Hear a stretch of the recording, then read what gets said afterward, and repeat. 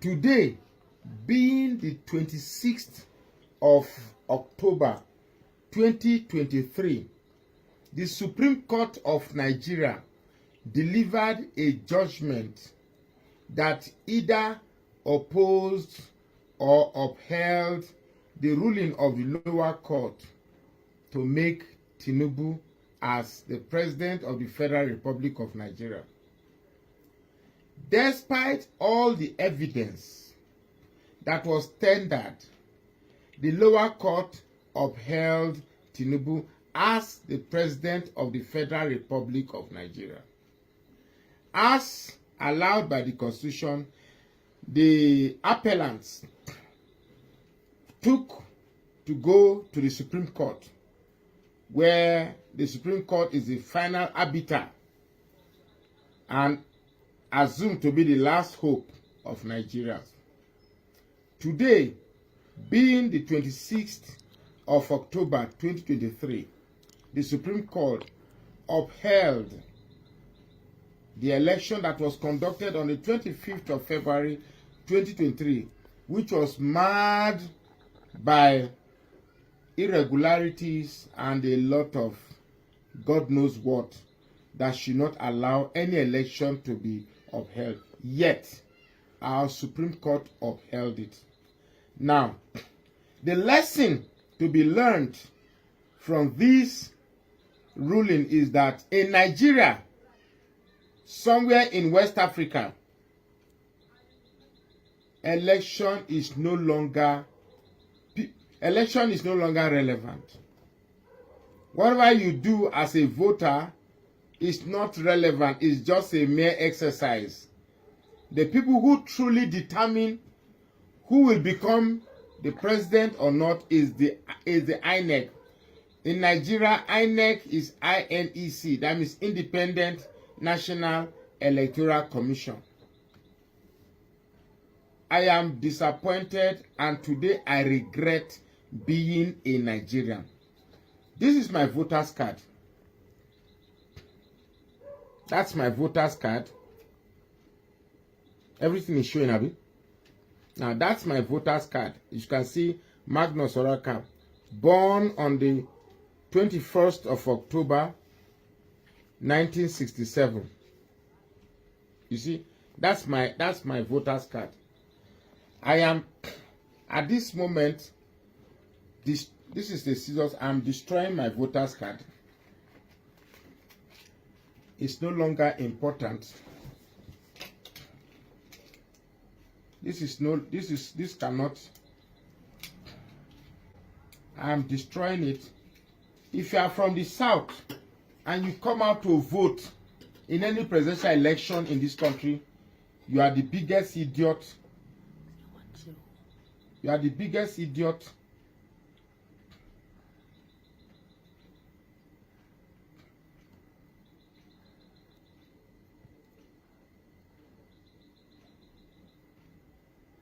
Okay, stop. Don't worry. No, don't worry. I don't want it. I don't want you to burn my rug. I don't have to take Nigeria, can't they destroy within I take money back. Anyway, so if I vote in this country again, make I die premature death. If I ever use my hand, vote for this country again, make I die premature death. This is a useless country. Everything is wrong about everything in Nigeria. I'm very, very, very disappointed. Very, very, very disappointed. What it clearly shows to the rest of the world is that this corruption, insincerity, is deep, is deeper than we thought. What it clearly shows that Yorubas and Fulanis own this country.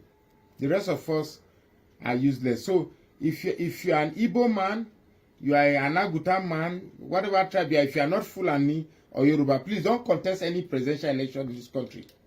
You will not win. Peter Obi, I worked for you. I worked for you with all my heart. I really, really worked. God knows I worked. I went to 22 states. 22 states. Entered places that ordinarily one would say I risked my life. Entered Fulani communities, Yoruba communities, any community I entered, believing that you are the savior. But the forces of evil that determines the backwardness of Nigeria is stronger. Well, after today, I'm not going to talk about Nigerian politics. Whatever you want to do, you do. My name is Magnus Oraka, and I say please follow this page and share this post now. You've all seen the news that the Supreme Court upheld the declaration of Asiwaju Bola Ahmed Tinubu as the president of Nigeria. I have no comment on that. My comment as an opposition figure is to congratulate the appellants, those who went on appeal at the Supreme Court, because they have exercised their fundamental human rights. That should be the case. But I am not one to disparage the Supreme Court of Nigeria or any other court for that matter, even if I disagree with the judgment. I'm a responsible citizen of Nigeria, and all I will do henceforth is an academic exercise. I will not disparage anyone because of my own beliefs. So that's where I'm going to leave it. So I just wanted to say hello to you and, to congratulate the gentlemen who went to a great extent to execute those cases.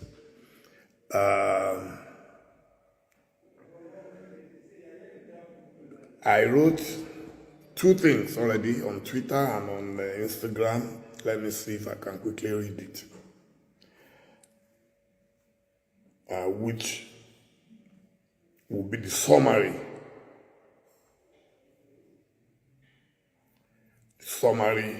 of my response at the moment. I'll wait for the lawyers to interpret the law. I'm someone who loves to be methodical. So my initial comment was based on a question asked by Justice Okoro that someone once said that can someone win 25% in 30 states of Nigeria, and just because he didn't win in Abuja and the person also has majority votes, then the person cannot be president.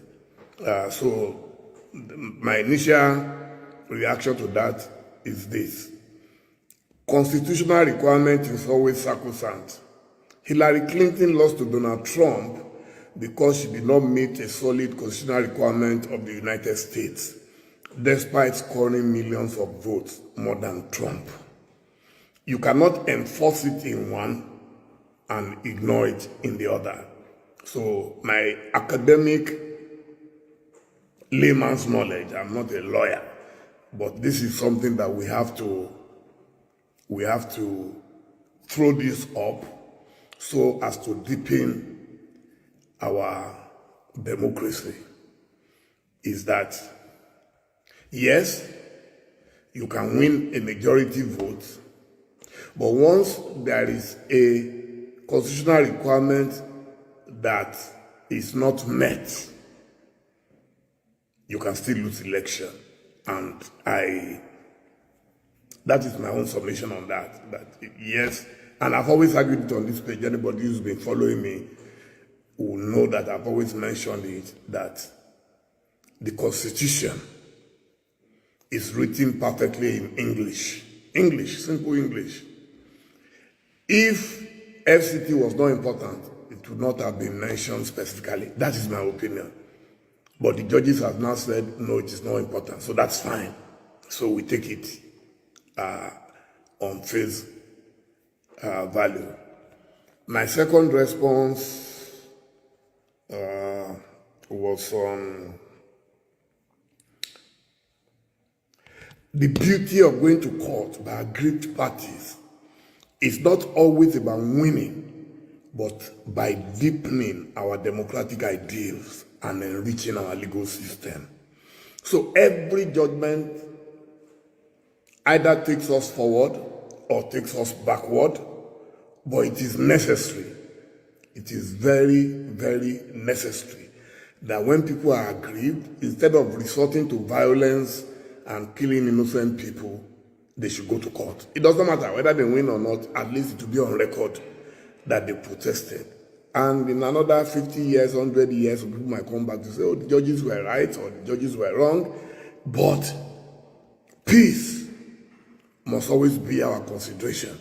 Don't let anybody bully you. Don't let anybody, just maintain the peace. There are so many people, I see them now, I'm used to them now on the social media. All they come to do is, and these are the greatest sufferers in Nigeria. They suffer so much. Many of them are jobless. They are hoping that they will be given 10, 20, so they to abuse their fathers and grandfathers. We are no longer bothered about that. As a senior citizen, we will continue to speak up for our country. When we agree, we agree. When we don't agree, we disagree. So it's a simple thing. That is the whole reason why we went and fought the military. So when you now have a civilian government in which you can no longer speak, then your democracy is endangered. So I salute you all, including those who don't like what I say or what I look like. It's God that created me, and God gave me the freedom. It is not pride, it is not arrogance. God gave me the freedom to express myself freely.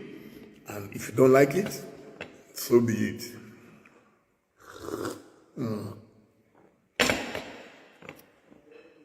Thank you. If you have any question, please.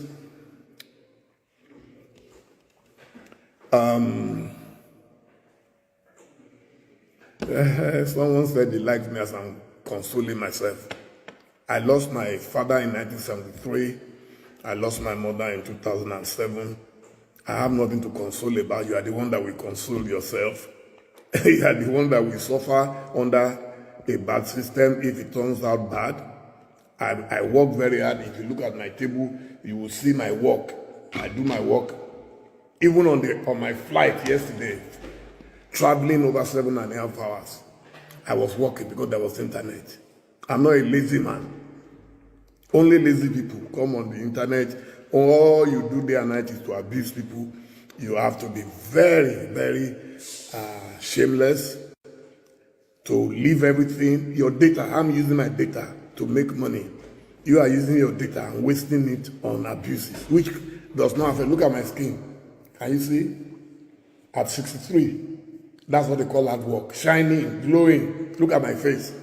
So you have to learn to relax. Learn to listen. Even if you disagree with people, you will never see me abuse or insult but some people have chosen that that's the way they want to live their lives. But I thank God for my life. Trust me, I thank God for my life. I do what I believe in, not what people tell me. 95% of my friends are in APC. I've never been with them in their party. 24 years ago, Tinubu became governor of Lagos. I didn't go there. We survived Obasanjo 8 years. Yaradua, Jonathan, Buhari. So I have nothing personal against anybody, but my belief is my belief. Nothing more, nothing else. And I see one man says I should keep quiet. It's not your right for me to keep quiet. I've not come on your page. You came on my page to tell me to keep quiet. Keep quiet about what? You know, this are just, I've never seen this. I used to say Yoruba people were the most cosmopolitan electorate. And I still believe so. I just believe that a few people are sent here just to go and disrupt and distract people's attention. We are very, very exposed people. Yoruba people are the only people who don't care whether their son is in power or not. They stand by justice. That's the way we were brought up in Ile-Ife and everywhere. So we thank God. Oh, thank you, Queen Anna. Thank you so much. So I love you too. I love you too. Please don't engage in any fisticuff with anybody. Don't let anybody distract your attention. Whoever you are supporting, feel free to support. I've never told anybody who to support, but I stand solidly with my heart, and I stand solidly with my principal, Alhaji Atiku Abubakar, GCON. That's all. You're also free to stand by yours. And I salute my friend, former Governor Peter Obi. I am inspired by what they have done by upholding the rule of law in Nigeria instead of following the rule of man. Thank you, and God bless you.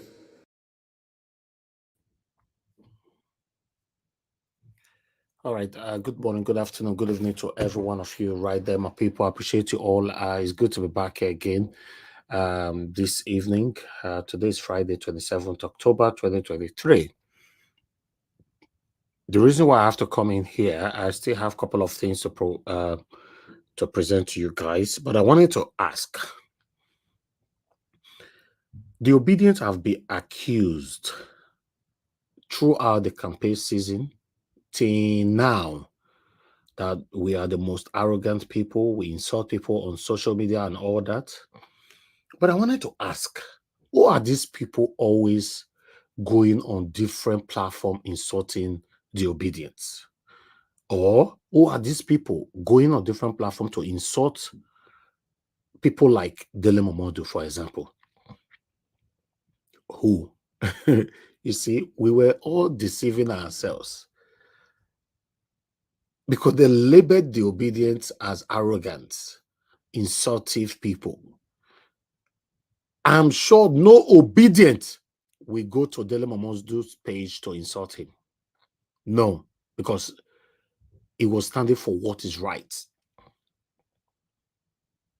So who was doing that then? You see, some of you who normally say, no, nobody voted for Tinubu, nobody voted for Tinubu. No, don't say that.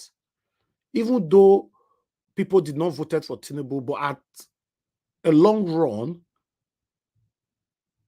some tribal bigots were not supporting him. They are one of the people that come to our platforms, different other platforms, insulting everybody. The beautiful thing about this video that I just played is that Dele Momodu said, whatever that happened prospectively in the country, it not going to affect him. He went on by showing his skin that I'm doing well. I've done well for myself. You see, some of these people that come online to insult you, if you find out, many of them are suffering. Many of them are suffering. And these are the people we are fighting for. These are the same people we come out for them to have a better country. For me, almost all my life in the United Kingdom, I've never suffered. I remember when I don't have a job, the United Kingdom will be giving me stipends. There's what we call job seekers allowance in the United Kingdom. You can collect your job seekers allowance for 6 months, 1 year, 2 years. It's not up to you if you want to depend on that or you want to improve yourself. The United Kingdom government will be assisting you with your house rent. They will be assisting you and giving you pocket money. But you that come online to insult people from Nigeria, the unfortunate part of it is that if you are sick today, the same satanic group of people that you are supporting, they will not be there for you. They have not provided anything that will be there for you. You see? So Dela Momodu says it all.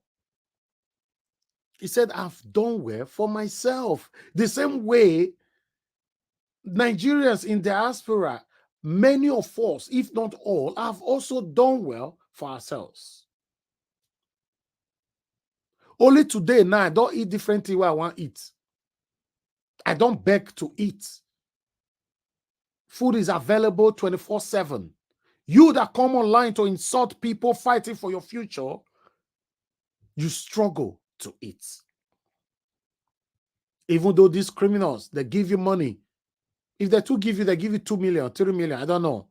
I don't believe they'll give each person 3 million naira to go online and be insulting people. Even though they awarded the 3 million naira out, for example, they choose 1,000 of you to go online and insulting people, and they've awarded 3 million for each person. That's each person, all of you. What am I saying? The 1,000 people, each of you entitled to the 3 million. Whoever that is going to collect that money will reduce it. That's what is happening in Nigeria, in case you're not aware.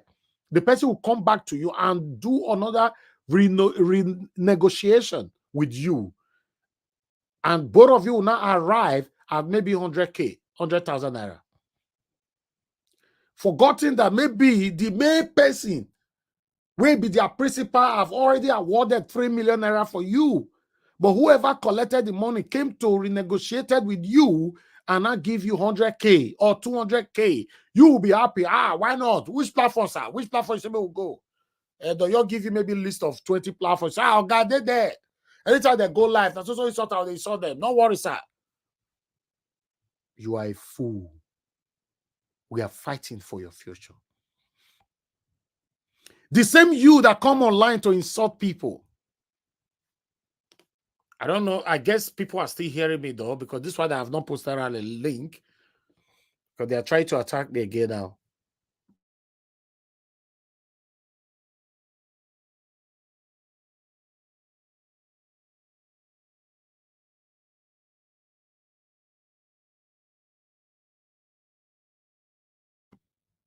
Hello. Can anybody hear me? Okay, let me just. I don't know if anybody's hearing me. Let me post out a link. This is one thing. If I don't have people on the panel, I don't know what is going on, and nobody's responding from the platform. Okay, you can hear me. Okay, wonderful. I thought they stopped me for a while. I don't know. I just posted out a link in case you want to join this broadcast. Please use it to come in. Please, somebody can respond to me on the screen. The same you that is attacking us. God forbid you dey sick today. Medical bills in Nigeria is very expensive. Medical bill in Nigeria is very expensive. That's why many of you resorted to traditional medicines. Yes, many of you resorted to traditional medicines because you think, oh, you can't afford it. You are supporting the same people that is oppressing you. When we speak, you insult us. The people you are insulting have stabilized their future already. In case you're not aware, I've said it before. People like me and many diasporas, Nigerians in diaspora, will never beg for food again forever. That is already done by God. It's done. That's why you see a lot of people are jackpotting out of Nigeria. Most of the things that we pray for in Nigeria, once you arrive in diaspora, you don't pray for all of them anymore. For example, if you are praying for 100 things in Nigeria, if you are living in the UK, you'll not be praying for only 5. And that 5, good health and long life will take 2 inside. Then the remaining 3, protection you know, just the general protection and all that. Finish. Maybe the other two just to tell God, thank you, God. I'm grateful. Contentment is life, though. Contentment. I don't need to have all the money in the world for me to know that I'm doing well. You guys come online to insult us. We are fighting for you. I can decide not to visit Nigeria in the next 20 years. It's not going to affect me, but I can travel all over the world. Every part of this world I can go. Many diasporans can go. You are jubilating. Tell me where, anywhere, anybody listening to me right now, have you found any platform where people are celebrating at the moment? Apart from the satanic platforms, we know one on YouTube and I know another one on Twitter. They were satantically and pretentiously celebrating themselves this morning. Why they have about 9 or 10 people with them, 2 were celebrating, the remaining 8 or 7 were silent. Tell me, Tinubu and his cabinet are celebrating. Why not? They need to celebrate. They need to, because they are the one to enjoy it, not you, the citizens. They are the one to enjoy it. So let them celebrate. He succeeded. He spent his money and it works for him. You allow it to work for him. So he deserves to celebrate. I'm only talking about you. Yes, I'm talking about you. If you are listening to me, I know you guys are always here. The only reason why many of you cannot comment, because you know you'll be blocked on earth and in heaven. That's why you don't comment. You are listening to us. You're scared. You can't comment. You know, before your comment dropped, you're already blocked on earth and heaven. But you are listening. And I'm telling you at the same time that I am fighting for you. I wish you know that I and every members or all of my panelists, everybody that is genuinely supporting this platform, we are fighting for you. But you lost it now. Yes, maybe you are smiling right now because of the 100K or maybe 1 million. Even those of you that listen abroad, how much did they pay you? Can Tinubu pay each person 20 million naira? How many have now they pay? You just decided to support satanism. That's all. That's what you decided to do. I was talking with some of my friends yesterday. They are now, one already got a land in Ghana. He said land is very, very expensive in Ghana, even more than Nigeria. I don't know about that. I've not been there before.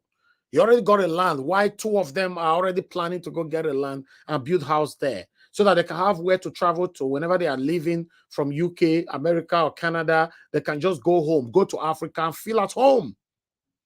Since you say they're not come Nigeria, you can come to a country where you wash your back all the time, where kidnappers will be staring at you, or Boko Haram, or whatever.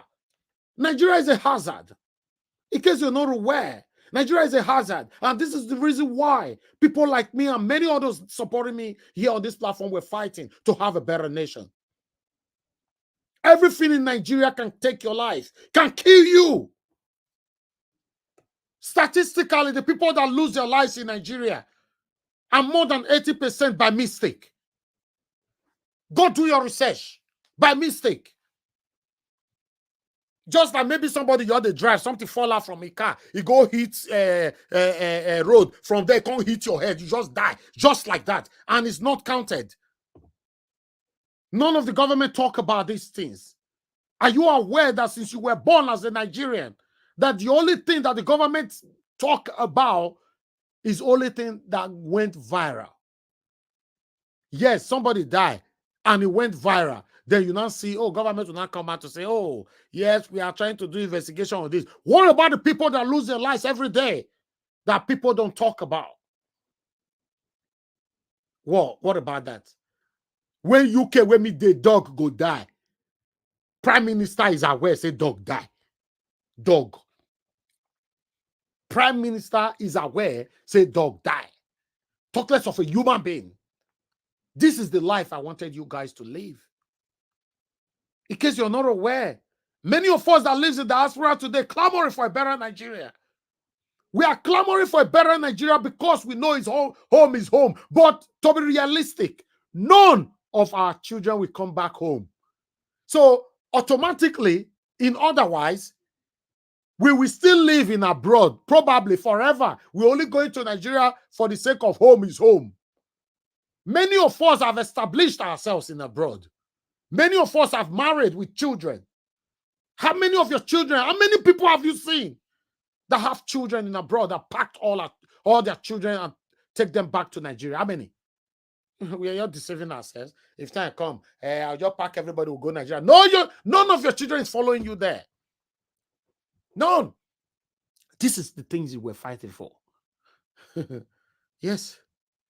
We were fighting for a better country that you and I can be proud of. A country where you will be sick, doctor will look after you properly, without no sentimentalism, without no corruption. A country where you'll be attacked, you'll be rushed to the hospital. Doctors will treat you first before investigation. But a lot of people die every day, victims of kidnappers, one chance, and many others loses their lives every day in Nigeria just because of reluctantness from satanic hospitals over there. Yes, I can testify to this because I was a victim. I was a victim. I was having a stomach pain. I've said it before on this platform. A stomach pain. I could not stand straight. Then I went to the hospital. They told me that I have appendix. For me, I just thought that, okay, appendix, what do we do? They said I can do operation and all that, blah, blah, blah. I agreed to cut everything short. They asked me, do I want to have my own room? To have my own room at that time, 150,000 naira, or I'll be in the same theater or room, I don't know what it's called, with every other person. I said, no, I prefer to have mine. I'll pay all those money. I've paid, and they booked me for 9 a.m. the next morning. My PA drove me back. On my way going home, I received a call from my brother in Harlow, in United Kingdom, just calling me just to say hi, a normal call. Because I didn't tell anybody I was sick. Because it happens within 24 hours. I said, no, I need to go to hospital to check on myself. He called me. How far now? I said, bros, I do, but I know where. I know they come from hospital. And they say, what did they do you? I said, I know they come from hospital. Now they say, I get appendix. He say, oh my God, you get appendix? I said, yes. He said, okay. I said, but I just pay now, collect card, everything. They told me that I should come the next morning by 9 a.m. to do the operation and all that. My brother shout. If you have been following me for a while, I don't talk this story more than 5 times. My brother shout, say, are you okay? You want to do operation for Nigeria? A British citizen. Are you okay? It can't be like, say, my sins were lost, can't they come? He said, make I get the next available British Airways to come back. I always go to Nigeria with Oppo ticket because I don't trust the country. My Oppo ticket means that I can call British Airways on any time. They will reschedule me immediately. And I said, okay. I call British Airways. They pick. I tell them I'm sick and I need to leave. They said they don't have flight that day, but they will see what they can do. They now asked me. They now told me they have a flight the next day. If that's okay for me, I say yes. And this thing got worse. And I have to miss the appointment in the morning that I've already paid for, waiting for my flight to happen in the evening. I came to the UK. Now they treated me as a sick person inside the flight. As I arrived in the UK, immigration know that I'm sick and all that. They took me to the hospital straight away to save my life. I got to the hospital. Guess what, my people? Guess what? The United Kingdom Hospital, NHS, they told me that I was having a bacteria. A bacteria, not appendix. They gave me antibiotics that I should eat it for 5 or 6 days. I took it for 3 days. My people, as I speak to you now, so my belly finished. Till now, this happened about 3-4 years ago. Okay, now let me come to you that come to the platform to insult us all the time. If this happened to you, you will believe the doctors in Nigeria, they will put scissors or whatever, knife, they'll put them for your belly. Sometimes, in most cases, we don't first see them. They feel forget anything for your belly or they cut something out of your stomach. Then you now have complication henceforth or thereafter. After taking the antibiotics for the bacteria, till now, I'm not sick again. But hospital in Nigeria told me that I was having appendix. This is why you see someone like me. I come out every day for you. I'm blessed to have a platform. I have so many platforms, in case you're not aware. I've been on this journey for more than a decade. I have so many platforms. But I've decided to use my platform for humanity, to use it to touch life positively. But when we speak, you think we are here. We are against you. We are for you because this government don't care. You see the way I take call British Airways, they book me to the next available flight to come back. That is the same way your politicians travel out of Nigeria when they are sick. In case you're not aware. They use your money to travel out. And you are fighting for them. You cannot travel out. The best place you can go is your village. In most cases, you don't even have the money to buy bus tickets to go to your village, to go take the agbo where you want to go drink.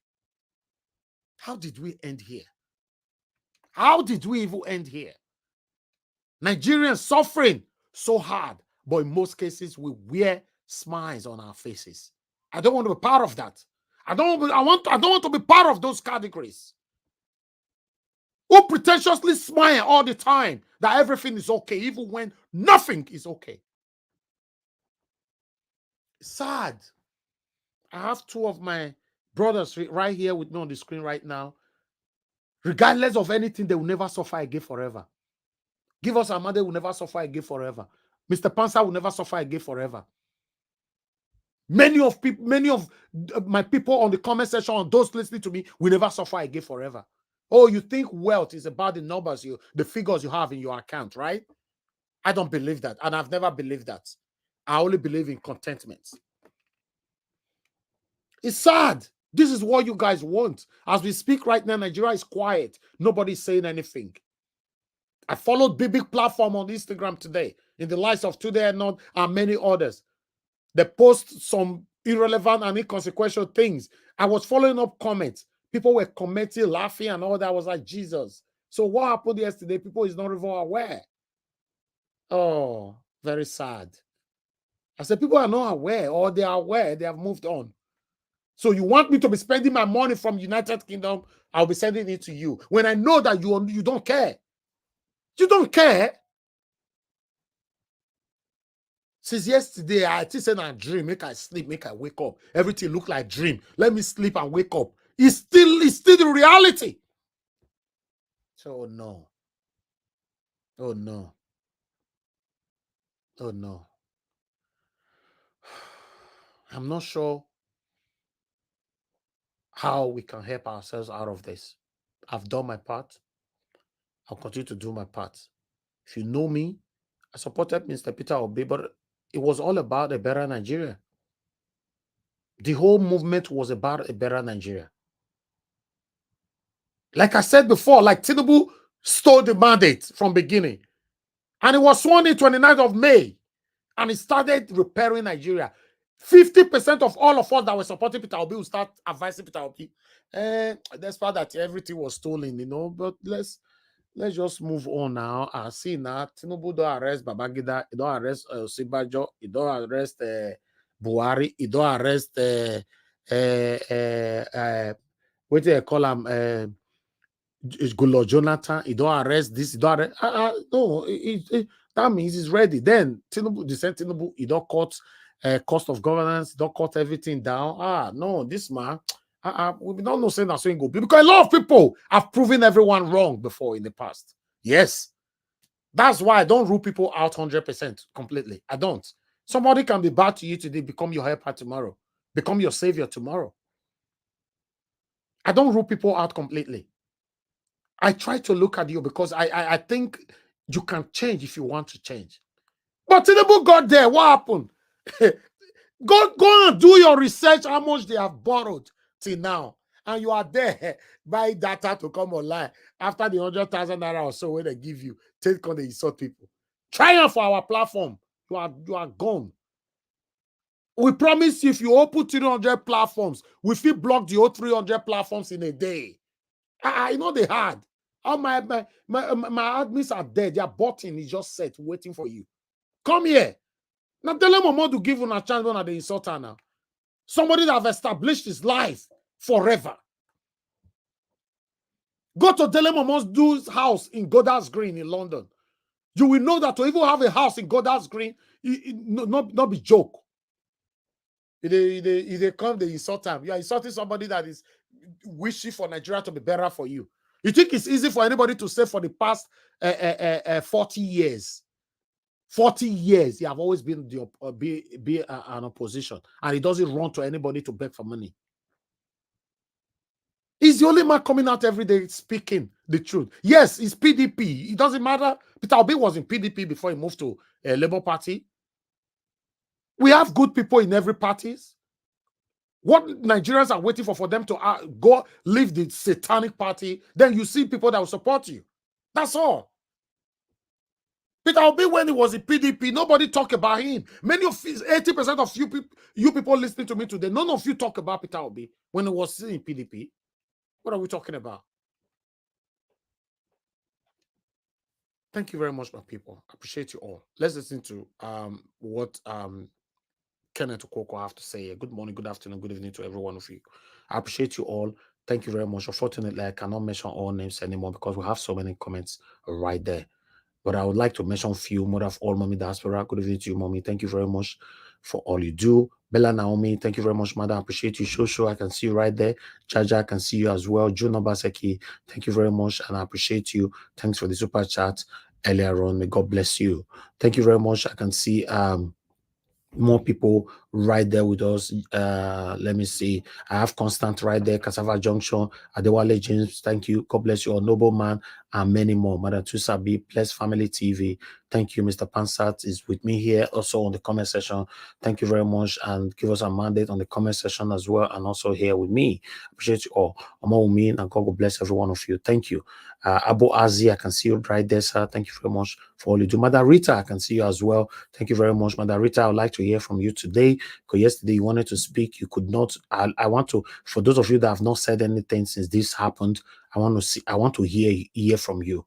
I want to see what you think about whatever that happens. Now, Mr. Joseph Oji, may God bless you, sir. Thanks for your super chat as well. Good evening to you. Thank you, sir. Mr. Elvis, early 80s at St. Francis Hospital, Ogunlana Drive, Lawansin, Surulere. Doctor forgot scissors in a patient's belly after operations. You see, this is what I'm saying. Now, history, now your screen, so now I put for your screen, so Sam. Now, I darling man, they give this history, so Sam there. So, thank you very much, Mr. Joseph Oji, for bringing that out. This is what I'm saying. You know, thank you very much, Comfort Bebel. I appreciate you all. Evazek Bere, I can see you as well. Now, God will bless you. Now, Ray Abua, now, God will bless you. Now, let's listen to what Mr. Polling unit by polling unit, the result to prove their election, where the institution that is bestowed by the power, giving 400 billion naira to do that, failed to do it. And then you're asking, where will we get it from? The credibility of this election will forever be tarnished. And I agree with the Supreme Court that the confidence of the Nigerian people in this election was reduced. And for me, it was destroyed. But can you, strictly from a legal point of view, do you broadly accept and respect the reasoning of the court in reaching its decision? The court gives decision issue by issue. If you give me the question issue by issue, I will give you the answer issue by issue. But like I said, the Supreme Court is clothed with the cloak of finality. I disagree with their judgment, but I accept it as a Democrat.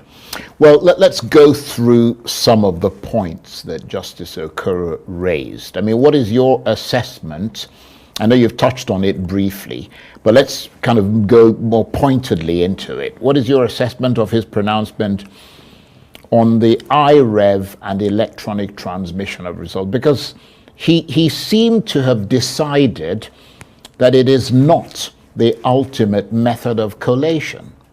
Good. And that is where, with respect to the Supreme Court, they got that all wrong.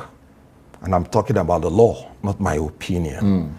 The Supreme Court was romancing paragraph 93 of the regulations and guidelines of the conduct of election by INEC. Thank God, by even mentioning the paragraph 93, they have agreed that subsidiary legislation is part of our laws. Now, paragraph 93 is not even applicable to this petition at all. Paragraph 93 is in a case where there is no hard copy of Form EC8A. What you would do in a case where there is no hard copy of Form EC8A. It is not the case of the petitioners that there was no hard copy of Form EC8A. So the Supreme Court, even relying on 93, is even wrong. It does not even apply. But let me tell you what they did that brought the whole contradiction. Supreme Court was saying that uploading on IREV was not mandatory. Good. Even by the paragraph 93 they quoted.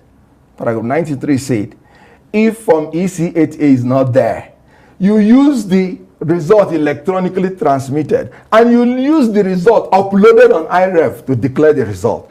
So if the law does not mandate the uploading of result on IREV, where would you see it to use? This is by the paragraph 93, which they love so much, which is not applicable because it is not the paragraph that is responsible for collation. The paragraph that is responsible for collation is paragraph 48, A and B. I am surprised the Supreme Court did not even mention it at all. Let me tell you what it said. It said there shall be collation only when the collation officer confirms the veracity of the result in the beavers of the accredited voters and confirms, I'm talking about B now, of 48, of the number of votes that is transmitted electronically into the system. That if the collation officer does not have it to confirm, to verify, there shall be no collation. This is by paragraph 48AB. Meanwhile, paragraph 38I and II said INEC must electronically transfer and transmit using beavers to the electronic system. And you do a scan copy of the result and upload it on IREV. These are two different things. Transmitting to the INEC server, or whatever you call it, and uploading on IREV. These are two different things. Stated in paragraph 38, I and II. Let me tell you something. Supreme Court talked about section 60, which talks about transfer. They did not mention anything about section 64. And section 64 is the section that deals with collation. And I'm talking about the Electoral Act. And section 64, 4AB, made it clear.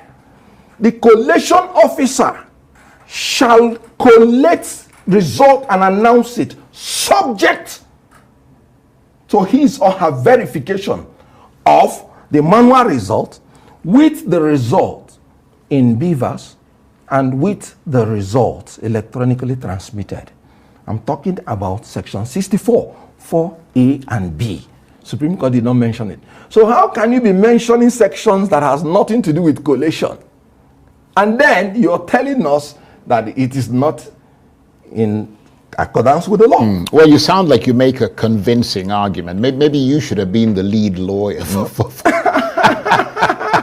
for the Labour Party making that argument, because in terms of the submission, Yes. which of course includes your party, the Labour Party, the petitioner's submission, I mean, with regard, for instance, to malpractices at polling units, I mean, the court said it didn't see the facts from the petitioners, only what appeared to be anecdotal evidence. I mean, did you get a sense of clarity there? Because you have to wonder. I mean, in a court, as you well know, it's about evidence and the quality of your arguments to support that evidence. I mean, do you think the Labour Party's sort of legal team perhaps fell short? Well, we have very brilliant lawyers. I respect them very passionately. They put in their best. But when it comes But to their issue, best clearly wasn't good enough. it was good enough. But according to the realist school of jurisprudence, whatever the judges say is the law becomes the law, irrespective of whatever you do as a lawyer. It's a dictatorship, is it? So, but you know, I was talking about the collation, because our problem in this country is not people going to vote. It's what happens at the collation centers. The whole idea of the electronic transmission is not about free fair. It is about credible election. It is to check the malpractice that goes on in the collation. Good. Now, you know, collations are at different levels. You have With that video, we should just move on. Let's just move on, since these people, they are something else. I can't believe this. All right, let's move on, my people. Thank you very much. It's good that you guys can hear me now. Let me take some reactions here quickly. According to what we have here, let me take this one. Guys, press on the like button. I'll be posting out a link. I see somebody asking for it. I posted it earlier on, but I'll do that again after I finished all this. You can see Mr. Charlie Boy, area father, said that you sit in Aso Rock does not make you a president. INEC Appeal Court, Supreme Court can make you a president. Only the will of the people can make you the president. Without the will of the people, you are an impostor. No force on earth can make you legitimate other than the will of the people. All the Supreme Court did was pay your rent for Aso Rock. Pretend to be president for now. Your image can desperately glue the wall of offices for the time being, but your name will never have the honor of gracing the heart of majority of Nigerians. This is one fulfillment that will forever elude you, sir. Okay, let's take this one as well. We have this one of Potera. Just in, Nigerian beret Nollywood actress Kate Eshen for hosting fundraising for APC. Nigerian, particularly supporters of Labour Party, Peter Obi, have criticized legendary Nollywood actress Kate Eshen for co-hosting a fundraiser alongside actor and comedian OK Bakassi for Imo State Governor Hope Uzodinma ahead of the November 11th gubernatorial election in Imo State. You see, you know why Kate Eshen have to come in here? Kate Eshen was one of the people who worked so hard. I believe she was even attacked during that time for Labour Party. So I was surprised how she now managed, you know, to now start working for APC. I don't know what happened, because if you listen, you know, after the judgment, after Tinubu was sworn in, the Nollywood actors, or many of them that came out during that time, you know, we didn't see them anymore. So I don't really want to say much on this, but I was surprised to see this article from Kate Eshen. It was like, oh, what's happening here? You know, why is Kate doing this? Okay, let me put this on so that you can see her face properly with Hope Uzodinma. That is Kate Eshen right there. You know, everybody know who is Kate Eshen. That is Hope Uzodinma right there. So both of them, Kate Eshen currently working for Hope Uzodinma alongside with other Nollywood actors and actresses. So this one surprised me, to be honest. It surprised me. But meanwhile, let's move on. I thought I should bring this here. Then I have another one here from Brother Betts. I repeat, 1, Bola Ahmed Tinubu lost the 2023 presidential election. 2, he came a distant third. 3, he wasn't qualified to contest the election in the first place. 4, Mr. Peter Obi won the 2023 presidential election. 5, Alhaji Atiku Abubakar came second. 6, what the PPC and Supreme Court did was legalizing illegality. 7, every day Tinubu wakes up, his conscience will remind him these truths that he knows. 8. Professor Mahmoud Yakubu, Festus Okoye, and their associates that work to obliterate the will of the people will reap what they sow. They must. Okay, then Justice Samani and his colleague that turned blind eyes to truth shall live and see the joy of truth elude them. They must. 9. Justice Inyang Okoro and his colleagues on whose shoulders lay the responsibility to redeem Nigeria but had no problem validating ignominy for Nigeria shall reap what they sow. They must. 10. Those who rejoice that evil triumphed over good, evil shall remain your triumphant companion unless you repent, confess, and make reparations. 11. To those thinking to themselves, we are smarter, you shall remain smart in criminality and perish in it, unless you repent, confess, and make reparation. 12. God bless H.E. Mr. Peter Obi for the hope and joy he brought to Nigeria. 13. God bless all Nigerians of goodwill that invested so much to place Nigeria on the right track. Your work speaks, and we always speak for you. God bless Nigeria. Then, yes, that's it. Let me move on to the other one. While I have this one here from Holt Sifado.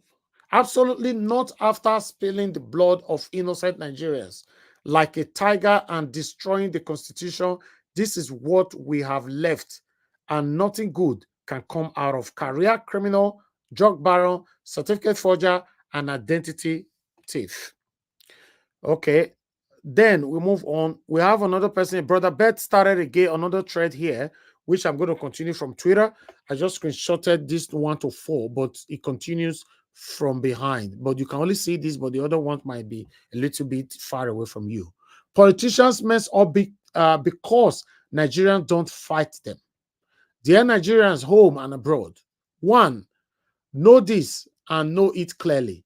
You can save this tweet, and I'm sure every single word of it will remain truth in 1,000 years. 2, the only reason INEC, the PEPC, the Supreme Court did what they did with presidential election petition is because they were convinced you won't fight back. 3, the only reason the legislators are procuring 160 million naira SOF for each members and much more for their leadership in addition to humongous pay. They take it because they are convinced you won't fight back. 4, the only reason the executive will kill and maim and ring to win election and ask you to go to court is because they are convinced you won't fight back. Okay, let me look for that one properly and bring it back here because I said it's right there on my page. Let me get it for you. I just hope I find it quickly. Bear with me, my people. These articles are very, very important. I hope I find it though. Don't tell me I'm not going to find it. It go pay me where. You see now. I thought, oh no, brother Bet, where are you? Where are you? Okay, I think this is it. Let's see. Okay, let's just go to his page. Oh no, don't tell me I lost this. That article is very, very important. I thought I shared it. What's happening here? Some enemies now listening to me now will say, okay, yes, I got it. They pray now, say, make it not find now. I don't find now, no worry. I don't find now. There. Okay, I was on number 4 just now. Let's start from number 5. 5. Now, let me tell you, the worst advice to be given to or received by any Nigeria is that to Japa is a win over the pains caused by bad leadership in Nigeria. 6. Japa has been one of the reasons Nigeria is where she is today. 7, politicians love it when they hear you want to jackpot. I don't talk this one for this platform before. They like it when we travel because all the intellectuals, the important people that are supposed to speak, everybody does travel, come off Nigeria already. So they like, and when you jackpot, they are very, very happy. They want you to go. All right. Politicians love it when they hear you want to jackpot. The implication for them is that without you, they have one less headache to worry about. 8, jackpot for education and personal development is good and encouraged, but mark my word, you may disagree. To jackpot as a way to escape hardship in Nigeria is most definitely the most potent way to promote hardship in Nigeria. 9, there is only one way to save Nigeria: to fight it out with corrupt politicians. And like every war, some will be wounded, some will pay supreme price, and many will live, all with honor and dignity that the earth will adore and heavens will celebrate. 10, if this morning the people rise against this corruption and continue vehemently, in less than 1 month, 50% of the war will be won. 11, but again, they are already convinced themselves that they have won you again. They are convinced that many of you that have been disappointed with jackpot before the next election, and they saved them, and it saved them a lot of headache when they repeat their rigging and roguery in the next cycle. 12, 12, the earlier more Nigeria say no to jackpot and hit the street and remain there until those that stole what belongs to Nigeria relinquish it, the faster we redeem the country. Anything else remains nourishment of corruption. Why 13? The time to fight is now. Otherwise, it will get worse and tougher to fight because the enemies continue to gain ground. 14, the last one. Peace be with you, and may God save Nigeria from thieves. See, this is a very, very, very, very strong message right there from Brother Betts, you know. Then I have this one here, you know. This one is from Jackson Ude. He said, a bigot chief injustice of Nigeria who would rather see only his own tribe on the Supreme Court bench. He deliberately denied Igbos a seat at the Supreme Court. Thank you, Mr. Olukayode Ariwola. We will remember you with this and all of your roguish decisions as the CJN.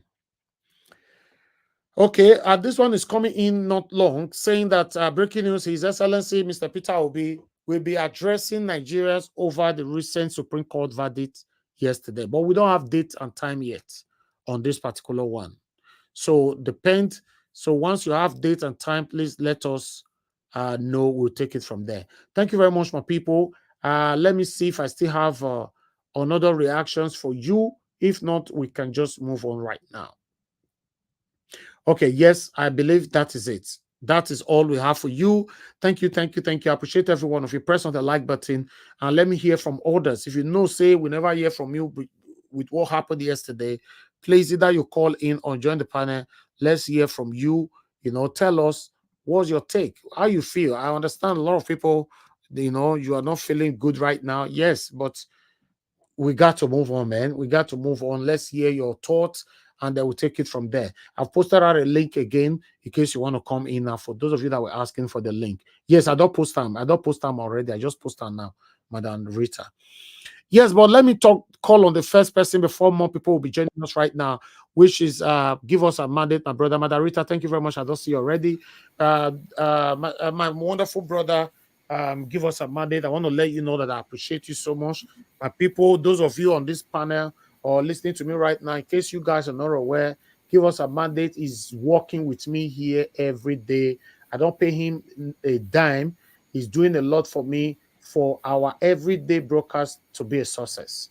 So, my brother, I want to publicly appreciate you. May God bless you. Oh, Mr. Elvis, you don't need to do this. I mean, this is yeah, like but Jimmy and then Like very Jimmy and Emir Saddam would say, this is a love for country and then love for humanity. Is a love for country and then love for humanity. That's what we're Let doing. me What come we're back doing. to you again. Give us a mandate before you make your submission. Somebody's calling in, please bear with me. That I'm taking your chance. Thank you very much, sir, for calling in. Good evening to you, please. I'd like you to... Niger Watch. Yes, sir. You have 2 minutes. Yeah, Please this talk is to us. Louis calling from America. Yes, I don't answer. Talk to us, sir. Yeah. This issue of you are saying about hospital when someone get to Nigeria. Yeah. You know how many people from America went back to Nigeria? I already know 2 of them. All of us are living here in Maryland. 2 of them died in Nigeria. One died because they don't have oxygen in the hospital in Imo State. The man just died. It's a pharmacy. They have a pharmacy here in Maryland. The man just died there. Another one, the same thing. So Nigeria is something else. In fact, the way you go about Nigeria, I would sometimes say, well, it's like you're disturbing yourself. For me, I can't be dying for Nigeria. I can't be killing myself about Nigeria. But it's the only country I have now. Eh? I know, but there is something in fact, you will see, if you see something, you will say, hey, no, I can't be doing this. It's too much. It's too much. Like keep hammering every day, Nigeria, but it doesn't work. It can't work. Yes. Thank you. Before, when I came down here, I was carrying Nigerian flag on there is this thing that celebrates Nigeria independent. My vehicle, Nigeria flag everywhere. But right now I can't do it because Nigeria I can't die for Nigeria.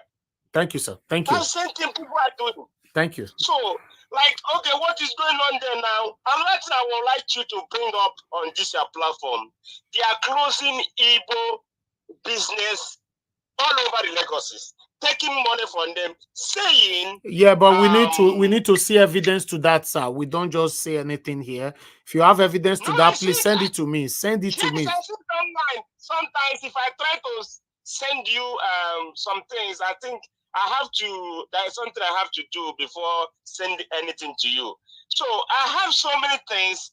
Like I say, I see Alaba own. They shut it down. Excuse me, sir. Hello. Tell either you send it to me or tell any of the victims that you know directly to come here and speak to the public. You know, on this platform, we don't carry speculations. I work with facts. Okay. Okay. About the issue of the judge and all of that thing, man, we can see. I know this thing will never happen. Okay, sir. Your time is up now. Please round up 30 seconds. Okay. For me, the man in question in there, I never liked him because I grew up in Lagos. I know what he put us in Lagos. I know how he did in Lagos. Okay. He put our Agbero everywhere. Thank you, sir. So everywhere he makes the transport fare for us high. Thank you, sir. Every bus stop, all right. Stays there. Thank you. Your time is up. God bless you, sir.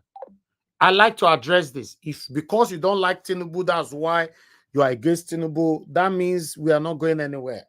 For me, I know Tinubu cannot give me a better Nigeria. You know, that's why I supported Mr. Peter Obi, not because I don't like him. So if it's because you don't like him, that's why you are not supporting him, then, you know, we need to know why we are supporting somebody. I'm not supporting Peter Obi because I like Peter Obi or I hate him. I checked all of their records while they were in office. When Atiku was in office, I checked his record. I checked Peter Obi when he was the governor of Anambra State for 8 years. I checked Bola Ahmed Tinubu's record when he was the governor of Lagos State for 8 years and thereafter. So it's not about liking, it's about their record, their footprints, you know, their past. Thank you very much. Good evening to you. Your name and where you're calling us from. Hello, good evening, sir. This is John calling from Italy. Thank you, Mr. John. Thanks for calling. Talk to us. You have 2 minutes. Thank you. Okay, sir. May I come back to our language, for my local language? The most of Nigerians, they don't know what in the heart, what they want to say, what they want start to the express from now. Because this thing, when I try to talk, so this is what happened to me myself. When I take my wife, I don't know whether it permit me to measure the name of the hospital in Benin City, close the Kenwa Road there. I take my wife to hospital for treatment. They forget needle inside her womb after the operation. Can you imagine? The doctor still declare, say my wife get HIV. Mm-hmm. He said, I said, how? My wife get HIV. The doctor declare, if you permit me to mention the name of the hospital, I'll mention the name. It is Kenwa Road. When I report the case for police station, maybe I report the case, they begin pursue me. Now me, they call the trouble most. Call the pursue me, they go far around enter Europe. I enter Europe, I go do the HIV test. I read negative. Nothing like that. At the end of the day, take the woman to other hospital. She come back, she paralyzed. And so she stay die. And wow. since yesterday, I did down. And I did very bored as Sorry, sorry about your experience, my brother. Sorry, this is one of the things I was talking about get earlier. Another good president. We want help us. But when I listen to news yesterday, I see what the judge is, what the case they make. I look up, I look down. Who will want wrong to get to help?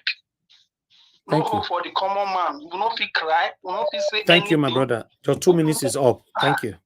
Thank you very much. God bless you, my brother. Thank you so much. All right, let me quickly pick another person's number right here. Madam Origin, thank you very much for calling in. Good evening to you, ma. Please talk to us. Hello, my people, my well-meaning Nigerians, obedient nation. Niger Watch, Mr. Elvis. I just thank you. I rested there. I don't want to say too much. I can't thank you enough. I can't thank Mr. Peter Obi, the lion in Nigeria. I can't thank, and by the way, a few elders, I also want to say to Mr. Dele Momodu, his voice came at a very critical time. I can give him father of the young Nedekos that are coming, the obedience, and a few other elders that are speaking out. I just picked this phone quickly because of what you said. You said, the guy that spoke and said, he doesn't like Mr. Agbado. That is, for me, sometimes I say Nigerians, I reserve my comment on that. You see, I keep saying it. Mr. Agbado is inconsequential in his criminality. That man is a criminal. We all know he's done. I mean, Shebi, this thing is going to come up on Monday. It's going to come up. But where my anger is on, is Nigeria the only place that he has ever traveled? There's some people have bought him. They cash and carry judiciary. Kept him. They have protected him since 1999, 1983. In 1999, the judiciary was labeled. It was an exclusive. Crooks on the bench. Cash and carry judiciary. Cash and carry INEC. No shame. Our elders, cowards, gullible, indifferent to the suffering of their children. A lot of them criminals. Look at them flying like flies around him, loving criminality. As far as I'm concerned, it's not about that man. It's about the wickedness of our elders that have watched. Look at you people are in this country and one man is sitting on 200 million of you. Is that not a shame? Everybody's quiet. Is that not a shame? Is that not a shame? God, shake body. Look, I can count 3 pastors that have been in bed with this man. Know everything he did. And they come and do who told you? I have told all of them. God will not be mocked. It's a shame. They should all go and hide their heads in shame. You grew this monster that is mopping out. Look at a nation. Nigerians could have been. Look at. If nobody is even look at. I can't. Sometimes I look, I cry. I say, look at. It's a shame. Nobody should call this Mr. But is either we find a way to move him out. Nobody should start complaining anymore. Find out how to say enough is enough. Look at if he is not from Nigeria, then that means we are carrying his shame, and nobody is saying anything. They are hiding inside the tribe and the church and all other religion. Thank you, ma'am. Thank you so much. God bless you. Thank you. The funny part of it is that they said everybody should move on and forget about the past, and so that we can build the nation. I wish Tinubu can start the building by himself first. Then people will follow. You know, what do you do at this moment? My plight is straight. Arrest your predecessor. Arrest Buhari. Show to us that, yes, you are ready to build the nation. We cannot continue to move on when problem is always there. It's only in Nigeria you see that no governor, president ever talk about their predecessor. My state, in Edo State, Governor Obaseki, when he came to power, he lied to us that he's going to probe Oshomole for 30 billion water storm project. He talked about it, and I showcased it here on this platform. Till today, sorry guys, Obaseki is about to leave office. His 8 years will be completed soon. He did not one day probe Oshomole. He deceived us. All I'm seeing now is a picture. They are taking picture already dining together after all the fights. This is what we get. They normally use us as a scapegoat and dump us. So, Otin, you prove to us that, yes, I'm ready to work for you, because that is what you're supposed to do. Probe your predecessors. Probe them. Go back to the military. All of them. Start from Babangida. Arrest Babangida. Arrest Osibajo. Arrest Obasanjo. Goodluck Jonathan. Buhari. Send these people to jail. Are you telling me all these people were free? Then tomorrow now, Tinubu will still come out. Whoever that will take over will still say, let's move on. For you guys to know I'm not biased, I said it on this platform that it may be by God's grace, Peter Obi be enter. Peter Obi can come and say, let's move on. I will not accept it. I talk on here for many times. Many of you can testify to that. So don't think if you are listening to me now, oh, yeah, because that Tinubu they talk this. So I talk and say, if Peter Obi enter, he no probe past predecessors, I will have problem with him. I'm a very different person. No, I'm not working for any of these people. Because the day you start working for these people, they pay you, you are finished. Because you will be controlled. Probe them. You cannot just come now telling Nigerians everybody should move on. We will move on. But prove to us now. Prove to us and do the right thing. Cut the cost of governance. Reduce their salaries. All the senators cut their prices to 2.5 million naira a month. Both expenses and allowances, all of them, to cap everything to 2.5 million. House of Rep, reduce all of them to 800,000 naira. Make government office unattractive. Do that. People, everybody that have criticized you, that have cost you, will sing your praises. Prioritize the betterment of the country rather than prioritizing the betterment of individualisms. Probe this satanic group of people. How many reps have you seen that is in prison after they finish their tenure? How many senators have you seen they're in prison after their tenure? These people are recycling themselves. We all are here singing. Oh, no, this one they support. I be Labour Party. I be PDP. I be APC. Both APC, Labour Party, PDP, all of them are satanic. My brother joined us the other day, Toon. He said we should be calling people out now individually rather than generalizing. And it's the truth. Peter Obi came out of PDP. He showed himself. We supported him. I'm not supporting Labour Party. It's unfortunately that he's under a party, then the name of the party must be mentioned. That's why we were mentioning Labour Party. Did you see anybody mention Labour Party after the election finished? Now then you know, say even all the obedient not send Labour Party. Now Peter Obi, the reason why they were mentioning Labour Party during the time of the election is for people to know the right thing to vote for. Immediately election finished, you still hear Labour Party for obedient mouth. Now Peter Obi, His Excellency Peter Obi, Peter Obi, Peter Obi. That's what people were saying. We can't continue like this when we all are deceiving ourselves. Let's move on. Move on from where? Somebody offend you, for example, your friend offend you. You know, somebody else come to you and say, let's move on. Your friend never come to apologize to you. You just want to move on. Move on where?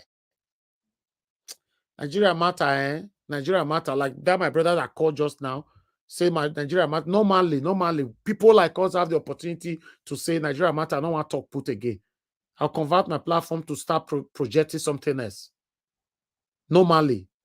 But I love my country. I love my country. I just need a leader that we carry the people genuinely in their heart. That's what I'm looking for. A leader that will prioritize. They'll say somebody there for also local government. The leader will come out and address it. Somebody will die in Igwariake. President go address her for Abuja. This is the kind of leader I'm looking for. Callers, please just hold on. Let me go back to the panel. I want to hear from the people on the panel. Thank you very much, everybody, for your time with us. Now, God bless you. Now, Madam Rita, you wanted to interject me earlier on. Yes, Mr. Elvis, good afternoon. I just wanted to respond to the man who called from the United States.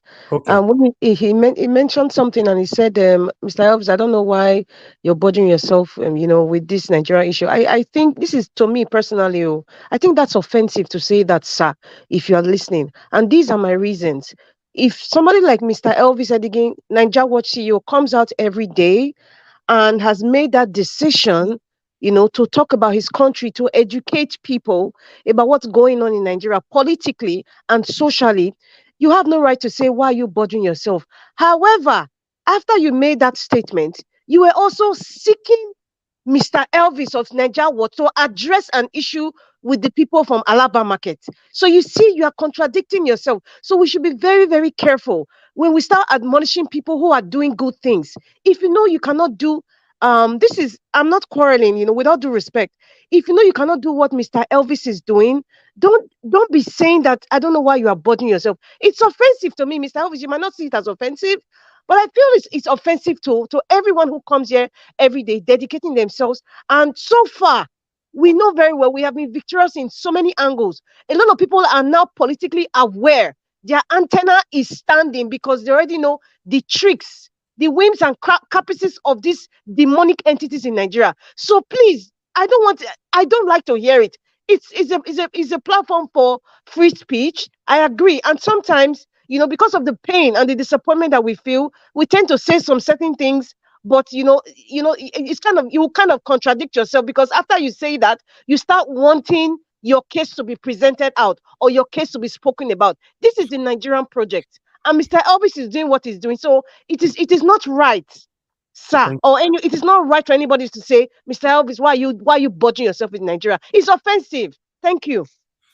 Thank you very much, Madam Rita. I can get your own point. It's just like since for the past 2 days after the speech I made, that was 3 days ago, I've got more than 50 or 40. Some of you are here listening to me, maybe 50 or 40 messages, audios, write up and all that, text messages and all that, even on emails.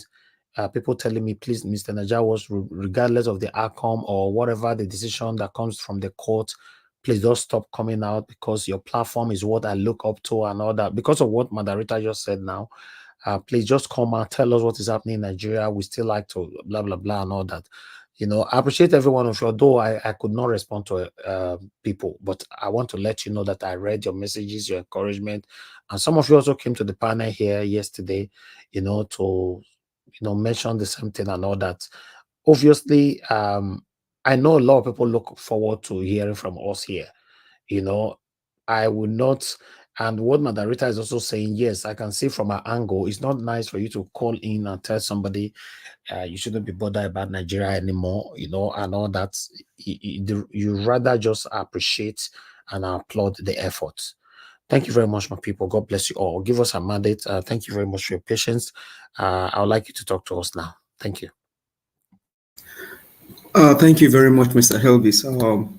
I mean, to all of the panelists that has been on this channel, this sanctuary city, ever since this whole thing started, greetings to you, everyone. I want to commend your doggedness, your patriotism, your spirit, your tenacity, and everything that you've done for the nation. I want to appreciate you for the fight, for the ruggedness, and then for the sacrifice that we've given into this whole movement and trying to get our country back, which we will do. We will get our country back, either by force or by fire. We're going to get our country back. Because one thing is, our own fathers will not serve these people, and then they are thinking that we will serve their own children, and then our own children serve their own children. And Nigerians, if you're listening to me tonight, I want you to listen with keen attention, because your docility and then your silence is not good for the nation. If you think that in 4 years down the line, 2027, like some people are crying and saying, oh, let's wait for 2024, 2027, I bet you're joking. If you think that in 4 years' time you can do anything other than what you did in 2023, I bet you're kidding. And the reason I said that is not far-fetched from what Kenneth Okonkwo said after the Supreme Court judgment. He said, and I quote, that the judges said that because of the lack of the use of the beavers, the judge's thesis said that it reduces the confidence that the people have in the election. Now, let's now go to the crux of the matter.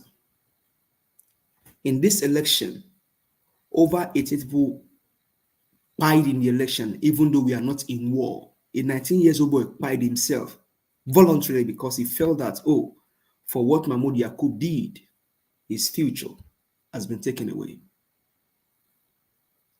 Is that not truth, Nigerians?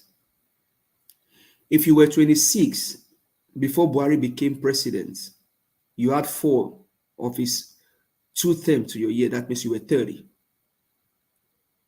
If you had the second tenor to your year, that means you were 34. Now, if hopefully there is, I mean, I don't know if there's going to be another 4 years for this drug baron in the household drug. That means they continue to waste like every decade of your life. They continue to waste it. And you want to sit down and fold your hand and think that these people are bent, they are going to give you power, or they're going to relinquish power? No. You have to stand up. Like Bob Marley said, arise, stand up, and fight for your rights. With all of the charade and everything done at the Supreme Court, starting from the tribunal, the appeal court, with all of the bribery and corruption going on in the judiciary, in the corridor of judiciary, my people, if you think that there's a 2027 election coming and you're going to win that election, you're kidding. These guys are bent on not wanting to relinquish power, and we have to chase them out. they've now proven that what they understand is force. And so Nigerians, when you begin to enforce that force on them, I don't know when you're going to start doing it. If there's any time in the history of Nigeria when Nigerians put in more into an election, this is the year. Where the woman that is frying akara by the roadside give away her akara for free to people because they are actually campaigning for my president, His Excellency, Mr. Peter Gregory Obi, GCFR. A time when people actually gave waters, people gave free healthcare to people because they wanted a new ideology. And they saw that ideology in a man called Mr. Peter Gregory Obi. They believed in him and then they followed him. Some people even stick their neck out. Some of our polling agents we actually brought down at their polling units, with nobody that can question this evil APC and ask them what they did. The one in the Ars Old Rock now, selected by Mahmoud Yakub, said in Chatham House, power is not served a la carte. You grab it, you snatch it, and you run with it. And once you're able to run with it, you are declared as a winner. You can also run to judiciary after perpetration all of your evil. And judiciary, once you bribe them, they will give you. My people, it is either Nigerians stand up or you sit down and be bound by the chain of your oppressor. I don't have a good word for you today. I don't have a chilling word for you today. I come to arouse your emotion. I come to arouse your intelligence. Because when I don't to sit down too much, so this is when they ride on and I just sit down there like as if nothing did happen. Just I think yesterday now I see in your state the women are already protesting because there's an skyrocketing increase on the price of food in the market. And you think that this guy that you don't even know where he came from. If they ask you today which primary school did your president attended, hopefully I don't know if you can tell them the answer. And if they ask you which secondary school did they attend, maybe you will tell them Government College Lagos. But when was the school formed or established? You don't even know who this man is. You cannot even think this guy is an imposter. He is not my president. He will not be my president. I don't know him. I don't care to know him. He should go to hell and rest. So Nigerians, if you would think you have an election in 2027 and it's going to be free and fair, you are kidding. You are kidding. It is time for you to arise and take your nation.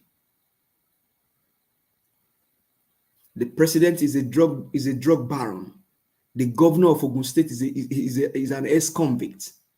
Gandola was collecting bribe even in the face of camera. Camera was there, was collecting bribe. But Jabia Mole is a thief. Where Wike did all he could do in River State. The Senate president you can't even mention. You can just continue to mention and mention and mention. And you think these ones are ready to give you power? No. Mr. Evans, I like your topic, but Nigeria is not sliding. Nigeria is already in a dictatorship. He's not sliding towards this. He's already in the hands of a dictator. The Supreme Court, that's the highest of criminality that you can see in the corridor of law by elderly men, grandfathers, maybe some even great-grandfathers, shameless human beings with no conscience. Nigerians, if you not like, we can sit down. If you not like, we can stand up. By the grace of God, some of us are privileged, and it's just the grace of God. But one thing we say, if you go everywhere, travel the whole world, house no go be foreign land no go be like home. Ajole Dabile, you go still remember home one day. What is too much for us to ask for? We're asking for good governance, good roads, power, light, water. These are free things in other countries. What they used to experiment in other countries. And Mr. Peter Gregory Obi told us, let me, I can do this. He won the election landslide. He came first, he won the election, including Abuja. And the one that came third was declared winner. And the Supreme Court of Injustice can legitimize illegitimacy. The reason why they will continue not to celebrate or rejoice because they know that this guy is an illegitimate president. Tinubu today is an illegitimate president. Whether yesterday, today, and forever, Tinubu remain an illegitimate, even though let Supreme Court declared him as winner, Tinubu remain as illegitimate president. Tinubu is not a legitimate president. He did not win the election. He rigged the election. Thank you. His word took the life of people. Because of Tinubu's incitement, people died in the election. Because of Tinubu's action, people lost their life in the election. Because of Tinubu's word, people lost their family. Some went to their polling units. They never returned home. And so if 88 people died in this election when we are not in war, in 19 years old died himself in 2023, and you think that in the next 4 years it's going to be better, you're kidding yourself. This guy don't care. If you will take him to throw Remy under the bus and become the president, he can do it. So Nigerians, I don't know what you want to do, but I'll continue to say it. When you all wake up from your sleep, you all will take your country back. Nigerians, when you all wake up from your sleep, you all will take your country back. Because your docility for me, I don't understand. We've done our part. I've done my own part. So when you all wake up from your sleep, you all will take your country back. Thank you very much, Mr. Elvis. I appreciate you. Thank you. Thank you very much. Give us a mandate. God bless you, my brother. Appreciate you too. Appreciate every one of you right there. Thanks for your time with us. Please continue to press on the like button. Help us to share as well. The next person to speak to us right now is Mr. Pansat. Mr. Pansat, thank you very much for your patience. Good evening to you, sir. Please talk to us. Good evening to you. It's morning where I am. Actually, it's noon. Let me say hello to... did you want to say something? No, that's fine, sir. Go ahead. Okay, thank you very much. Let me say hello to fellow panelists and those in the comment section. I will start it this way. Now, true, I want to talk again. Oh. If I lie, make Osiris punish me. Make Efa, they punish me. Oh. Make a Dumare punish me. Make the land punish me. Those are words by Fela Anikulapo Kuti, one of our best musicians, band leader, composer, but more importantly, political activist and pan-Africanist. If you go down and listen to his songs, you're going to find not only the complaint, but the attitude that we need to overcome our plight. Now, before I go to my main topic, because I'm going to be talking about the core problem we have in the country, let me first address what you started the show with earlier. You talked about people complaining about insult, and they talk about obedience, insulting them. I guess we don't have anything to worry about people complaining about us insulting them. Even though we deny it, I don't even see a reason why we should not be insulting anybody. Now, insult come in many ways. Abuse. don't think that should be the case. Abusing somebody or to be rude. If you notice me on this platform, I'm not rude. I don't offend anybody, but I did tell them the truth. I don't malign anybody. So when they're talking about abuse, what are they actually talking about? Are they talking about somebody discrediting them? Or do they mean slander, malign, defame, denigrate? You cannot be in a country where people are assaulting and you're complaining about insulting. We have our kids go to protest and they're being physically actually attacked, beat. Our activists have been thrown in jails, restricted to cities. They don't obey court orders to release Nnamdi Kanu. And you're talking nonsense about insulting you. If you don't have justice, you cannot have peace. But I do want to go to my main thing I want to talk about. But that stuff about insult, right?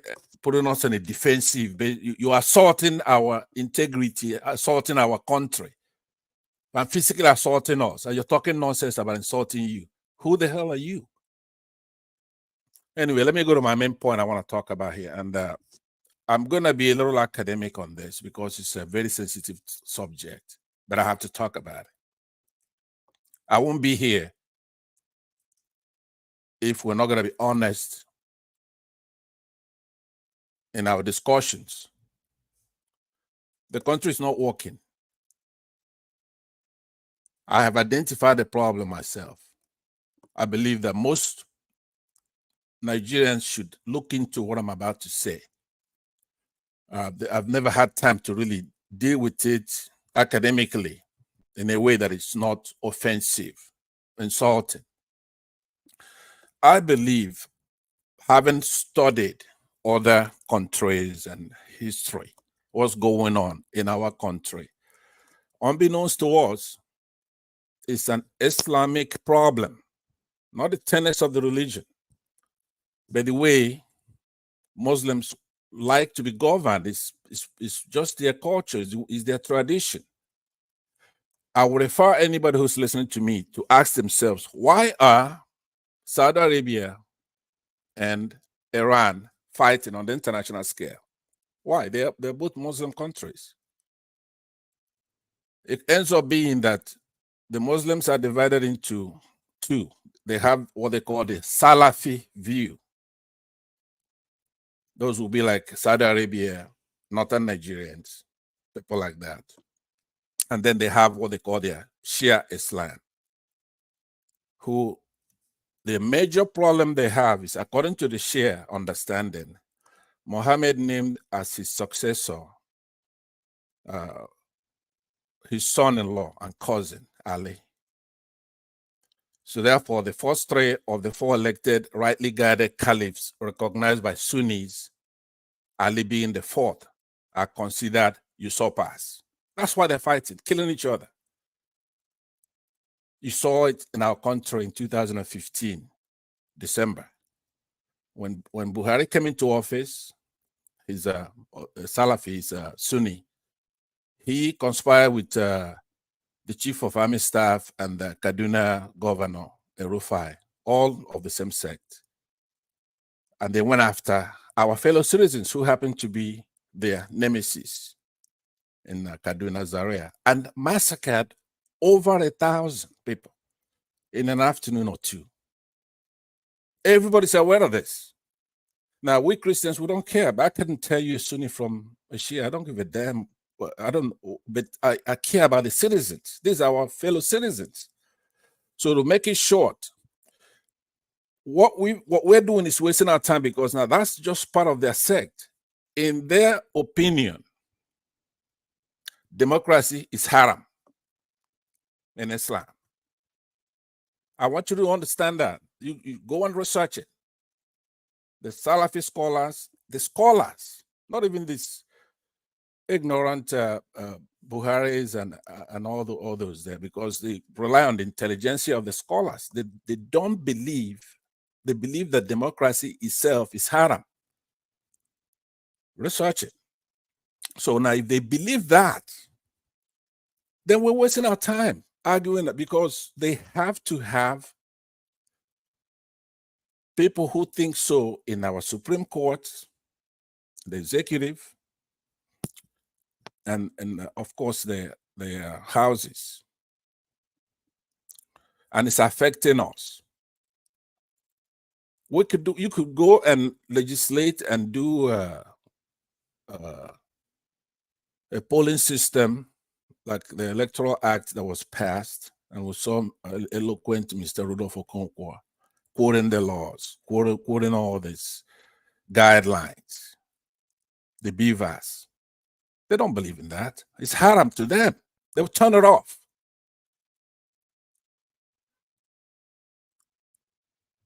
Now, they have varieties in the modern Islamic theories.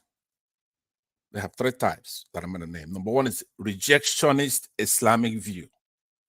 This one is elaborated by Sayyid Qutb and Abdullah Maududi. They condemn imitation of foreign ideas, drawing a distinction between Western democracy and the Islamic doctrine of Shura. Shura is consultation between ruler and the ruled. This perspective stresses comprehensive implementation of Sharia.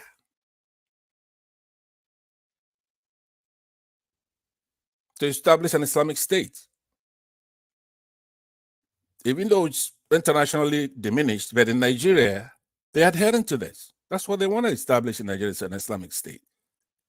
Now, there's the moderate Islamic view, which stresses the concepts of maslaha, public interest, the justice, and the shura, like I said earlier, consultation. Islamic leaders are considered to uphold justice if they promote public interest, as defined through their shura.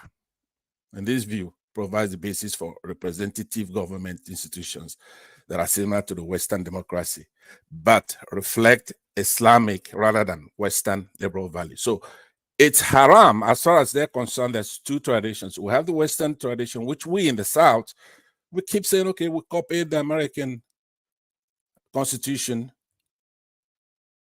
ipsissima verba, just a big Latin word to mean verbatim. That's what we're thinking. That's what we think we're building in one Nigeria. But these people, you can actually, by observation, look the progression. When they came back in 2015 to remove Jonathan, who got in there accidentally because Yaradua died, they did everything to remove him from office. Mr. Jonathan is a Democrat, he's an educated man, he's a gentleman. He's unthreatening, it's a patriot, but it's naive. And we've all been naive up till, I guess, this year, when we now realize that we really are not trying to build one Nigeria, because there are people who are bent on stopping our progress. Just simple progress. Let there be education for our young. Let there be job opportunities. Let there be progress in the country, inflation tackled. That's it. All regions of Nigeria, that's what we want. But there's something going on that's quite sinister, as you could tell. Nothing is working and they don't care. All they've been doing is trying to subdue our leaders. People such as Showere will leave his young family and come home, trying to continue his tradition of trying to bust people who commit corruption, expose them, try to build the next generation. And they tackled him with heavy hands. Now, this is where I know that I don't have all day to go through my thing here. I wasn't going to talk about the liberal Islamic view out of the three I said earlier and the varieties, but let me just abandon that for now. I don't see anything liberal about Islam and government. There's nothing liberal about it, period. But all our young people who are trying to help Nigeria come up, they've arrested, buyed, or intimidated every single one of them from all regions, aside from the north, obviously. So I am saying that what we are facing is not just politics. It's not the Supreme Court is useless. It's in a different tradition. Our National Assembly is useless because the Southern legislators, Christian legislators, they don't understand. That is a fight that we have to force do. Now, Elvis, when you put up the graph on earlier, there was a number 9, which states, and I think it's being metaphoric when it says that we have to fight. We have to fight. Exactly. Thank you. Yeah. So if you can put that up again, we could take a look at it, because I'd rather use that than go overboard. Can you put up that graphic that I believe was number 9 on that graphic? I would like to read it. One moment. Let me put it. All right, sir. Thank you.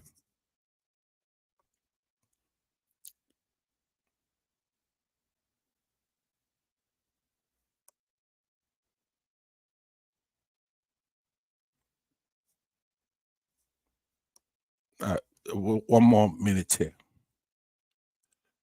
Okay, please. I think we've removed it from the software, but let me go bring it from the original source. Okay, while you're doing that, let me just say, as you're doing that, I'll go to the next thing I was going to say, which is that when you look at the participation as far as liberal democracies, once you start getting weak and falling, then money buys political influence. The key pillars of liberal democracy are weakening in Nigeria, just like in many other countries, states that have failed. We're being challenged from within. Political freedom is on the decline. Trust in political structures are waning. Look at our Supreme Court. They are trying to insult Peter Obi, a gentleman, an incorruptible gentleman that's governed a state and led by example, and went all over the country telling them, here's what I did, go and verify. Talking to the young people, and they bought into it. And he worked very hard. That's who they're abusing, denying him his rights, due process. You hire attorneys. Once you are an attorney or a lawyer for P2B or the Labour Party, then you are an order now. Let's say what it is. You're now with the Christians. All these jurists that went up there, those lawyers that went to that courtroom, these are our best. These people are educated. They're not troublemakers. They respect the courts. I saw them, and I was actually offended by the business they shown to that pack. And they're insulting them in front of us. So there it says here, on number 9, to continue what I was saying earlier, this man put it here politely. I wouldn't be that nice about it. I've said that I believe that war is the answer, but Mr. Our principal on this platform doesn't like that kind of talk. He wants his platform to obey not only YouTube rules, but rules of decency. So I'll go with that number 9. He says, there is only one way to save Nigeria: to fight it out with corrupt politicians. And like every war, some will be wounded, some will pay supreme price, and many will leave. All with honor and dignity that the earth will adore and heaven celebrate. So there's only one way. It's only one way. We have to fight this thing out. We do. I'm cognizant of the time, so there are a few things I would say. Maybe I just move those over till tomorrow. I would say, if we're here, if you're sowing the wind, you're gonna reap the whirlwind. It's just a matter of physical truth. It's a truism. When you sow in the wind, at some point you have a column of air moving rapidly around and around in a cylindrical or funnel shaped, like a tornado, because you've been sowing the wind. We have to stop right now and figure out all these countrymen that we have in Nigeria, where they come from, what do they want? What do Northern Nigerians want? What do the Muslims want? Do you want a country where rule of law, where democracy is not haram? You cannot be corrupting everything. If you don't like Western tradition, then change the constitution. You know, I may not be against it. If you say, okay, let's go Islamic, you make your pitch. Because these people that will copy their constitution anyway, where are they? When we need it, like right now, this nascent democracy of ours, we're just fighting everything. We're not getting a break. Do they try to help us? No, because they know if we get it right, we have the resources, we have the human capital to beat them. Nobody's going to be leaving Nigeria to go to United States or Britain or what do we have over here? We love our country. We have to start, but they're not going to help us. So if you are Islamic and you believe that your system is better, pitch Nigerians, but don't be a liar operating a system that is copied from the United States where we trust our Supreme Court, and you're going to pack it with a bunch of Muslims, Northern Muslims, Sunni Muslims, and then you're going to be judging Shia, you're going to be judging Christians, you're going to be judging Igbos, judging Yorubas who don't believe in your faith, and then insulting our people.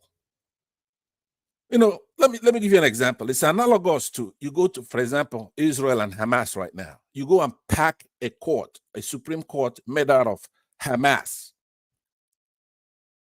And then you have, say, Benjamin Netanyahu run into election, and you come in there and they're supposed to rule on it. What do you think Hamas is going to do? Because that Hamas is exactly the Supreme Court we have right now. No difference. As a matter of fact, Hamas will be fairer than these people we have up north, because they have no fear that we're going to do anything. You're going to be insulting our best. Nigeria just put forward Peter Obi. Get in your head right now. He's incorruptible. He's a true African. He's a true Nigerian. He has empathy. He's incorruptible. Unlike you.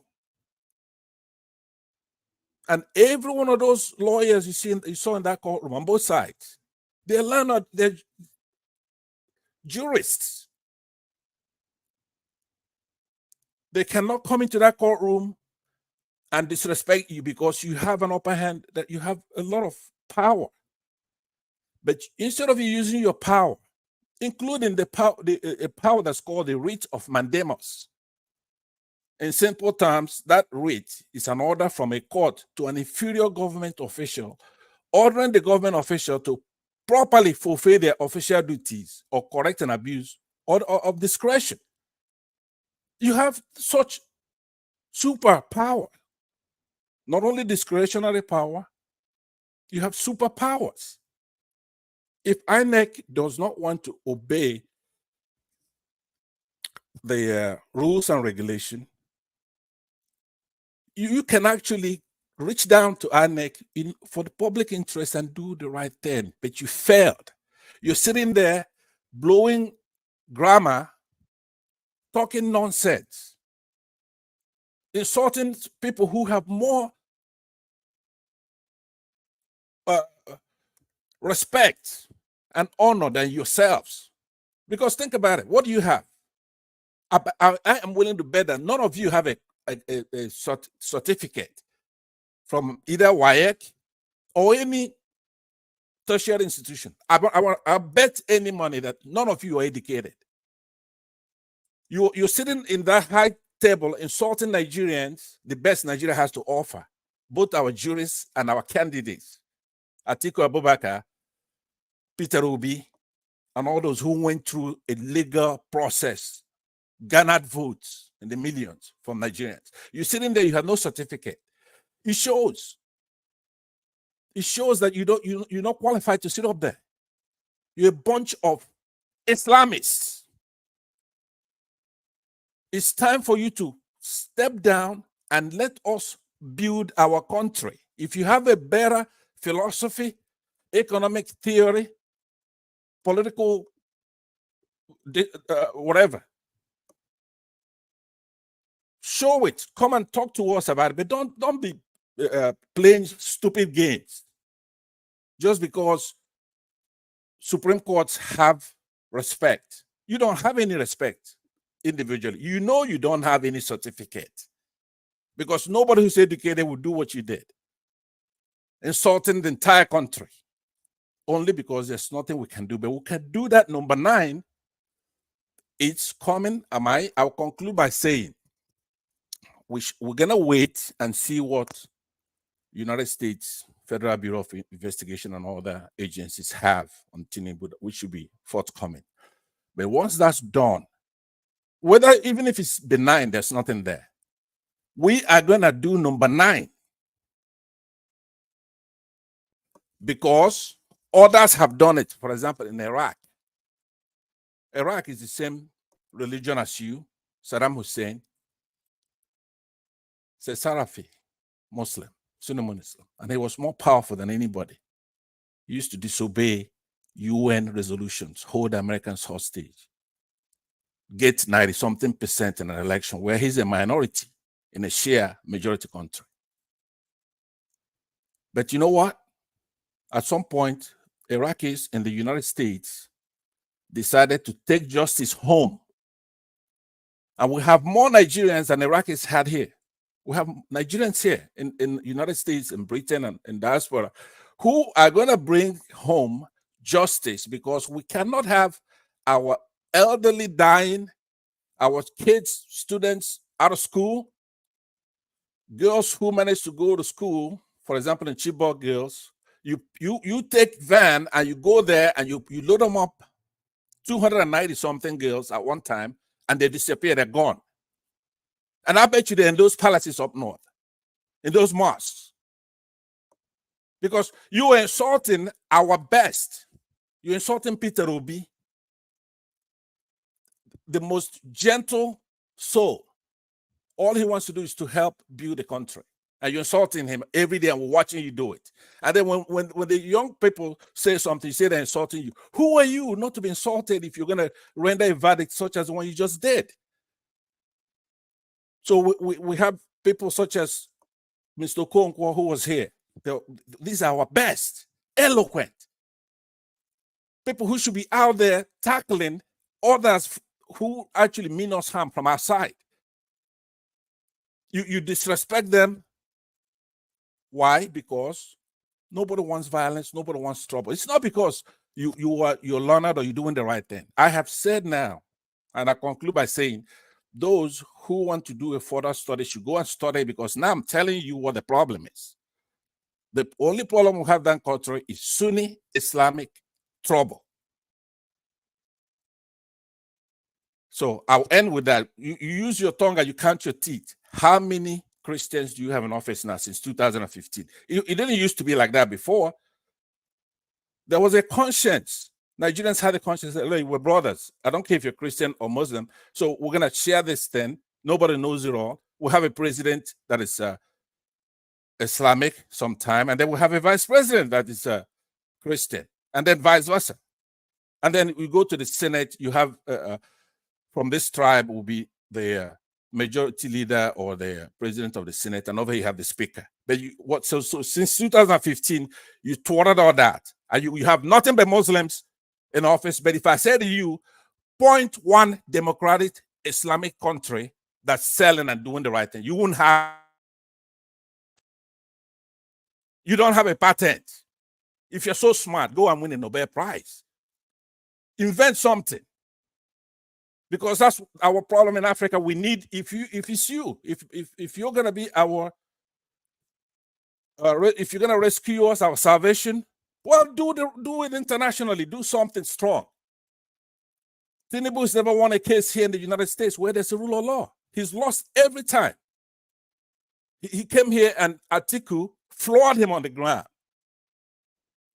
So you're sitting up there on the bench talking nonsense. You're not educated. So I'm sorry, Mr. Elvis, that I'm a little incensed here, and I probably have gone beyond your tolerance as far as your platform, which we enjoy, and I want to encourage you to sit tight. We're going to get it done at some point. Thank you very much, fellow panelists. Thank you. Thank you, Mr. Pansa. Thank you very much. I have to leave you to talk for that long because we are not much on the panel, so everybody can have opportunity to express themselves today. Thank you very much. God bless you, sir. Let me come to Madam Rita. Before that, please, guys, press on the like button. It's very, very important you press on the like button so that voices can go far. After Madam Rita, then I come to Madam Busy Brains before Mr. CM. Madam Rita. Yes, sir. Yeah, sorry, I put some things in the private chat for you. Okay, sir. I'll check it. Thank you so much. Thank you. All right, Madam Rita, if you're available, please talk to us. Thank you. Yeah, good afternoon, Mr. Elvis and Dr. Pansat. All right, Mr. Pansat, it's been a long time. It's been a minute. Welcome back. Dr. CM and my lovely sister, Lady Busy Brain. And give us our mandate. I just want to use opportunity to say thank you very much for being with our brother, Mr. Elvis. God bless you, sir. God bless you. There's one thing that I picked from what Mr. Pansat said. Maybe I will say Dr. Pansat now, is that the country is going down and they don't care. The country is going down and they don't care. Well, I think the onus is now is on the majority of Nigerians who want a change. And I just want to say something, Mr. Elvis.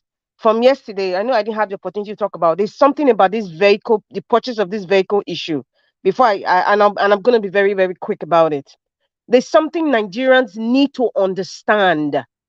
There's something Nigerians need to understand about this purchase of vehicles for the National Assembly members. We need to understand this thing. We have the, I think, 10th Assembly now, right? The 10th Assembly is like this democratic dispensation. They always give them name. I think during Obasanjo's time, we had the 4th Assembly. I think the first Assembly was Shagari. I think so. The 4th Assembly was Shagari. Anyway, you see that senator yesterday, he could not explain. And what he could not explain the reason why, why he felt that, with all the pains and suffering in Nigeria, he could not really give us the answers that we were looking for. There are reasons to it. And any senator or Federal House of Rep member will not give Nigerians an explanation on why they need to purchase those vehicles. 160 million naira for one vehicle. I think it's going to be costing Nigeria, I think it's some certain billions, maybe 54 billion. Someone can do the math and correct me, that's fine. And this is the reason why. It's a recurring decimal. Where did the recurring decimal come from? Many of these senators cannot speak on it. Do you know why? This recurring decimal I'm talking about is what I call life contract. Life contract. And it's usually associated with non-state actors, people you don't see every day, people that are not going for political positions. We might see some of them, your companies. For example, I think the largest distributor of Toyota is Elizade company. I don't know if it's Elizade or Elizade company. I mean, when you go to Lagos, you see it in Ikeja, that in Abuja. In fact, they're all over Nigeria. That's one of the highest distributors of Toyota in Nigeria. I think we also have Noel OJ Holdings. There are so many of them like that. Now you wonder, how did these people, these non-state actors, get this contract? You and I were not there, but it will start from the Babangida era. It will start from there. And then when the army went back to the barracks, and then we now started with the Fourth Assembly. I think that's OBJ. Now, when they signed those constitutions, I'm repeating, amongst other contracts that is not known to Nigerians yet, amongst other life contracts that is not known to Nigerians yet, is what is the recurring decimal every single 4 years, every time. It cannot be explained by the people who are using the cars. Nigerians are weeping and wailing and crying why they are using this money, buying vehicles continually. It's continuing and continuing. They cannot give a very comprehensive reason why they deserve that car, knowing the way the country is going.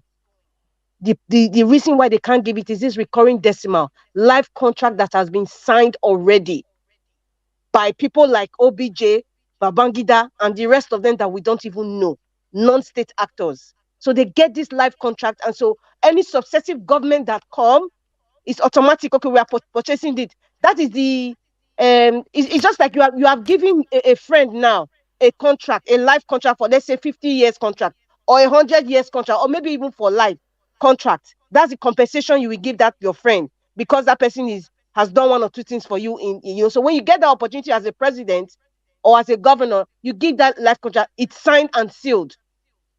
And then every successive government that comes, they see that they cannot touch it. They write different clauses why you cannot change it.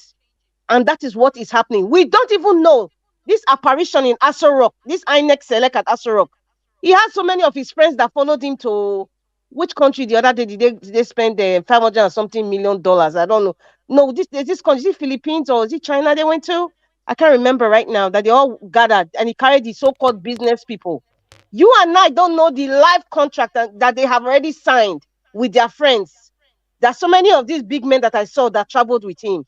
There are so many of them. If you guys look for the video, if you go and look for the people that followed him, now that he is over there now, this apparition, God save Nigeria with the life contracts that will be a recurring decimal in every political dispensation, in every assembly that comes to in every assembly, every contract of Nigeria. Listen, somebody can sign a contract of just distributing newspaper to every offices in Nigeria for life. And you keep wondering why they have budget for just distribution of newspaper.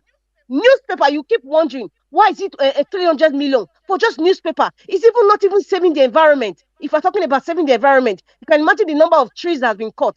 But you will not understand why many people get this life contract. So any National Assembly member right now, they can never, ever, ever give you the answers you are looking for. The reason why they have those vehicles. You could see the man was shifting on his chair. He was not giving good example or good reasons why 160 million naira car, one vehicle, that the price should have been used to even develop the entire secondary school in his state or a constituent where it comes from. He can't explain. He can't even question it. He can't even address it.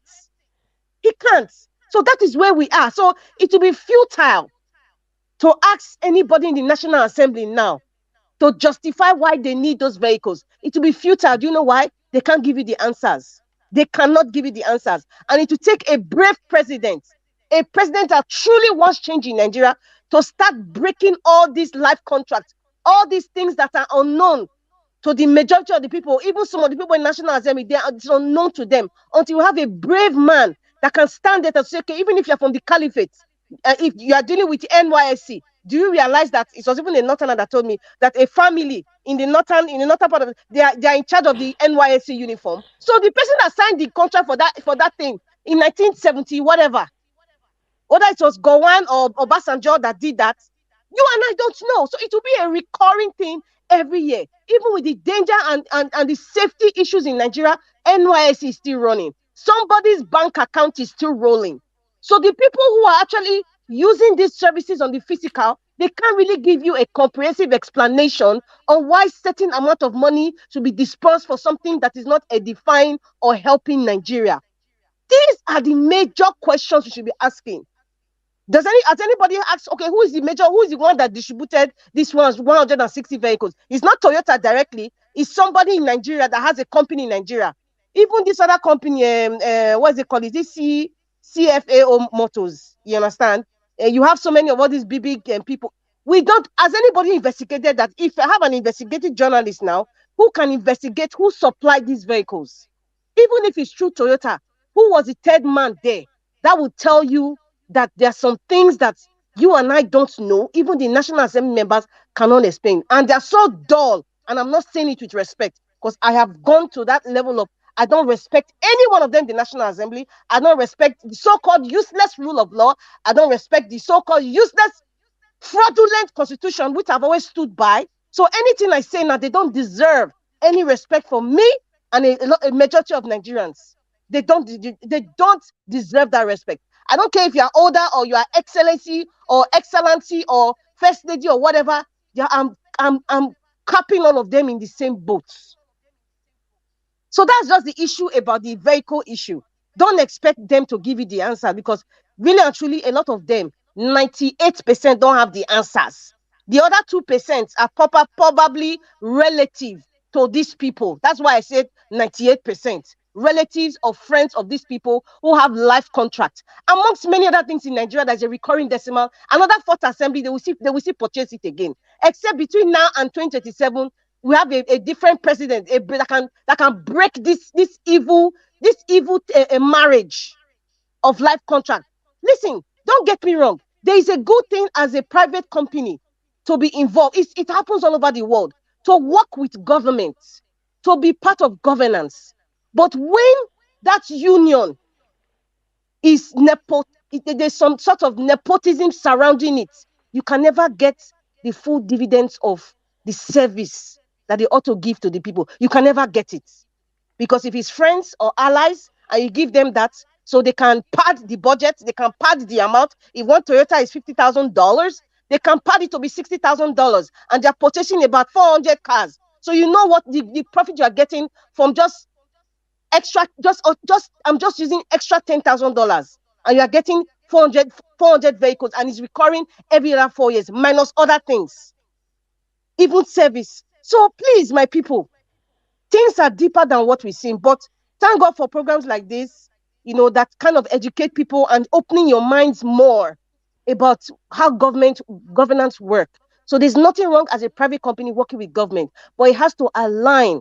It has to align truly, if it's not 100%, because nothing is 100%. Anything man-made is not 100%. If it's aligned truly to even 90%, according to the climate of the country, justice, real justice, then you can say, okay, the country is moving. We all live in diaspora. You see the roads that they're reconstructing. They are private companies. You see people who are building government housing, skyscrapers, 20-something floors. They are private construction company. They're collaborating with whether with the governor or the city mayor. They're collaborating. There's nothing in collaborating as a private company with governments. But in the Nigerian sense, it got nothing to do with, okay, it's an open market. No, every single thing is geared towards either somebody who has religious ties or tribal ties or some sort of evil past alliance of what they have done. So they bring their friends and they put them in these kinds of things. And Nigeria will never gain from such unity. Never ever gain. It will be a recurring decimal. And I can bet you in the next 4 years, unless we have a brave president that will change the trajectory of this demonic, hegemonic life contracts, trust me, we'll have this discussion. But may God give us long life to see. The same National Assembly, they will still have new vehicles, and none of them will be able to even talk about it on the floor. Now, going by what you talked about, I don't want to even talk about that, the man's speech, the apparition in Aso Rock.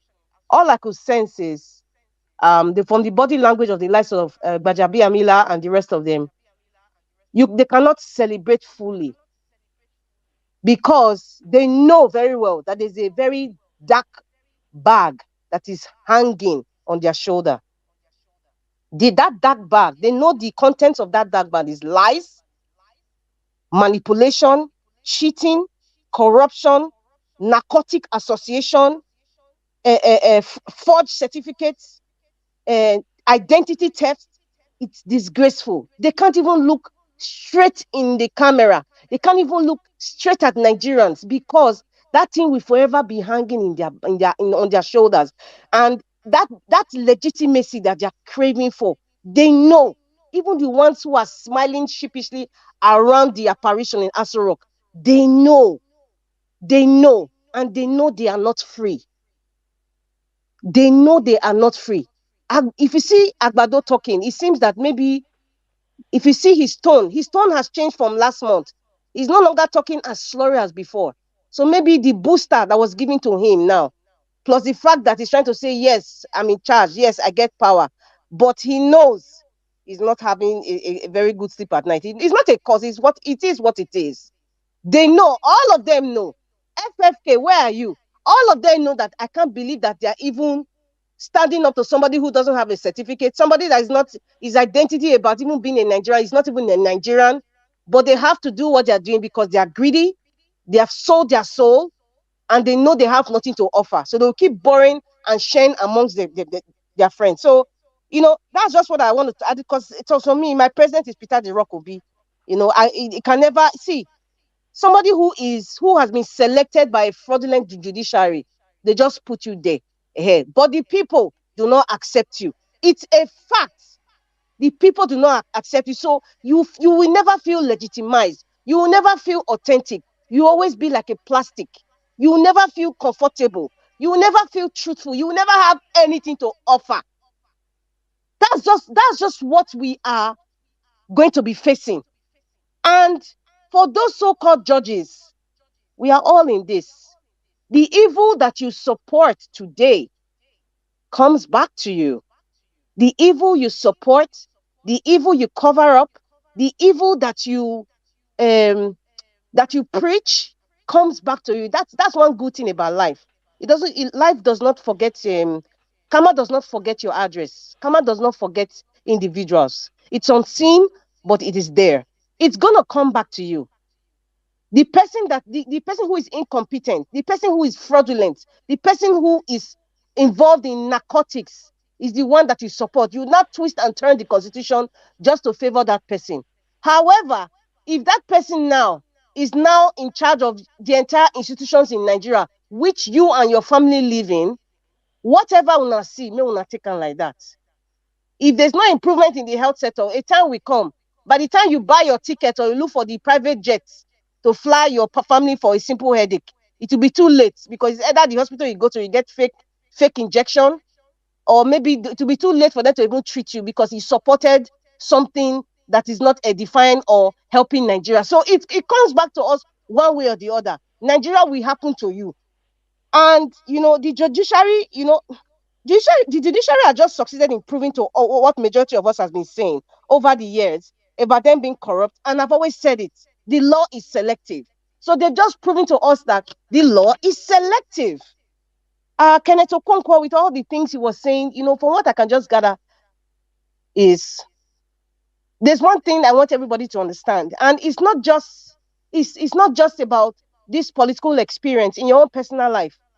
Do not get to a point where the evil side or the opposition will make you feel incompetent, or we question your competency, we question your abilities, we question your intelligence, we question your integrity. You see, when Mr. Charles, the moderator was saying, oh, you probably will have been one of the the lead counsel. I think our brother Sir Joseph Oji even made a comment too. When you say that, there's a kind of little doubt that comes in your heart that you start to question yourself to say, oh, maybe perhaps the legal counsel did do their job. Perhaps maybe they didn't do well. Listen, in a country like Nigeria, wake up and smell the coffee. Even if there was a video, allegedly there was a video of Agbado giving physical cash to those chief justices, even if there's a video, a live video, not AI, live video, and present it to the world, the Nigeria chief justices will say it does not exist. The Nigerian chief justice will deny it. Their supporters club will support it. So everything Peter the Rock Obi did, every evidences that they gave, every single alibi or every single proof that they presented, because of the corrupt system, they would always put it aside and misquote the constitution. So whatever Okonkwo was saying, according to the law, as a very intelligent lawyer, according to the law, everything, all the sections he was quoting and everything, they know already. They know. So whatever it is we might have presented, I just use an example of a live video. It's not Ganduge that had a live video. He was still governor now.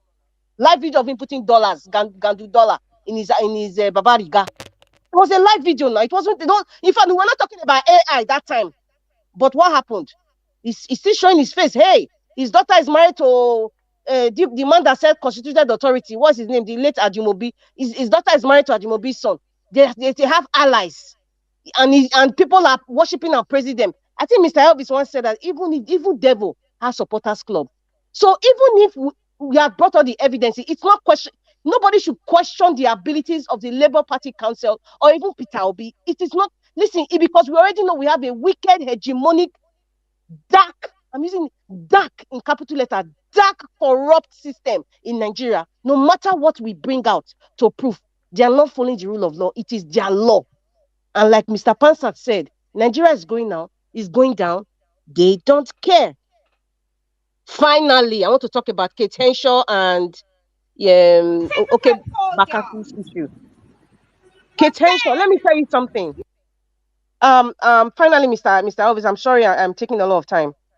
Ever since I was watching the documentary years ago of Cassius Clay, who later became Muhammad Ali, the famous boxer. In fact, he's the greatest boxer in the 21st century. So far, to me, he's the greatest. Still the greatest, even after death. I am inspired by that man. Why am I inspired? I'm inspired because from the moment I read about that man's story as a sportsman, as one of the most popular man in the world in his time, he stood for something. He believed in something. He had what he could compromise for, and there's certain things that was non-negotiable for him. He was a superstar. He was a celebrity. He was an influencer. But he had standards. And that is now to question every one of us now. Looking at Kate Henshaw and the other, I've already talked about, what's her name? Joke Silva, when she was part of the campaign following Agbado. That one, she has lost her reputation for me. But in situations like this is the Nigerian project. Every one of us now, ask yourself, what do you stand for? What do you believe in? What can you compromise for? What is non-negotiable to you? Those are the questions you should be asking yourself now. Looking at examples of the people you thought were human beings or the people you respected, the choices that they have made. What do you stand for? I'm inspired by Cassius Clay, Muhammad Ali. And as at that time, when he refused to fight for the same government that was practicing racism and apartheid in the United States, he said, no, I am not going to fight. I'm not going to draft myself or fight for a country that does not respect me. I'm not going to fight your war because your war is to the benefit of you. As at that time, many Americans hated him. Even some of his friends abandoned him. You can imagine now if you have contract for Coca-Cola. Coca-Cola will 2 minutes, ma. 2 minutes. Yeah, I'm just saying, such a person, he stood for something. He believed in something. Kate Henshaw and the rest of them who are supporting hopeless Uzodinjo, campaigning for them or being a host, she will say, that's what I do for a living. It means that she has her standard that she has put there. And regardless of what you and I say, that's her standard. It is not left for you now, as a follower or as a fan, to say what kind of people do I follow? What are their standards? Does it align with me? Make your choice, Nigerian. Make your choice. Chinua Achebe, and what's his name? Her name, Chiamanda. They refuse the national honors because they have standards. You cannot be going to get national honors just because you want to add a title OON, CGON to your name. You want to accept it when the same government is the one putting your people in penury and pain. So you will see people that have standards. My people, make your choice. Thank you, Mr. Niger Watch. Thank you, Madam Rita, for that long submission, wonderful submission. You actually take them one by one, bullet pointed them. Thank you. At least it happens on a day where you have enough time to talk about all. Thank you so much. Let's move on to the next person, Mr. Joseph Orji. Thank you very much, sir. May God bless you. Thank you. Let me call on Madam Busy Brains, then I come to Augustine.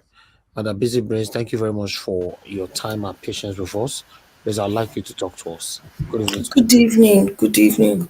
How do I come from what Madam Rita and the panelists before me have wonderful submissions?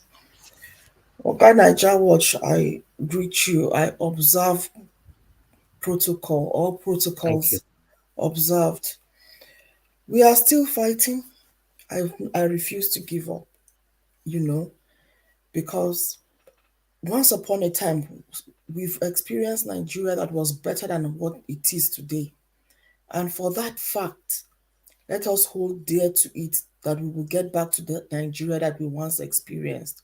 For now, we have worms that have crawled out of rotten holes and rotten pitches and have taken over the helms of affairs in our country. But we are not deterred. They are there temporarily because no matter what, evil cannot truncate good. They are just there for a reason. And the reason is for us to know where we stand, to recognize what evil really is, and to abhor everything that evil is. I was listening, I just passed by, I think it was Oji Okpe's segment where she was talking about Wiki. And then I heard the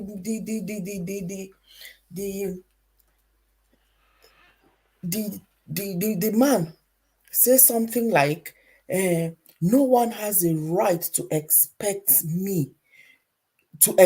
an explanation from me. And it just hit me that these people are clueless. They are absolutely clueless. I didn't even know when I even screamed and I said, you work for me, you fool. So you owe me an explanation. I demand an explanation. Whatever you are doing in the interim while you are sitting in that place, to all of those who are in the helm of affairs temporarily, whatever they are doing, they owe us explanation. We are not going to back off because they are temporarily renting those places. We are not backing off. We are going to demand each step of the way that they are accountable to us till such a time when we are able to kick them out. I was glossing through David Hundeyi's page and I saw he wrote down about the fact that somebody's it's been rumored that this thief has paid a lot of this. He has paid the military. It was a military man that was talking about it in a bus, saying that this one has bought the military. No, that the military will not do anything. He has bought them with what they call Tinubu allowance. Can you imagine? Will the Tinubu allowance last for the 4 years that he intends to stay? Will the Tinubu allowance be a monthly allowance, a weekly allowance, a yearly allowance, or is it just a one-off? And will that Tinubu allowance not go with the wind? It will go with the wind. We are just waiting. They will all come back to us. Look at their barracks. Their barracks are an eyesore. Their lives, their family, their children, they are a cursed generation. That is why they live in that kind of penury. If you see the barracks, if you see the police barracks or the military barracks, it's an eyesore. That these are people who go in the front line to sacrifice their own life for this so-called elite. They're not sacrificing it for me.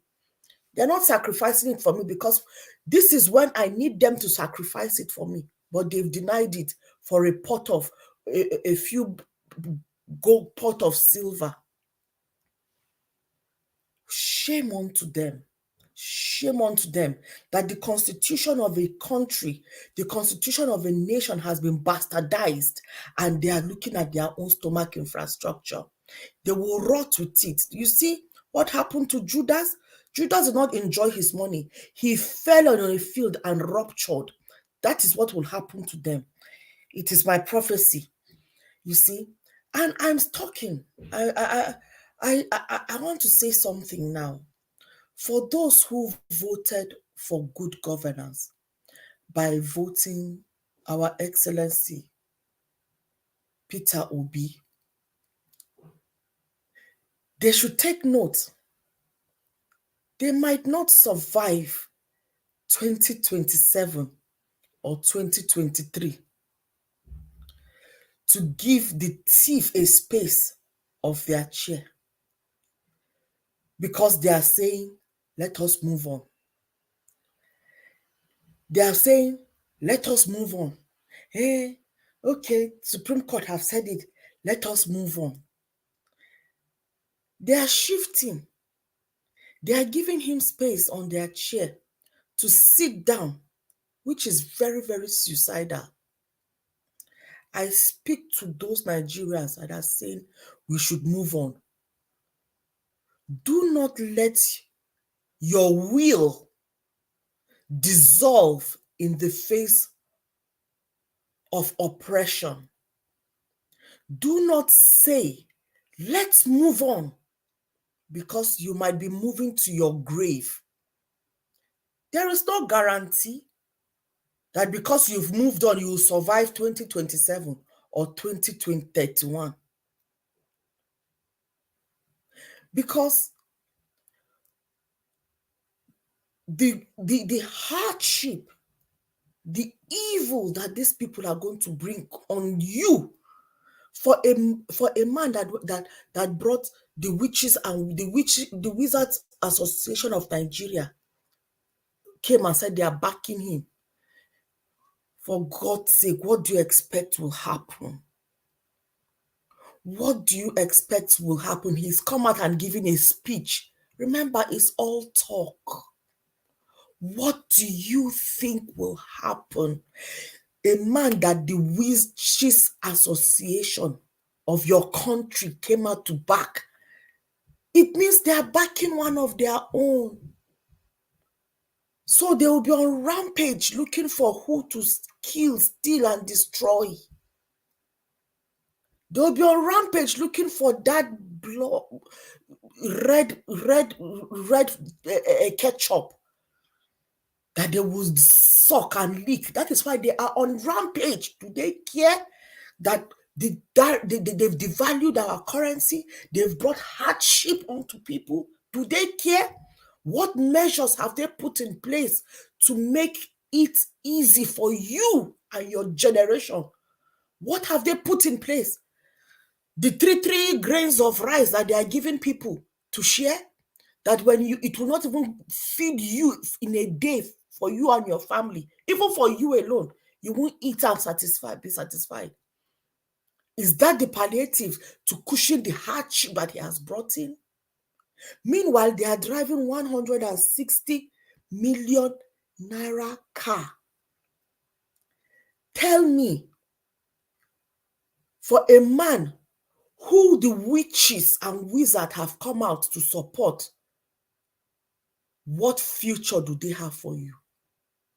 What plans does he have for you? You think you will survive another 4 years? And you are saying, let's move on? Please, do not say, let's move on. Because you might be moving to your grave. I say, stand. Stay on your mandate. Did you not believe your cause when you went out there to vote Peter Obi? Don't you believe that you were robbed when you voted for Peter Obi?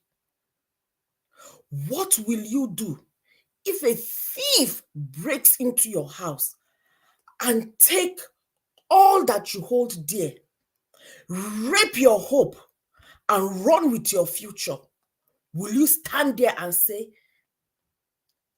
Let us move on. When you know clearly, you've seen who the thief is and you know who he is, you will sit down there for your hope to be raped, for your future to be stolen. You will sit down there and say, hey, let's move on. If you know the thief that has raped your hope and that has stolen your future, will you just sit down there? Just think. I want you, please, Nigerians, think, reflect. What will you do? Will you move on? Where will you move to? Move to where?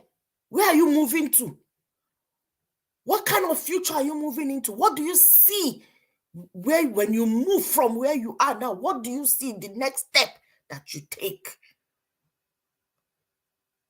All I see you moving into is poverty, a life of penury, life without hope, life with no future for you or your children. How can you move on when a man who has been endorsed by the Association of Witches and Witchcraft, Wizards of Nigeria, is at the helm of affairs? Where do you think the future you have will reside? Nigerians, please don't move on. Stay, stand on your mandate. Don't give up. Fight it. Your will is all you have right now. Right now, all your will is all you have. You've got no self-respect. If they take your will with it, you are just an empty flesh. Hausa will call it ponko. Ponko mutum. Empty. You are empty. You are just a carcass. You are just a carcass. No will, it means you've got no spirit, no soul. You are plastic. You are a zombie. Stand at this. Go left. Go right. That is what we will be. The theme for today's discussion, Oga Elvis, is very, very accurate. Nigeria sliding towards dictatorship. When they will tell you, sit on your shit, drink your peace, slap your child, buy them. They will give you those orders, and then let's see if you will do it. But from the trajectory, it seems you will do it. That you survived today to fight for your right and for your future, to fight for justice and fairness, is no guarantee that you will live tomorrow because you've moved on. If you move on, you will not be able to survive it. If it means fight for the duration or however long it takes, fight. Stand your ground. Stand your will. Keep your will. If they take your will, what have you got? Remember, that is the only thing for those who are Christians. I don't know what the Quran says, but for those who are Christians, the God that created you gave you free will. He did not take it from you. He gave you your will to choose, to do what you want to do. If God did not take your will from you, how dare a mere man that is here today and gone tomorrow, how can you hand over your will to a mere mortal, a thief, a drug dealer, a fraudster, an identical image, what do you call it? When they want to take your identity, an identity thief, a ghetto crook, a criminal, a liar, you have no guarantee for tomorrow. You can only move into your grave if you move away from your fight. So I please beg you, Nigerians, good meaning Nigerians, obedience, and all those that wish Thank you. Nigeria well, I say stay and stand on your mandate. You believed in it when you fought it. So what has changed? Just because a corrupt court has said it has made themselves a pawn to a criminal, then you turn away from your belief? Did you not believe it that you won? Did you not believe it? Did you not? Nigerians, good meaning Nigerians, those that wish Nigeria well, I say stay and stand on your mandate. Thank you. Thank you. Thank you, Mother Busy Brace. God bless you. Thank you so much. For me, in terms of fight, I don't think the way it is right now, these people, their desperation is too much. So I wouldn't advise any Nigerians to go fight anybody. No, Oga Elvis, don't get me wrong. I'm not saying fight is not physical. It doesn't have to be. Okay, to come to hit not the physical. streets. Okay. Sorry? You mean they should hit the streets, right? They don't even have to hit the street. By mere rejecting him on social media, wherever, even in front of their house, is fight. Is showing their will. They don't have to carry gun. No. That's true. They don't have to go and right. I'm not even saying anybody should go out on the streets. By merely stating he is not my president is fight. By merely saying I refuse to subject my will to this evil is a fight. By merely stating that I refuse for this man, he is not my president, is a fight. You don't That's have true. to You're right. You're right. You know, and go on the streets. All I'm saying is stand on your conviction. Stand on your convictions. Stand on what you believe. Stand on the right thing, on good. Don't let evil swallow you. All right. Thank you very much once again, Mother Busy Brains. Before I call on Oga CM, I would like to appreciate Blessed Family TV. Thank you very much for the super chat. May God bless you. I appreciate you. My pocket never run dry. I appreciate every one of you that have hit on a like on this broadcast, that have shared, and every one of you right down the comment section. Thank you so much. To be honest, somebody were asking that was not the way forward. For me, I don't know. I'm here for you to tell me. You tell me what do you want us to do? What, you know? For me, I don't know. I'm just here, come here, do my part. You come here, join us here, tell us what is happening in Nigeria. I don't know. You know, I've done my part. Let me answer that person. What is the way forward? Is not to move on. Stay on your mandate. Don't just go on. Shout it. Be an opposition. Call them out. Loud it. Increase the volume. That is how we move on. It will not be comfortable. No person, no thief will come and sit in your house and take your goods, and then he will be sitting down in the same house with somebody that has stolen from you, and you just be watching him. Make life uncomfortable for him.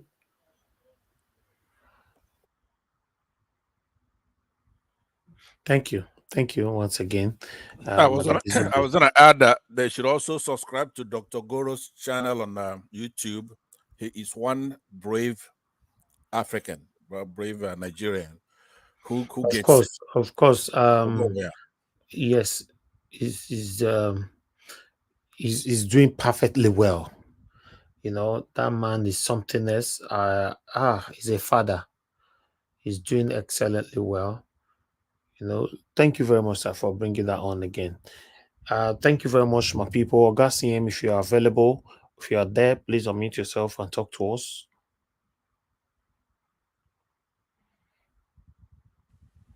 Okay, you're there. Good evening to you, sir. Thanks for joining us. Please talk to Yes. us. Yeah. We not Good hear evening. you. We Good don't. evening. We don't. Good evening. Good evening, Niger Watch. You go Okay. hear me now. Better. Good e- Good evening, Niger Watch. Please. Good evening, everybody. All protocols duly and most respectively observed. Actually, I tried to get in yesterday. I couldn't. Even the phone call. I know there was quite a lot of traffic yesterday because of the disappointment. It's quite universal, both national and international, all over the world. Even today, up until maybe some few hours ago, we've been receiving phone call. We've been discussing. People are asking me what is the way forward. I say, well, the thing is, let the thing sink. Although there are a lot of ideas that may be popping into somebody's head, but to be honest with you, Nigeria has been sentenced to perdition. At least for the next 4 years. Let me quickly define it, so that people may not think it's forever. At least for the next 4 years. That is a perdition, nothing. You see, what surprised Oga me? CM, we Yes, struggle please. to hear you all the Eh? time. You need to sort this out, sir, please. We cannot If have people join the panel every day. Only you people say we can't hear, we can't hear.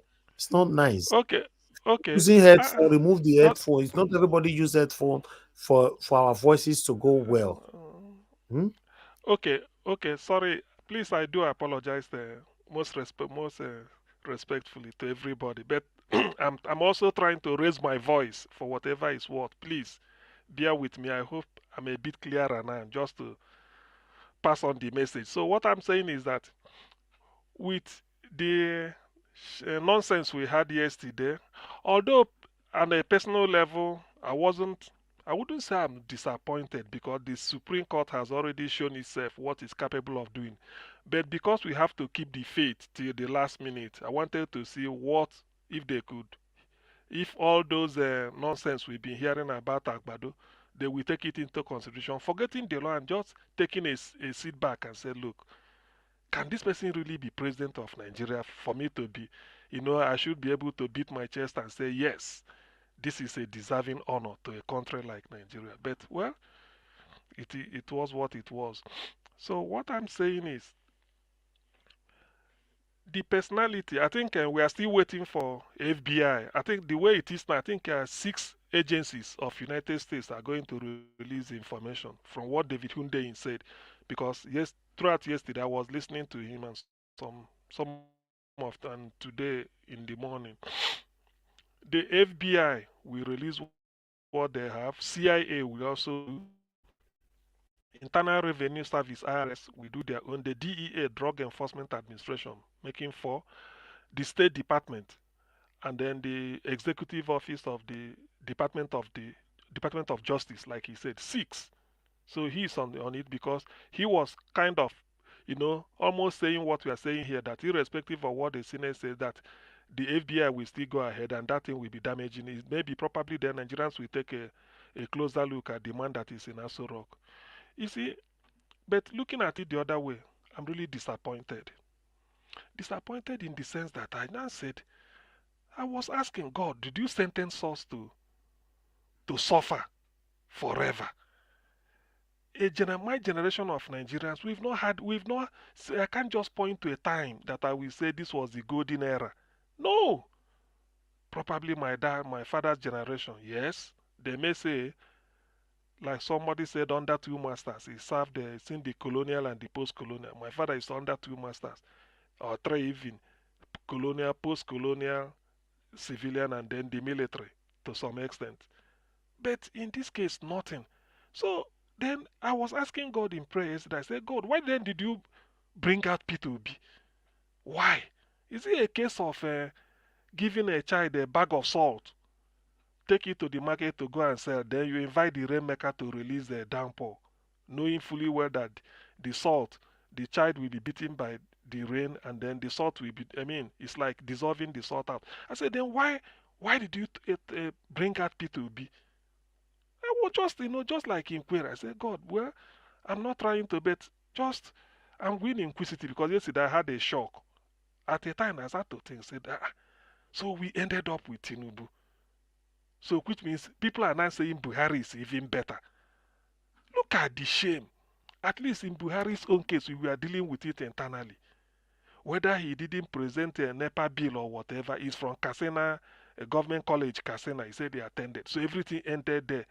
People in US may not know, nothing or nothing. Now, this is a case of international fraud. I don't think the Buhari has a case to answer in US for drugs or anything, or all his life. Even if they touch drug, it could just be, I mean, he's a military because he left at the age of, joined the army when he was either 19 or 20. And from there, using a northern influence and then educational disadvantage and whatever they give them, and then paddy move them to general. All they do is that, oh, I fought in the civil war, I slaughtered a lot of people, then look at the evidence, they give them general. So that one can then say, and he has been around before. So, but in this case, I then said, God, why did you bring up P2B to validate him or what? If P2B didn't appear on the scene, then we are used to, garbage in, garbage out. In fact, yesterday I thought, to trust me, I brought a lot of perspectives into it. I was just thinking, I said, what is the essence of all this? The justice. So this has also shown two things. Let me not forget to say it. One, there is no, the evidence, or no, nothing can contradict this. It has now been proven worldwide. It's now a truth that should be universally accepted, that Nigeria, as at today, is a nation that is neck deep, or noted for certificate forgery, narco trade, scammers, and what was the other one? There are four. I think this time we remember the other one. That is one. Then secondly, going forward, there is nothing. I don't see any magic. I do not see any magic that will resurrect Nigeria with Bola Tinubu and Aso Rock. I do not see. A country that has borrowed. In fact, Nigeria started borrowing according to P2B in 1965 when Tafawa Balewa applied to World Bank for a loan to build Kainji Dam. And he put it in Kainji Dam, and that was the Kainji Dam there. So since then, Nigeria has been borrowing, even with all the oil boom of Gowon.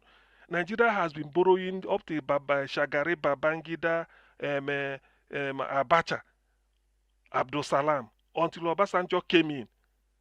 He took the economic wizardry of Dr. Konji Iweala, Soludo, Bode Augusto, and all those people that made up the economic management team, OBS Ekwesili, for them to craft a conditionality that World Bank could accept.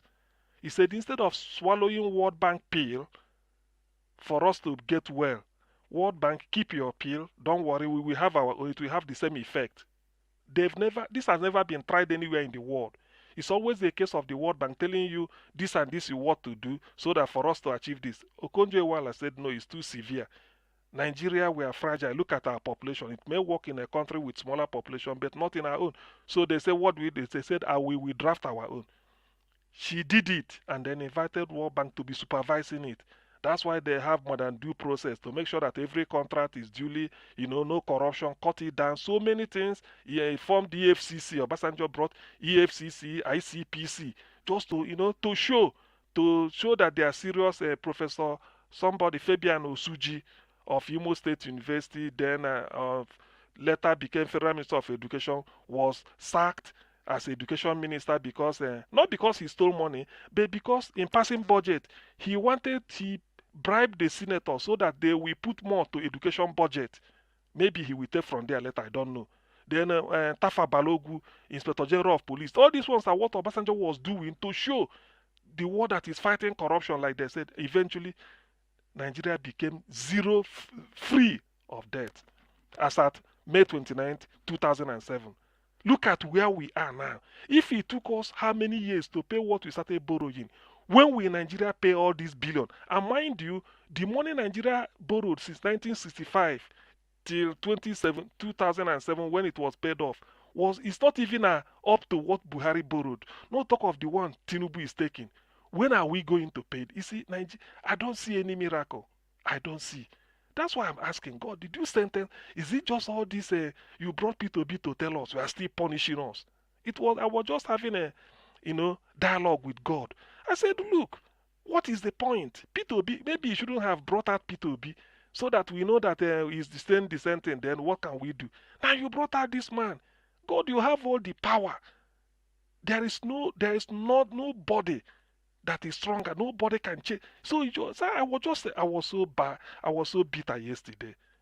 Tell me where we Nigeria. As I'm talking to you now, Naira is sliding. Between yesterday and today, pound must have crossed 1,500 naira to one British pound. One small coin. One small coin. So which means between now till, let's say in a week's time, I bet you pound will be changing for about 1,007. Before 31st December or before 31st, if pound did not get to 5,000 naira to the pound, well, let's see. In fact, I've stopped taking betting because I was trying to do it to somebody. So then how? What I wanted to explain was the hardship will be multiplying in geometric progression because in Nigeria, look at the senators agreeing that the roads are bad. That's why they needed SUV so that they can be jumping as if they're on Caterpillar. It won't affect them. That's okay. Now, can you imagine Sienna, this bus, mini bus they call Sienna? That is what Nigerians used to travel. Lagos to Onitsha, Lagos to Benin, Lagos to Abuja, Abuja to Enugu, Abuja to Kaduna, Abuja to Ibadan, Lagos, everywhere. That car is not manufactured in Nigeria. The spare parts are either from Japan. Now, for you to get it, for you to drive on Nigerian road with that type of bus, because I'm in touch with people that operate it, my people, for you to operate to and fro, say Lagos to Benin or Lagos to Onitsha and back, or Enugu to Abuja, before you to do it twice, you have to take it to a mechanic. The roads everywhere are bad, meaning that when you go, you want to change your spare parts. I'm trying to let me practice economics here. For you to change a spare parts, you go to the guy selling it. He will tell you, oh, since we come back, I don't change it. I know he said dollar don't change because you depend on it. Now, when the owner of the vehicle changes it, and you want to tell him that Lagos to Benin is 25,000, no, that one not be 2 weeks. Dollar don't change. I know say to repair it now 32,000. Now you go shout. That is how it is. This is an example. That is why this suffering, I don't see an end to it, and I keep asking God, why did you show us P2B? He came out and they look at where are we going to now? It's like taking somebody out of somewhere and then in the middle of Atlantic you left us. What are we gonna do? When I'm saying this, I'm talking like as an ordinary Nigerian that is going to face hardship. This is one aspect of it. The life that depends on dollar. People are running away. Where is the faith? And I've never seen now look at a criminal, career criminal is now in charge. A career criminal. So if somebody should say that Nigeria, if you mention the name, if you mention the country, Colombia, and this has happened. I met a lady from Colombia at Newcastle University. We were just talking. He said he was studied in Germany, but I said, you keep going all over. He said, yes, he wanted to study there, but it's not easy for her. He said, because of this, he mentioned Colombia. Even if they give you visa, they place you on different this. And they said, are you sure this lady is where he came here for what she wanted to do? I've had it. I said, what like what? He said, drug because of Escobar. Can you imagine? This is a practical example. In fact, if not for this Tinubu issue, I would have forgotten it, but this happened last year.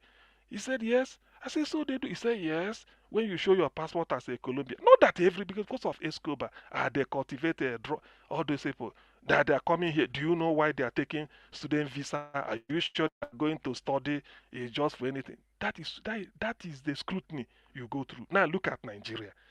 Tell me, with what face? Already before Tinubu, Nigeria has been known as our reputation.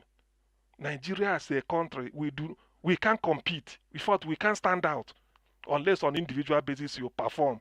Maybe Chimamanda Adichie performs something, they clap for her. Okonjo-Iweala here, they clap. Victor Osimhen in Napoli, they clap for him. Oh, it's a good.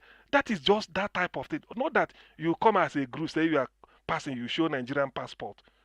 That is the shame of a nation now. And the hardship is real. So I was just trying. It was a dialogue with God. I said, God, what is the meaning of all these things? Why? Or do you mean that we have to hang in that something miraculously will happen, which I know you are capable of? But then now, how are we to expect that something different will come out? How? Because I don't see anybody better than P2B. I don't see anybody that can revamp Nigeria now better than P2B. One, the reputation is there. This is a criminal, an identity thief. And we are saying all these things, even when FBI is here to release anything. There is nothing FBI can never release something complimentary. Already Tinubu has told us that if FBI should release it will cost him irreparable. That is what we're hearing. And it is true. So really, it was just a dialogue with God. I said, look, I don't know. My knowledge is limited, but as far as I'm concerned, there is no, I don't see anything. Somebody could tell me, how are we going to do look at the worst election we've ever conducted. This is impunity dramatized. It wasn't hidden at all. This was just like in your face. You bring I think you had to go to confirm forgery. Well confirmed, they still threw it out. 25% of Abuja, it doesn't matter. Remember during a cross-examination in the tribunal, Atiku's lawyer was, Tinubu's lawyer was asking Atiku's witness, you want us to declare Atiku? He said, yes. He said, don't you know they didn't get 25% in Abuja? The guy said, yes. He said, then how do you think he could have been president? In which the witness said, but the INEC lawyer said, but the man you declare president, did he win 25%? He said, no, that's not what we are talking about. Answer the question. So all this type of conversation, this is what they call, the case is clear, yet all these things we are dumped because P2B won in Abuja. They just want to make it that he can never be there. You see, in conclusion, I know that plan that Igbo man can never be president of Nigeria, I can't doubt it. I have every evidence to believe. Because Igbo, if you say P2B is Igbo, that was the best of Ndi Igbo ever. Ekwueme come close, but this is the best. Yet all Nigerians saw through it and said, this is the man we want. For somebody to stand up and at the podium and say, if you go and find anything about me, if you find anything, I stop campaigning. Because he's so clean, so whiter than snow. Does it mean that such people can be given permission? So which means people like those people that if you want to be president, go and be a drug peddler. Go and accumulate money, do all sorts of rituals, gather money, steal, just hijack one state.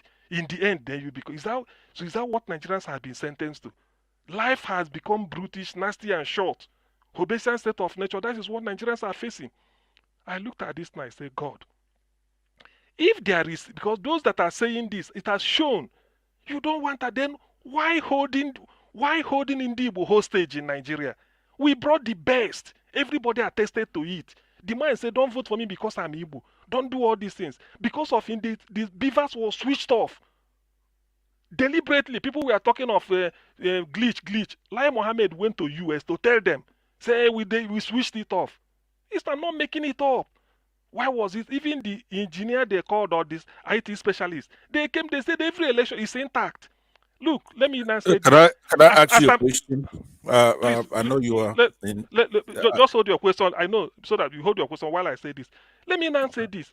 Do you know that as at now, INEC is the only body constitutionally empowered to conduct the election and the announce result? INEC do not have the result of the presidential elections from every polling unit in every local government in every state of Nigeria. You can't go to their archive and see it. Yet, they were able to announce result. And all these things were just swept under the carpet because they wanted Tinubu to be there. God, there's no power in the tongue of man that is bigger than you. Why should this thing happen to Nigeria? Why? That's what I'm asking. Until today, you can't see it. Now you've declared, you conclude, where are the results? Polling unit by polling unit. And this is what they want to be, or opposition to go and prove in court. Why you, the custodian, who should be an apostle of facts and figures, who should be in custody of everything, you do not even have it. You do not even have it as at the time you are presenting your result, which should have been all the 774 local governments, all the polling units in every ward. You, INEC, should have it, and then that should have informed the result we are presenting. But it wasn't there. All these things were just dumped, just because Obi can never be president. Igbo man can never be president. You see, these people have played God. Those of us that gave up before, gave up on Nigeria years back, because I'm quite saying, I'm saying it openly. But when we had the likes of Niger Watch come out, I saw what they are doing. I said, what? And look at the lot of people showed Obi. When I mean the people, I mean the real people, not all these crooks that are not up to 0.0001%. The real people up and down the country, east and west. I said, no, I may be wrong. The majority cannot be right. I mean, majority cannot be wrong, and only me will be right. I have to say, no, let me join them. At least, even if it's good, I want the best for everybody. All of us join hands. Only to do this. That's why I'm asking. My dialogue with God, I said, God, in the end, is that where you left us? What are we going to do? As at October, a bag of rice, more than 50,000. By the time it gets to December for festivity, where are we going to see the one we are going to eat? So when I look at the suffering, I said, and then look at the type of person that is there. Look, anybody but Tinubu, anybody but this man, even if he's one mediocre person, at least internationally you can't say he's a crook. He can't say that. But this man is just damaging Nigeria in terms of his reputation internally and externally. Now, for the first time, the president of a country will be having a very dirty file with CIA, and he's already the president. I'm so disappointed, to be honest with you. I don't know where to place the blame, from INEC to everybody. But then I challenge God. Certainly, I said, why are we like, why should this type of thing happen to us?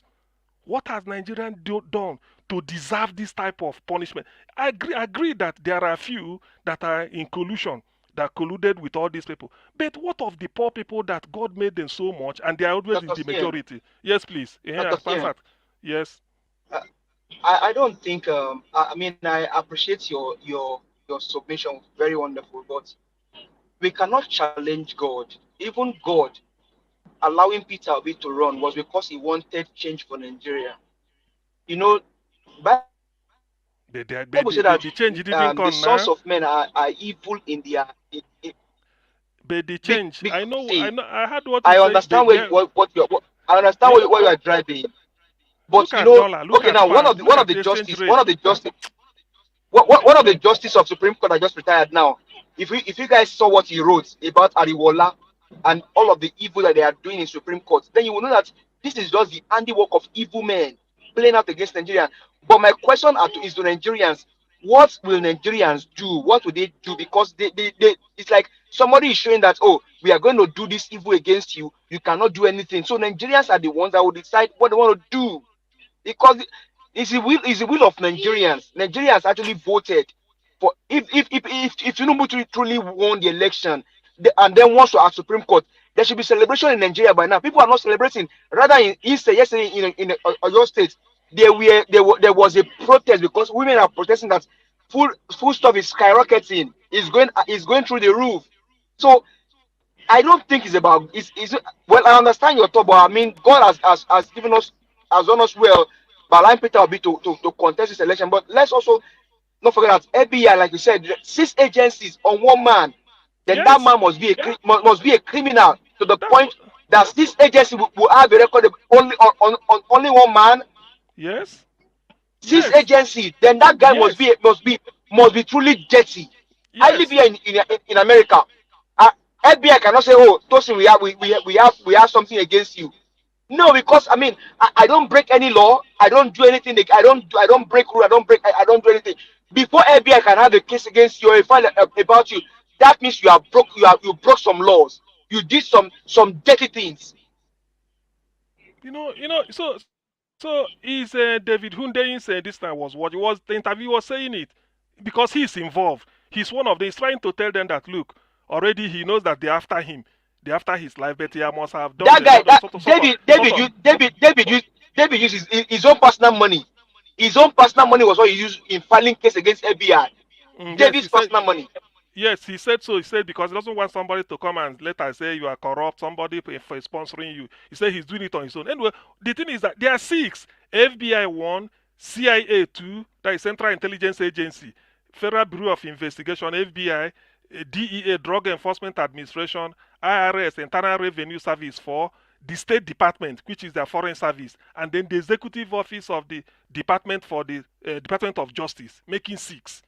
These are they all have 5. That's what David Hume. That's why I'm quoting him. So you see, when I look at this thing, you see, it is true. Yes, Peter Obi came in. That's why I'm now asking God: is this like a parable? Because they say certain things can just come as a parable. You don't know.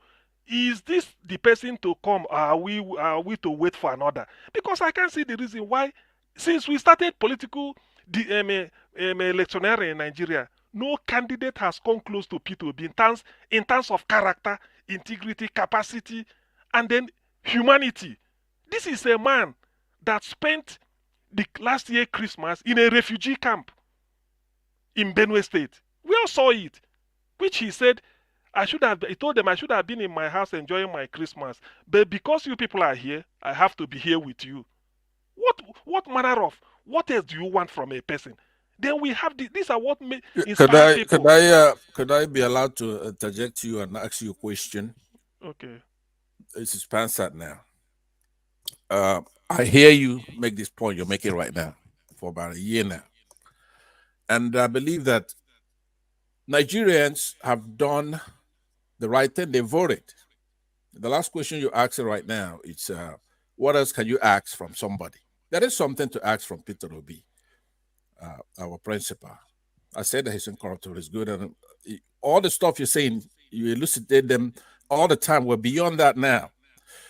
That stuff that's required of him, number one, is to defend our mandate. Nobody who's against Peter Obi, we know those who are against Peter Obi. And we know those who are for him. And overwhelmingly, Nigerians have done it. Everything you're talking about. There's nothing to pitch anybody.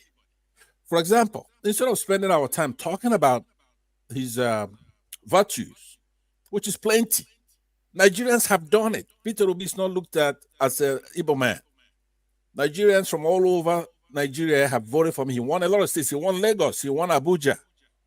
This is the microcosm of the country. So I'm trying to say to you now, we know that this one of the justice who actually read, who wrote the legal opinion, Justice John Enyangokoro, was arrested on October 8, 2016. He was arrested by the DSS on wrongful, against allegations of bribery and corruption. We don't point that out. Nobody points that out. So I'm making sure by saying that all these people, including Showore, everybody who's fighting for Nigeria, at some point, the state comes after them and does something. So they have a choice to make. Do I go protect my interests from now and change and fight on the side of these corrupt people, such as Wike is another example of people who lost, that are courageous, who could look these people in the eye and tell them something, including FFK, were lost. Because Nigerians cannot come out and then defend these people when they're in trouble. All these people, they've been arrested, or FFK, Wike was not arrested. But they have to make a calculation and say, look, is it worth it to fight? We know that Peter Obi is different class. He's never going to do that and go the other side because he could.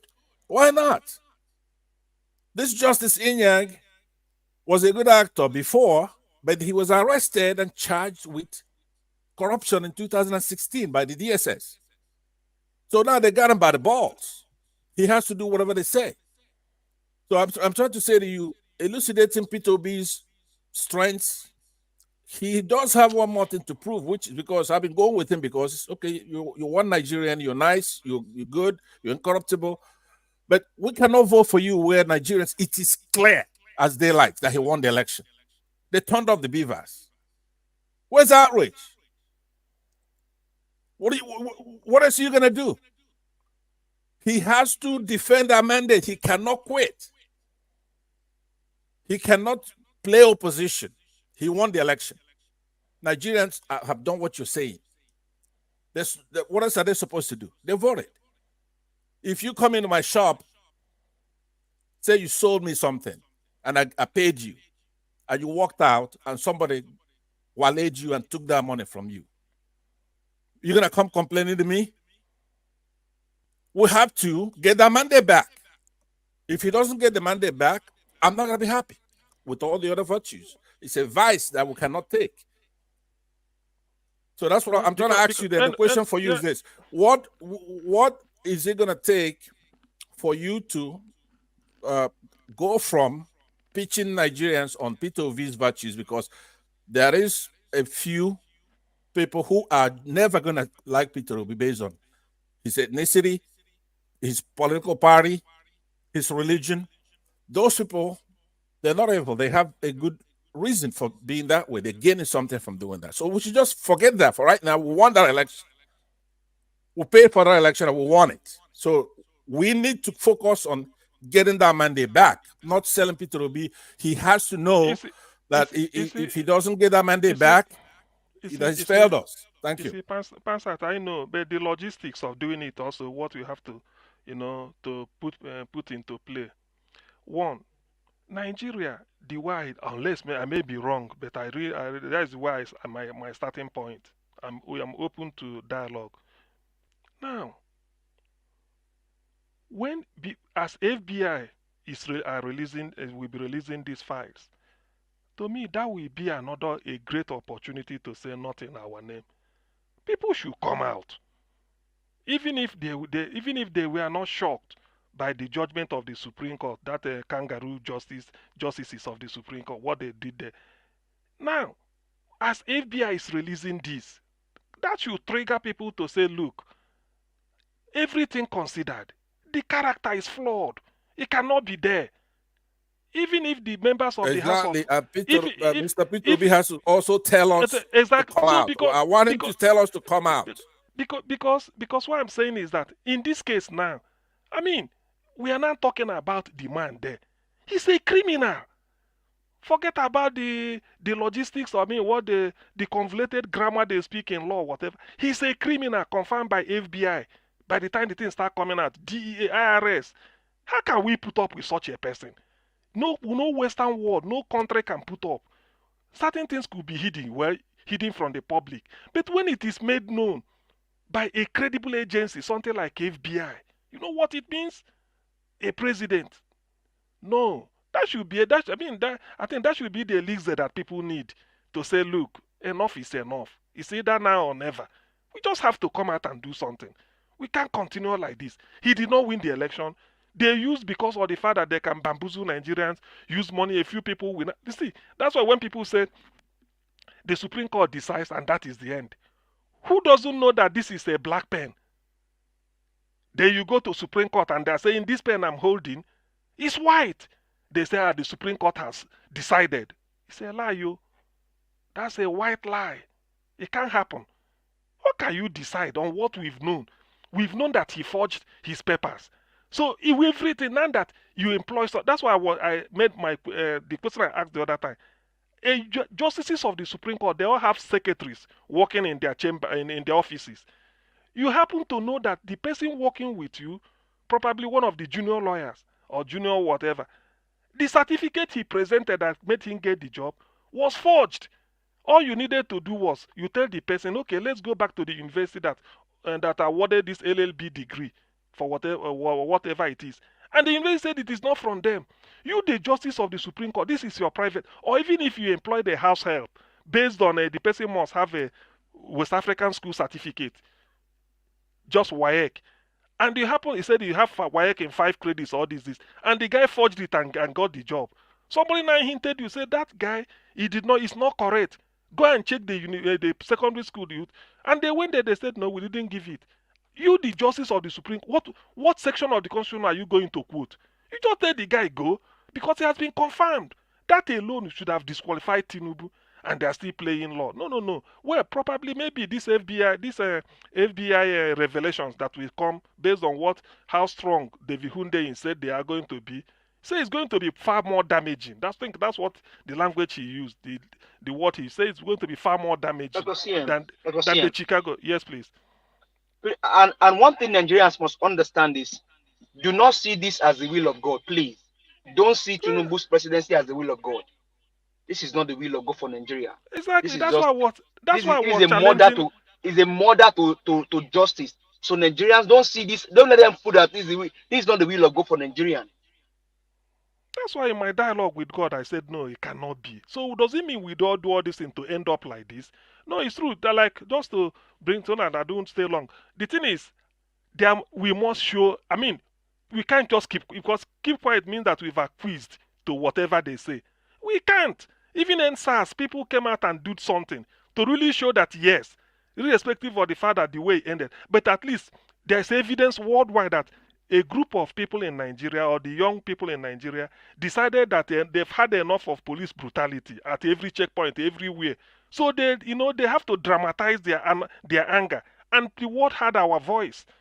So in that case, now people will now say yes. So something as even bigger.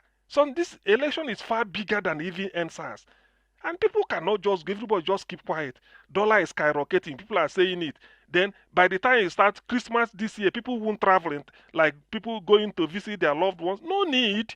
I understand that in Nigeria now, the roads are no more hold up. People are no longer plying the road.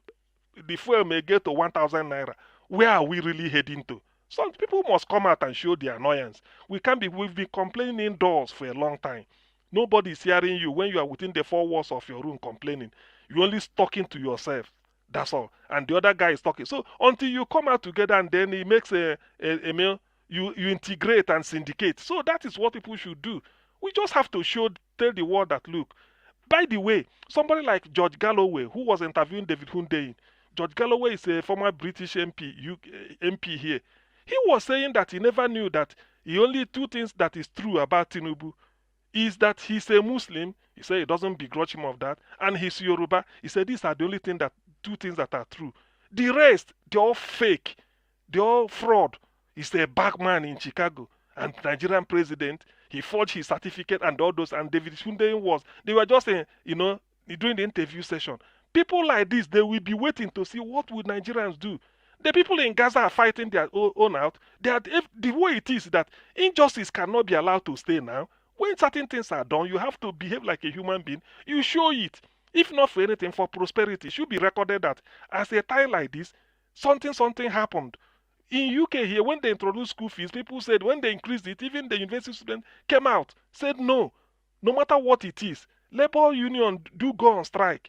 So people must one way show. Does it mean that we are happy with the conduct of this election, with all the nonsense and this is the worst election in the history of Nigeria, the worst ever.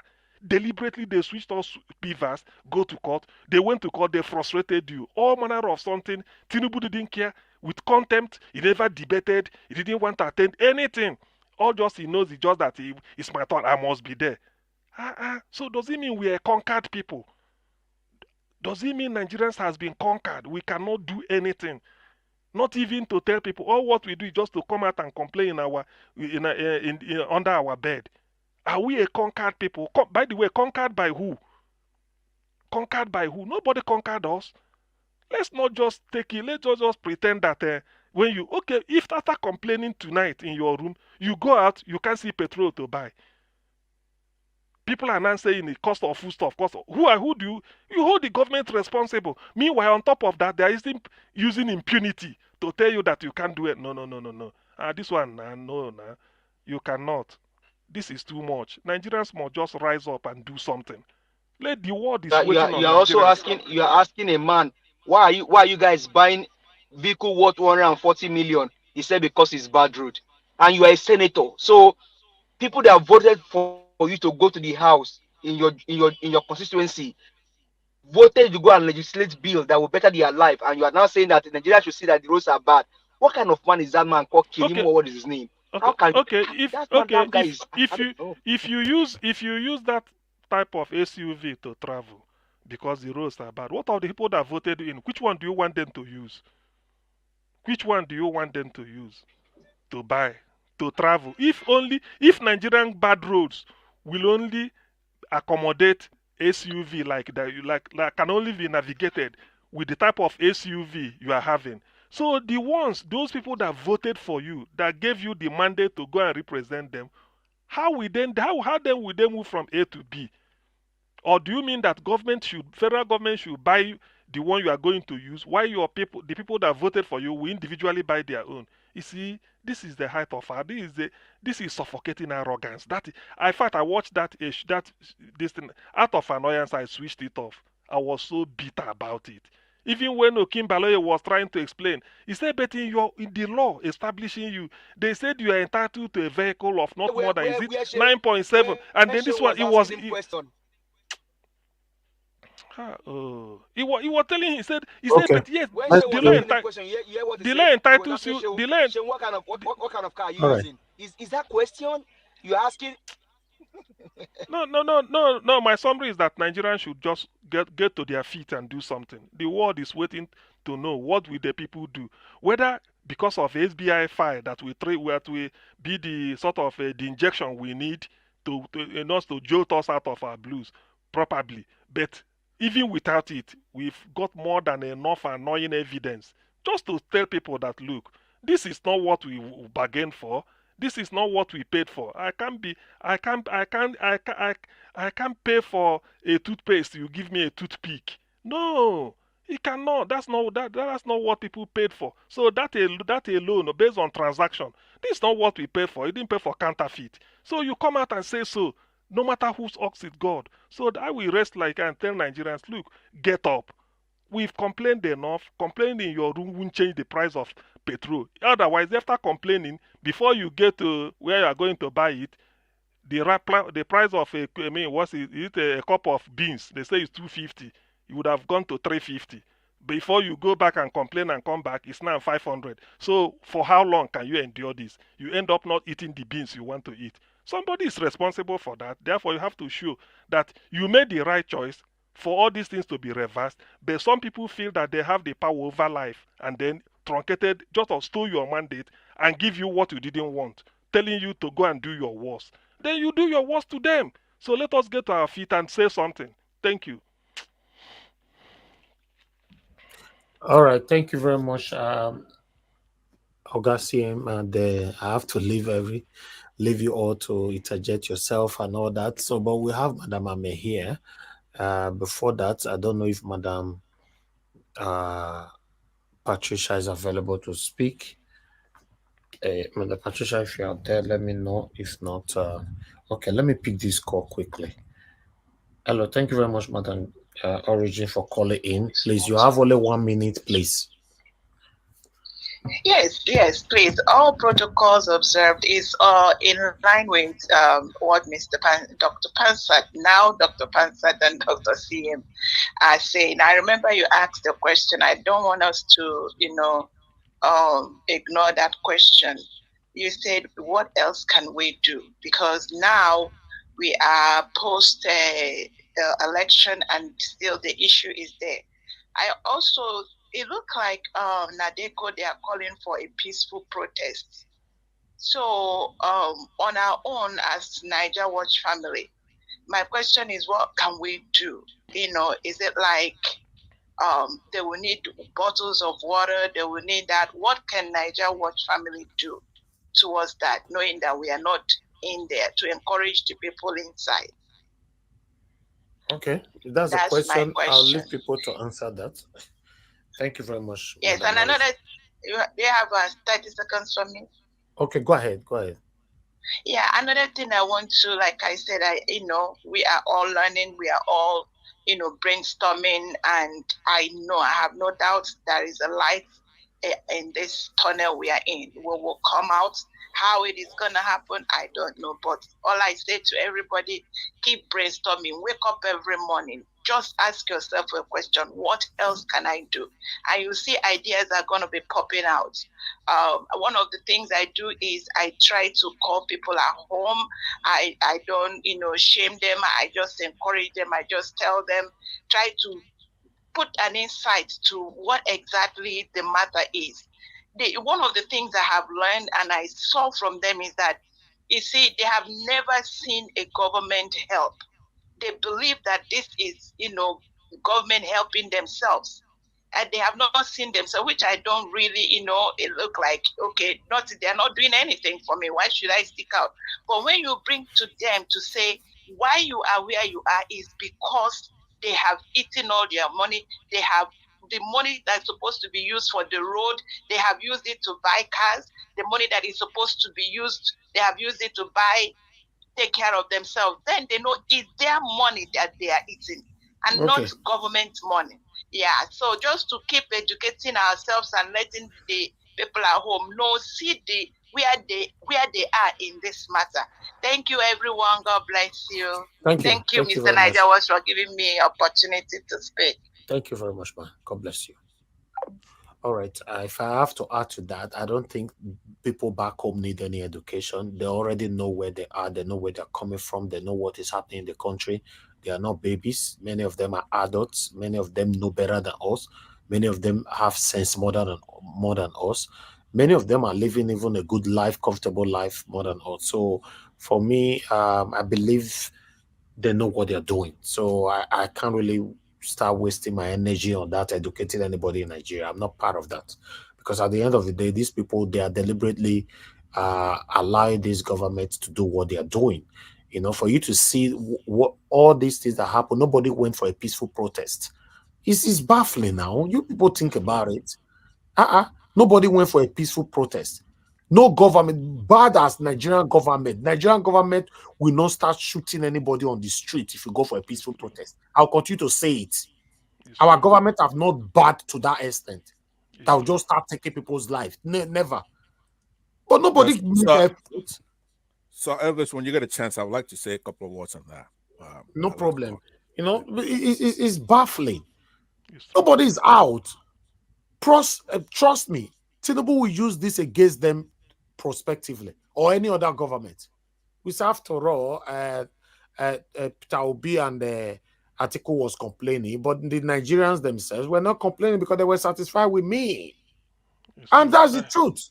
It's true. With that is a peculiar arrogance. We say it, and then smile. That is a useless, wicked. Is it a satanic narcotic smile? So at the end of the day, for me, how can I come here and be educating people in Nigeria, people that know better than you? No, that's a waste of time. All of them know what they are doing. Today's Friday. They're in a bar, largest right now, drinking. Many of them did not even know that a decision happened on the 26th yesterday. Many of them are not aware. They are not interested. They're not interested. So please, let me hear from the next person. Madam Amen Bright, are you there? Please, if you're there, please talk to us. 5 minutes. We need to round up now. Thank you, Mr. Good evening. And greetings to everybody in the panelists and out there. Anyway, it is not quite I came in. I couldn't catch up all what you've been saying. What I want to add to it is that, please, I'm hearing that what do we have to do? I think the only thing we have to do is to come out and protest. Otherwise, they are already happy that they have won. What I saw when they came to Aso Rock after the court yesterday, the way Tinubu is speaking, it means that everybody should shut up. That nobody should talk about that. We are talking lies. Nobody should listen to us again. All those things that have been going on in media or any other places, they should all shut up. And that the way I'm seeing it, that the way he mentioned it, it seems that if such things is there, they might set people out to be picking people. That's what I want to say. That please, madam, you people stop all this putting fear on people all the time, please. No, I just want to hear from you. I'm not putting. Tinubu's speech was not rude. Let's be sincere. He was not rude. He was polite. He even went as more by saying that he will do more to make Nigeria work. So let's say I had. So he did not tell anybody to shut up, and his body language did not indicate that he's going to take anybody out if they come out. Please, we scare people to stay more inside their house and languish in poverty. And no, I'm not saying people should stay outside. I'm just telling us that we should know how to do things so that they don't be noticing people or targeting people. That's what I'm saying, The government is not targeting anybody. We should stop all this kind of submission. That's my stand. They are not targeting anybody. How many people have this government killed? How many? We should say it how it is now. Even no matter, just one moment, no matter how this thing they may think, do you know that the fact that Nigerians are not rejoicing, it will be a concern to them internally. They know the fact that Nigerians are not rejoicing, even if Buhari, as bad as he is, when he was mentioned, they hear people trekking from Abuja say Baba, at least something. Have you ever had people make rejoicing since May 29th? You haven't. So that tells you that this is worse than even Buhari said. We know it's worse. The truth of the matter is, I will repeat, no government will just start taking people out when you go on a peaceful protest. No government. Nigeria never was rich like that. It's not possible. These people have not made any effort. We are here always defending them with different style. If they come out, if they do this, if they do, I don't understand. And no, we have to come out. I'm not saying we should be afraid, because what I'm also hearing from people, they will target your name. When you are coming out of the airport, they will just bring you there. For me, I'm not hiding my name. That's my real name. It's my name. I open it. Madam, how many people have they targeted? You are hearing from people. Which people? How many million? How many million will they target? Okay. Which source? Anything people are hearing from people shouldn't be discussed in a public space. Okay. These people don't have source. They don't have legitimacy. Okay. If it's not, let them come here. Will you say it? Where did you get information from? Nigeria will carry only legitimate information, please. Not be waiting to hear from people who they talk for here. Now, waiting with facts, we bring it here. If we cannot verify the fact, we bring the source. Anyway, I just have to share my own point. Not that I'm afraid, that I'm not trying to stop people not to come out. I'm even willing for us to come out. I have that mind for us to come out, not to be afraid, no matter how many we they kill. If we all come out in mass, how many? No, I just have to share my own point of view, because I don't hide myself at all. If you want me to bring my face, I will bring it. So I'm not afraid also, but I just have to measure it to clear my own mind. And you don't know what attacks since Tinubu won yesterday. People here that I'm trying to share ideas with, they are replying me, I will just write and be replying, or they are somehow attacking me. I'm replying them peacefully to make them understand, because fighting will don't bring anything. So that is what I want to say. So thank you. I think I'm out. Thank you. Thank you, Madam Amebride. God bless you. Thanks for your submission. I want to make this clear to everybody. This is it. Regardless of that I'm supporting Mr. Peter Obi or I'm standing for a better Nigeria, the same satanic government that is currently there, or the past all satanic government that have ruled Nigeria, I will still say things how it is. I cannot just come on and say, oh, these people are this and they are that. Somebody is saying that one of the channels are spreading fear on people and all that. I don't like to spread fear here. I say things how it is. Nigerian government, they are not that worse that you just be on the street or you start taking. We've not seen that before. Even what happened in Lekki Toll Gate, they off the lights. After how many days, like 4, 5, 7 days there, they now have to off the light before they started doing what they were doing. But before then, the protests were already hijacked. Protesters were hijacking people's shops, stealing people's goods, phones, different kind of things in people that have shops on the road, entry inside supermarkets. ShopRite were bungled, stealing everything inside ShopRite and everything. We were there. We're Nigeria. We saw everything. Mr. Avis, if we say we in Europe, we have to go home. Because I ever wanted to go home this year. It is because of this election. I want to see how it comes out. I will go no matter how old I am. I don't know. I don't need to talk about myself. It's okay, madam. I will go home too. Let me finish what I'm saying. Thank you very much. What I'm saying here is that the government, they are satanic, fine. We should say what they can do or what we've seen them doing. We can't just say people go on a peaceful protest. Where in the world? Where? Peaceful protest. You are marching peacefully. Do you bring gun come, they shoot everybody? I never see, because not the only today I don't hear, and many people don't talk this thing. You make some mention in your talk, the people will target people. If you just come out now, they'll just start taking the people. What did they happen? Are we in a war front? Sometimes even the protesters that we are talking about, many of them are stupidly hungry, and many of them, when you ask them to protest for a cause, they'll be jumping into shops and be stealing. That is true. That is true. That is Are we very bad. ready? It's true. Let's say things are reason. Are we ready? Cars that is moving on the road, they'll block the road. They'll snatch your phone from you. Like it toll gate protest that happened. I was there. I saw everything myself. People start stealing. Do you know how many times they've bungled a shop right that is close to my house 4 times? Whenever I need slight, even the petrol the other day, the people were protesting for fuel scarcity. The next day they went to ShopRite and start stealing different kind of things. Inside ShopRite, now we are the problem of ourselves. Can we put every blame on government? Or start burning houses, which is bad. Which is very bad. I would like to be heard on this too. Go ahead, sir. Thank you. All right, thank you very much. Those issues about activities of people during a protest is secondary. That's a role of government to try to catch anybody who's doing the wrong thing or breaking the law.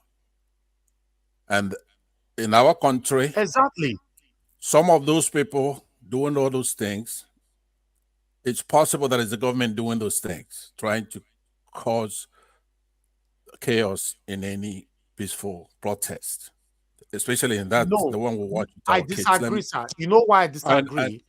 Yeah. If you say it's possible, government are part of it, not doing it 100%. Our mindset naturally is satanic.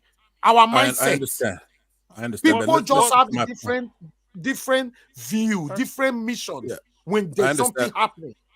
Let me first, what I should actually do is to first make the key point. I want to make sure that we can debate that issue because that's tangential. What the government of Nigeria did in this election was shocking, was appalling, was horrifying by turning off the beavers. The dreadful act. It's a terrible thing. There is no way any polity should stand that. That was a frightful thing to happen. It was stunning. To turn off that beavers and announce that election result the way they did. That was a coup. Disgusting. Offensive. You have to have indignation over something like that. To talk about activities of the youth when they're protesting, that is neither here nor there. That is a shocking thing to turn off that beavers.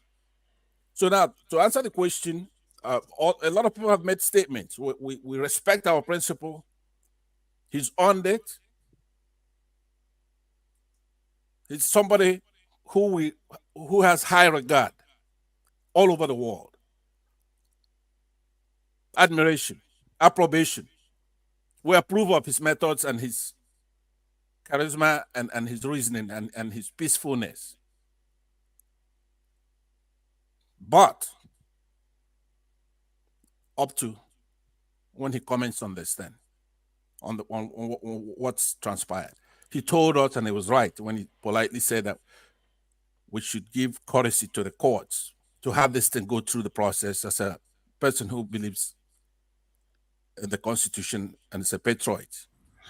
Be brief, sir. Be brief. Yes, we are rounding up now. I understand. So, Baba Ahmed commented when they turned off the beavers before the court action. And he said it's tantamount to shredding that Constitution. And I believe that. Now, we should play that video over and over again now because he promised us that if they do what they did now, that constitution was shredded on that with that activity, and we saw it happen. So now we have to wait for Mr. Peter Obi, who I said I have high regard for. He has to come out to tell us, and I hope he will say that he rejects it, that he won that election. That's the only time that anybody, there's a structure. There's a structure, formation. But if I have to ask you, Mr. Pansad, because I'm happy you brought this up, is anything wrong, Mr. Peter Obi coming out to make a press conference to tell the world I won the election? No. As a matter of fact, he needs to do it. He's done it in the past, obviously.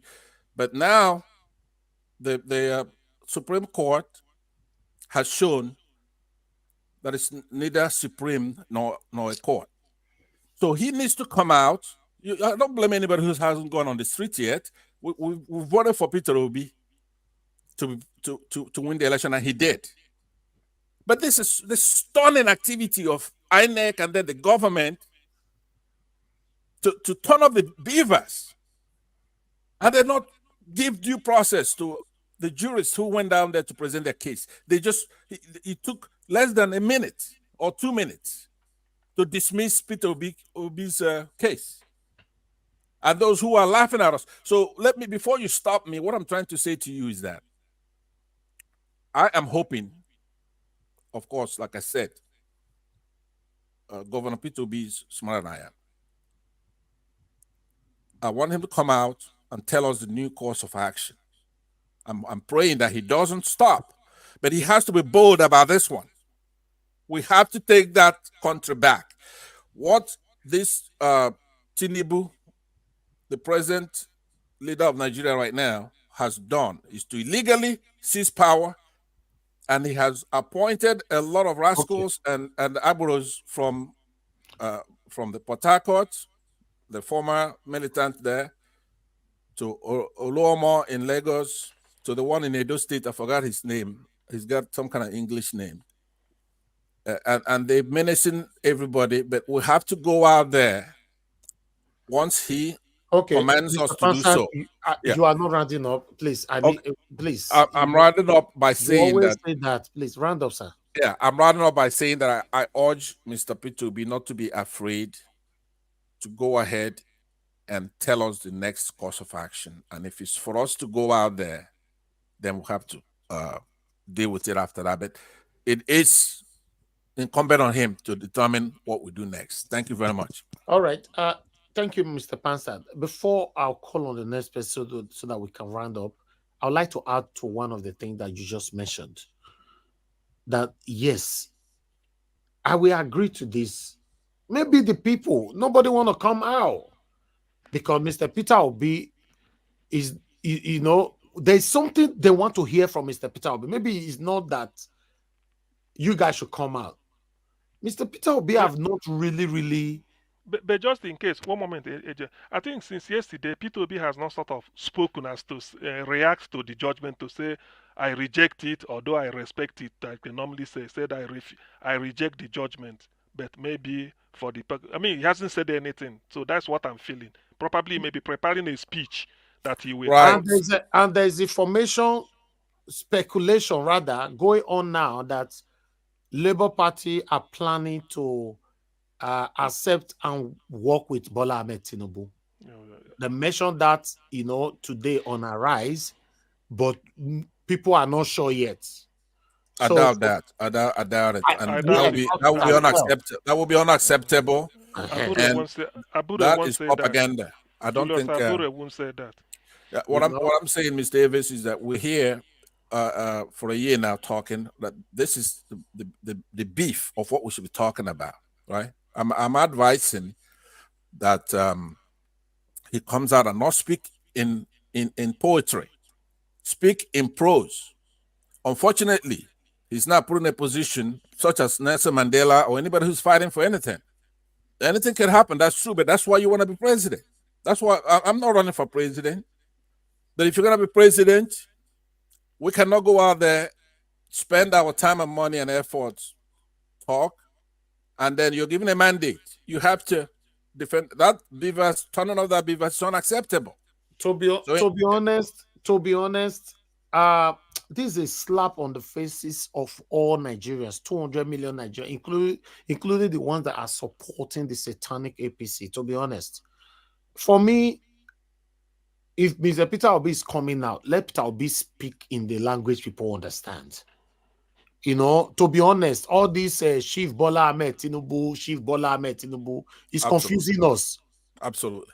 It's confusing us, to be honest. Because for me, I'm just holding myself. I don't want to talk. All this Chief Bola, you know, in one particular 12-minute speech, you call somebody chief more than 15 times inside. Please. Let me just say this, and I will exit the stage and have others talk. I'm saying, are we worthy? Are we worthy?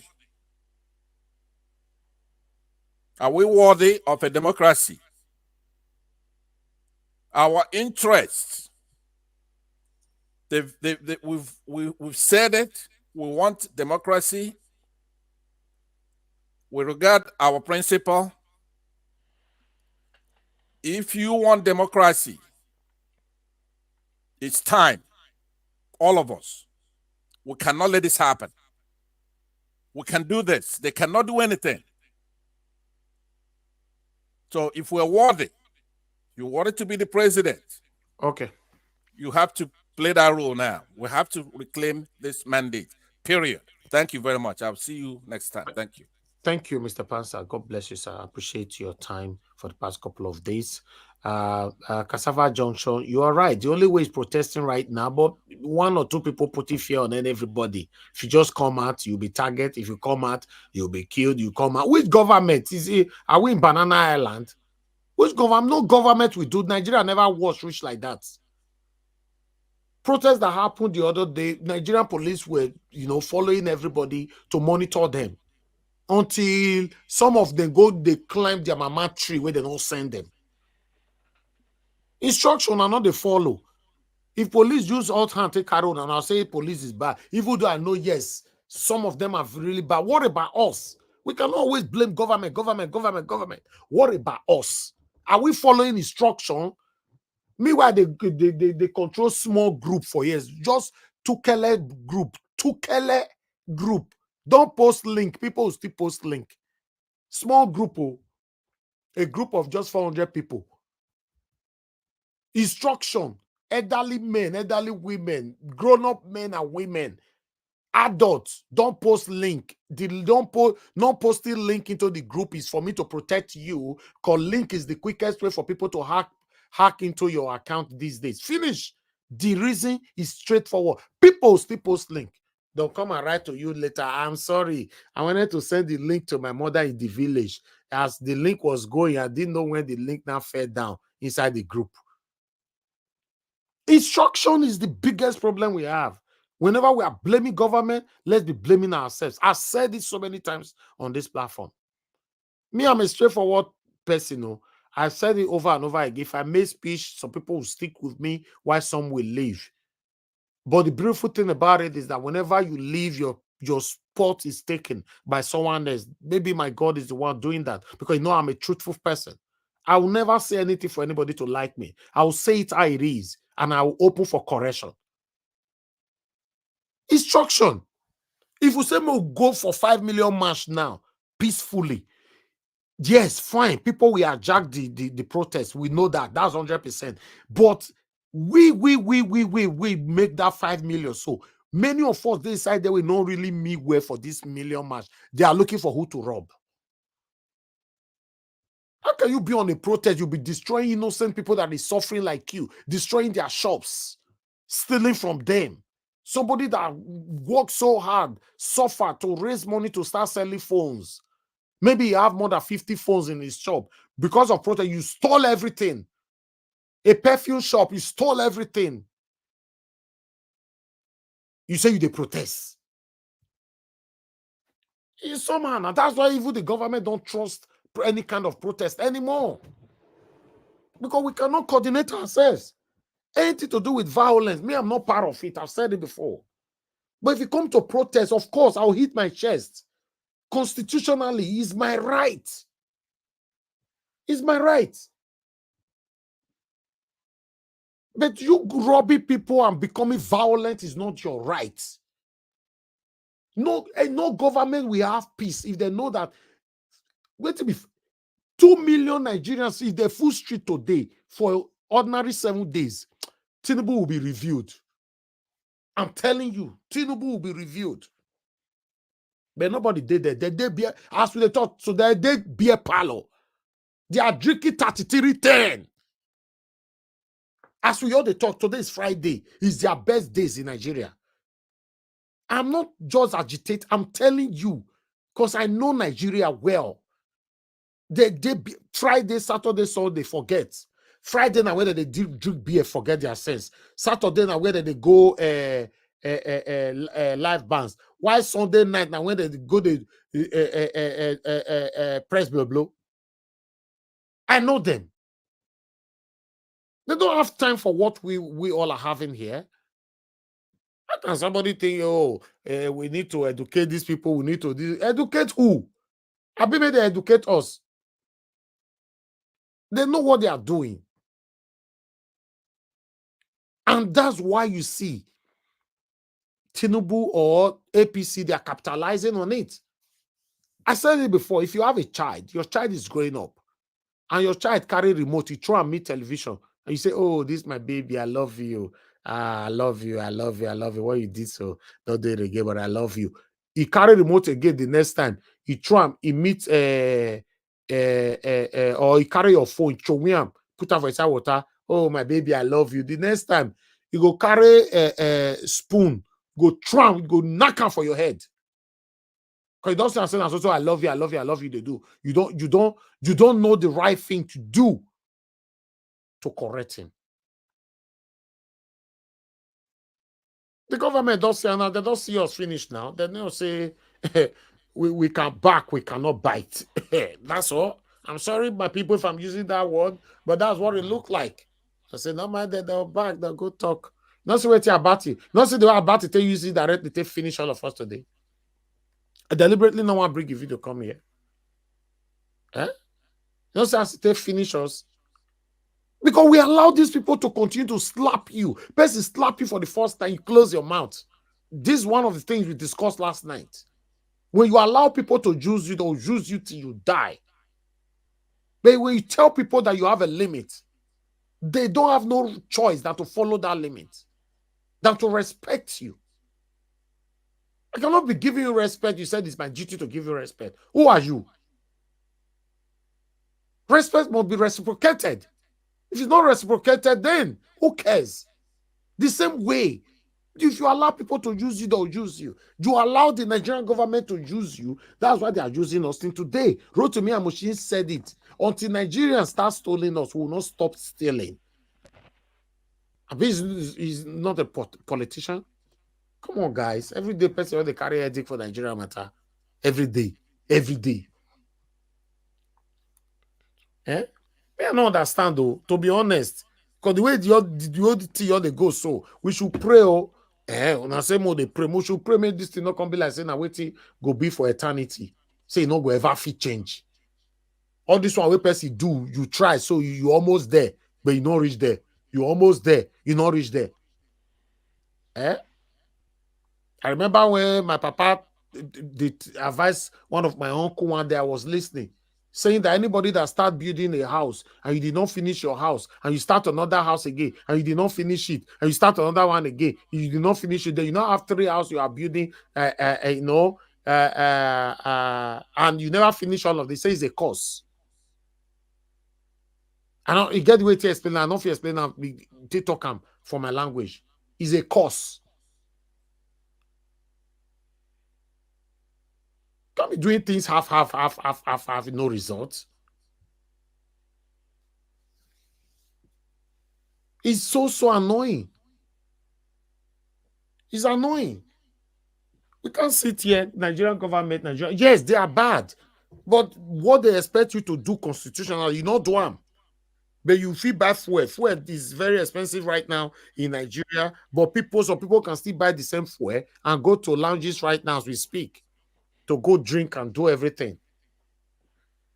Let's round up, my people. I appreciate every one of you. Thank you so much. I'll give everybody 3 minutes for us to round up. Let me start with Mother Busy Brains. If you are still there with us, Mother Busy Brains. Okay, Elvis, can you just pass me a bit? Okay. Yeah. Thank you. Thank you very much. Thank you. Let me come to give us a mandate. Give us a mandate if you're there. 3 minutes. Let's round up. Me, I don't carry a dick for this Nigeria. Well, Mr. Elvis, can you hear me? Yes, sir. Okay. Thank you very much. I mean, maybe go to the next person, please. I'm actually driving and I have my little ones in the car. Okay, that's fine. At the year we are picking, they say daddy there. You say better picking. All this one not go suffer forever. now Americana. You know what I'm saying? Say daddy. You know, you were there Nigeria, they use your body till they compare we were there abroad. The day when you born for abroad, your Peking future is secured forever. In case you don't know. Now only you go struggle with the one we born for Nigeria. You struggle with our there for struggle. So called struggle, survive, so called I beg. We are trying to replicate the good life that we are living abroad. You guys are here insulting us all the time. Let me call on the next person. You know, I have One Love with us just coming in. One Love, you came late, but I'll give you 5 minutes to talk to us. Good evening to you, sir. Let me hear from you. Mr. Elvis, good evening, and good evening to everyone in the panel. Leave them, make that they insult us now. Not be we they cause the problem. Now we they cause the problem now. They leave the people that are responsible for their the matter tire me, my brother. They will come online and platform, they type nonsense, they insult everybody where they try to make life better for them. You know, they should continue insulting us. At the end of the day, now they bear the headache. Now they carry the wire day and night. You know, we're just here trying to make things better because we've been out there. We've seen how things are supposed to be. You are just sitting there calling my leader, my share, my this, my that. You call your leader and your share forever. You go sit by, nothing will happen. You know, so I it's really sad. It's what it is at this time. We can see that we don't have a country anymore because we will see corruption at the highest order, all the way to the Supreme Court. The judges were under duress. Some of them were probably threatened. The judgment they gave was pretty much written and given to them to just go there and read out, just like what they did with the tribunal. So this one basically just reaffirmed what we've been talking about all along, that we don't have a country anymore. Nigeria is gone. And I'm sorry to say, I think it probably might take someone more than Peter Obi to change that country. Because the way they view us and the way they view Peter Obi, they view him as a weak person. You know, they view the obedient as people that are weak, that they will do anything, they can decide to wake up and change the constitution. My brother, One Love, sorry that I have to cut you short. The way you the city, so we're not weak. The obedient not weak as you the say. So. Absolutely, I'm 100%. That's why I said it's going to take someone like more than Peter Obi, because Peter Obi will go out there and keep saying, Shivola Ahmed Tinubu, my elder brother, my respected elder brother. There is no respect in this thing anymore, no. Look, Nigeria is going down the drain. I guarantee you, before December, $1 is going to be up to 2,000 naira. You know, and you are still going to be going out there and say Shivola Ahmed Tinubu. This is somebody that is stealing our mandate, that is stealing your own mandate. People went out on February 25th. A lot of people were buying, and we are still respecting this guy. The era of respecting elders that are not meant to be respected, that era is gone. You know, I just feel like it's going to take someone more than him, because the way they view him and the way I actually start to view him now is like, this man is a weak man. I'm sorry to say. They need somebody with an iron hand, somebody that is going to measure up to what they are giving us. This idea of, oh, Jesus Christ go judge them, God go judge them, who could leave everything for God. This thing is not working, because God has given you everything that you need to succeed. You have to stand up for yourself as a man. If you even go to the Bible, when he created Adam, he said, I've given you everything, dominion over everything, to go and fend for yourself. Sometimes some of the things, I mean, I can see why churches are everywhere. They keep praying day and night, and nothing happens, because some of the things we are praying for, I feel like God is even laughing at us, because he has given us that dominion and that power to be able to do things for our own selves. But we keep going to churches instead of going out there, lie on the street, protest of our own mandate and what we actually went out to fight for, and we are going in there, running inside and praying day and night. So these guys know our weakness. They know this idea of religion belief, religion this. I mean, I don't fault anyone for believing whatever they believe in, but we have to be factual about what is going on. That this thing is not going to work. It was done in Europe many years ago. Those people realized that this idea of one supremacy out there that is going to come and oversee the affair of men, while the people are just buying every day, it doesn't work. They stopped doing that in Europe, even in America. I don't see any I mean, there are churches here, but the way they do their own religion and churches here is not like what they do in Nigeria, where one building you have up to 12 churches just praying day and night. And believe me or not, nothing works. Day and night you keep praying and nothing is working. You know, so you have to look into another idea that what you are doing here is an insanity and it's not working for us. We have to do something different than what we've been doing. So I believe we already know that the country is not working. The judges are corrupt. The executive, the judiciary, the legislative, they are all corrupt. This is an absolute abuse of power and the capture of the state. I really wish Blank Panther was here so we can argue back and forth, because he keeps saying Nigeria is almost to a captured state. Nigeria is not a captured state. How are you going to defend this? Everything is under a captured state. They seized everything. You can't do anything because they know that if you try to do anything, they are going to order whatever they are going to order. But in order for us to succeed, people have to make sacrifice. People have to go for it. If we are just going to sit there and think maybe without anybody buying, this thing is going to change, it's not going to work. Look at Israel and Gaza. They are fighting up to now. You think even the people that call themselves the children of God, they will just hold on because they believe they are the children of God, that somebody will just come to their country and buy people, they will just wait for God to come and work for them? No. We still have to go out there and protest and fight for what we need. All we just have to keep doing is brainstorming on how we are going to get out of this mess. But I don't think if they continue doing this, Nigeria will stand as a country. Thank you. Thank you very much, One Love. In fact, this your submission, this your late submission, so means a lot to me. Because for me, I was angry now, but your submission don't calm me down. Because it's so annoying. Sometimes it's very annoying. Now, can obedience, all the 1, 2, 3, 5 million mass everywhere. Everybody you're quiet, like say they pour cold water for our heads. Nobody day street, everybody you're quiet. Eh? Can't be like say the people who even content the Nigerians now can't they tell us say more gonna put her for head. It not concern us again. Can I ask a question? Because I argued vehemently during the campaign period with people who said that the reason why they are not voting for Mr. Peter Obi is because he does not seem like the kind of person with the character trait to deal with the kind of corruption that we have decisively. So, and that is the argument of those in the Agbado camp. Does that mean that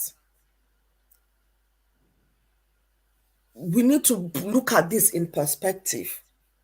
While a certain grit, a certain ruthlessness is required,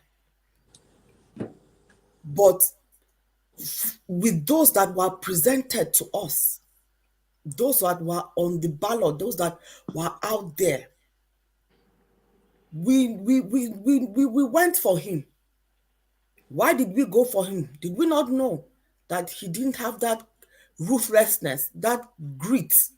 Did we not know? That is the person that he is. That is who he is. We don't, for me, my argument would be, while yes, if he had that ruthlessness in him, it would be great. But at this moment, this was the best that we had. So what do we do? Well, that ruthlessness that is lacking in him, can we not then, are we going to look for a ruthless person to propel the movement so that that ruthless person would be able to put this calm, cool-headed person in place? These are the things that we need to juggle. We need to ask ourselves. We need to, reflect. What kind of a leader do we want out of the three that were put forward? It's simple. The kind of leader we want is Peter Obi, but want him to speak out. That's all. Okay. The only person that can repair Nigeria right now for us, that can make you and I be proud of our country, is Peter Obi. That's simple. And I agree with you 110, in fact, a zillion %. But both of you made some valid points, which I also agree. So if that is what is lacking, how can we add it? So we know that he is not that ruthless. He's not the ruthless kind of person. He has so much respect for all these satanic people. That's the problem. It's not the issue of, I think it is the wisdom in him. It's not the issue of respect. No, he will not have respect for criminals. I don't think that is the word. It is the wisdom in him that is talking. And I want to believe that everything he's doing is measured and is wise. I want to also believe that he is balancing a lot of competing factors, and a lot of it is not about him. He's thinking about you and I. He's thinking about the people. He's making that. He talk, may they arrest him. Let him talk. Let them arrest him so that Nigerians can be triggered. Whatever wisdom it is, obviously that wisdom is not working. I'm sorry to say. It's not working. If we have let him talk and let them arrest him. If we have to find someone that is going to prepare that ruthlessness, we have to. We are not saying that he cannot be the leader, but the way he's going about it is not working. Honestly, as much as I didn't support Showore, what Showore has gone through in Nigeria, I have so much respect for him. Because I feel like the way Peter Obi is going about it, he wants to achieve a lot without having any dent. You are not going to deal with these people without ruffling any shoulders with them. If you all feel like it's going to come easy through this idea of, oh, he's my respected elder brother, let's be looking at these people, it's not going to work, man. These people know that this... Nelson Mandela was arrested. Nelson Mandela, he was arrested. Does that make him a bad person? No, but you see, you also have to look at the kind of people that he's putting. So he's putting himself forward for. Are there people that he can feel encouraged to go and sacrifice it all? No, we're not going anywhere. We're not ready to move forward there. We're not going anywhere. See, the thing is, for whatever it is worth, Peter Obi must speak. Exactly. The judgment has been delivered. What everybody will be waiting for, let him come and state just by mentioning. Because the judgment, he listened to it, that wasn't what he was expected. So he has to react to it and say something. When he stood up to say whether it's off cuff, whether he just want to address the sort of a word press conference and say this, whatever. I mean, that will be sort of like a summary of all the entire thing put together. He will now say what he has to say. After all, he addressed the world. Oga CM. I would like to hear Show's opinion on this. I can see Show in the comment already section. started talking. Oh, sorry, it's delayed. Sorry. Oga CM. One thing you must understand, coming out to speak is one thing. But while you are speaking is Chief Bola Ahmed Tinubu from beginning to the end is another thing. I'm telling you. It might because not, for me, it might change. It might change this time. I'm telling you, we are not going anywhere. You people will not get this now. Maybe time will come, you guys will understand what I'm saying. We are not going anywhere. Mr. Peter Obi don't need to come to insult anybody. We got to say it how it is. I won this election. It was taken away from me. Exactly. Be bold. Speak. We don't want to hear any press conference that Chief Bola Ahmed Tinubu, when yesterday Chief Bola Ahmed Tinubu, INEC declared Chief Bola. We are tired of these things, man. Please. I'm tired of these things. We are not going anywhere. Let's accept that. We are not going anywhere. If we all want to stay like this, we don't want our white t-shirts to be stained, our white clothes to be stained. We are not going anywhere. Thank you. Mr. Elvis, President Mandela was in prison for 25 years because that guy he wanted to 27 to stand for his country. Now, if we think we are going to get this thing easy, we lie. I always use America as an example. If I tell you how many times they fought in this country before they get to where they are, but for us, we believe, oh God, let's keep praying. God will come and do it. God will come. This is not a time. Even Atiku went out and protested in Abuja. Atiku, till today, Labour Party did not declare any single protest. It's true. I remember what you just said now, my brother, One Love. Atiku led a protest. I remember that to INEC office, right? He wore black. Yes, I remember. Exactly. He wore black. Our principal never do that one now. I think. Then arrest the one arrest you. May they arrest you. Make people where they sleep, may they for wake up. All these people where they sleep, they drink 33 10. So may everybody wake up. Obedient. Be obedient. You can be like I don't know what I want to call them. Just to say that waiting they call us now they automatically they become so. So the internet now will get power. Where are the obedience? Where will not they? Now wow, Nigeria matter be as it get to.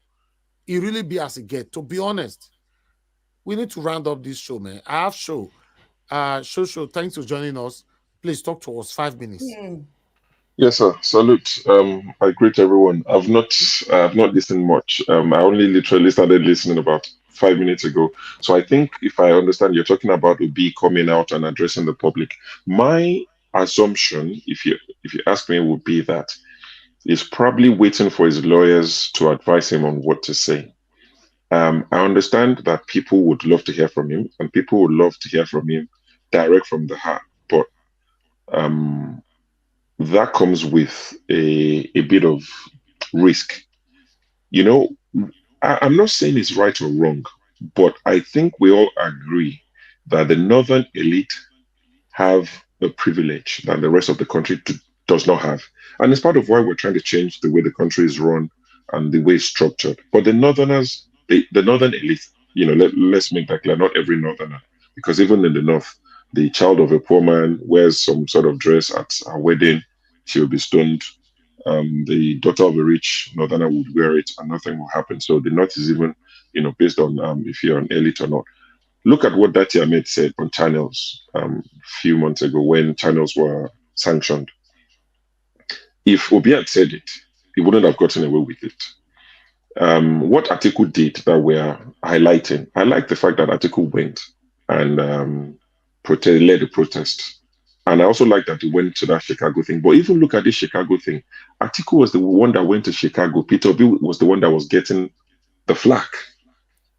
If Obi had done it, now, I don't know if it would have ended the way it ended with Atiku.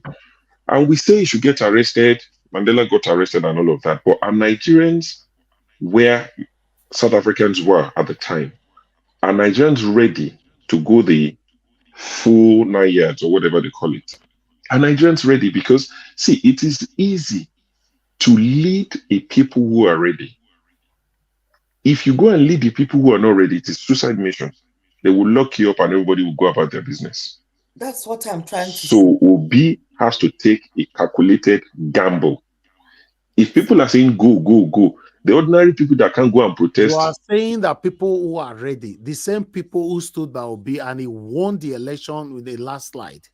Is that what you are saying? Going to vote is one thing. Going out to protest is another thing. There are two different things. And they have scared Nigerians with what happened with the Lekki Toll Gate issue. They've scared Nigerians. Yes, go and say. Sure. The thing is this, I can see the sense in what you are saying, but this is Obi. Mandela said the freedom is my life.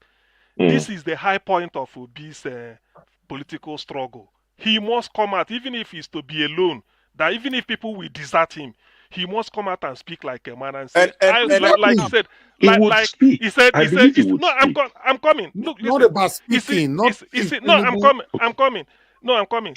Suppose, because the intention is for him to, that's what he wanted. He won this election, it was stolen from him, and Nigeria must have he won the election, was stolen from him, that He feels that Nigerians has been robbed, and this should not be allowed, and this should not be allowed to stand. Speech like that will trigger the people. Forget about whether they later desert him and he goes in for it. He will be a hero. Even if he's standing alone, he will be a hero. But he You must have say to ask. something. You have to ask Abiola. You have to ask Abiola's family this question. All they get is June 12 is now the wait now. Abiola was under military. Show. Sure, Abiola came Abiola out and is declared himself. military. Abiola He is declared military. himself the president. So that Yes, he Abiola, did. I know. And Abiola is Abiola is military. Are these guys any better than the military? What's the difference between them and the military? Let me tell you, or no, it's not I'm okay. asking Yes, this. let me say maybe in terms of comportment they are behaving like they without of all the impunity, but him saying it now is a case of Abiola's own was totally different because Abiola's own was not concluded anyway. They didn't announce everything, even when we know he lose. But P2B has been patient to get to Supreme Court. So at this point, he's now reacting to the judgment of the Supreme Court that this election was taken from him. He won it. He will reinstate that the election, the Constitutional Electoral Act said Tinubu forged his certificate. Therefore, on the basis of that, the Supreme Court should have disqualified him and then threw him out and then declare him winner because he won it. They switched the beavers because they know I'm leading. I mean, he should speak up for himself. Now he's talking. Know, and I agree. I agree. So after saying it, if they are going to take him in, let them take him in. That is the essence of a man. So you now know where you stand. Even at that, what Abiola did. What I like to hear you speak I'm coming. Listen, even at that, in retrospect, what Abiola did, Abiola is a hero because Abiola said, "I dare them." I remember Abiola said, "I dare them. I won the election. I should be declared winner." Abiola said it at Ekpete-Edo, flanked by Ralph Obioha and then one other person. He said it there before they now come looking for him. Abacha, what is it?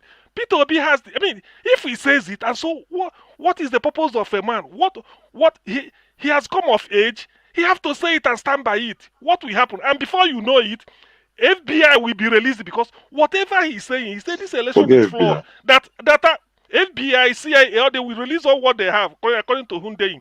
So the election, in terms of the character of the person they declare, he has a point. Because Tinubu should not be a candidate. And having discovered that, he should be thrown out. If you get a job, and they happen that you work there for 1 million years, the day they discover you come with a false certificate, you are going. It doesn't matter. There's nowhere they say it. So on the strength of that, the man should be thrown out. Peter Obi will insist on it that he won this election. The Supreme Court deliberately did him in. The man who what I'm reading now, that Ijo, who is retiring. Do you know what the man said? He said it was a deliberate ploy not to fill the vacancy of the Southeast in the Supreme Court. The man said it's in black and white, and he said that even this Chief Judge, Ariwola, was one of the people Buhari arranged to code of conduct, to this thing for corruption. But the man said he used he negotiated this thing and was let off the hook and then brought this. So, and he said that the judiciary he joined is not the one he's leaving. That things has gone so bad. Maybe short of saying, maybe short of saying that the judiciary is not it's not fit. What the English people will call fit for purpose.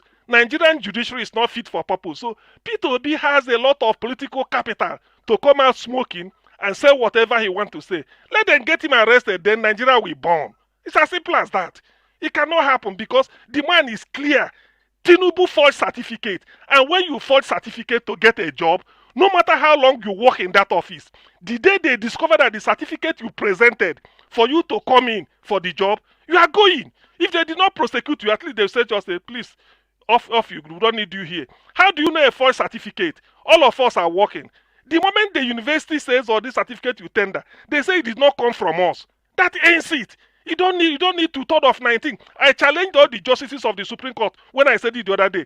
All those justices, they have secretaries working for them, even if it's a typist. And all of them were employed based on some level of skills, maybe through school cert. The moment any of those people knowing that, oh, you are working for me, you said you get a Pitman shorthand or typing and typing school. We found out that the school said they didn't give you certificate. Will you keep the person or you go and hire senior advocate of Nigeria to start chasing it? It's as simple as that. The certificate is forged. We have precedent.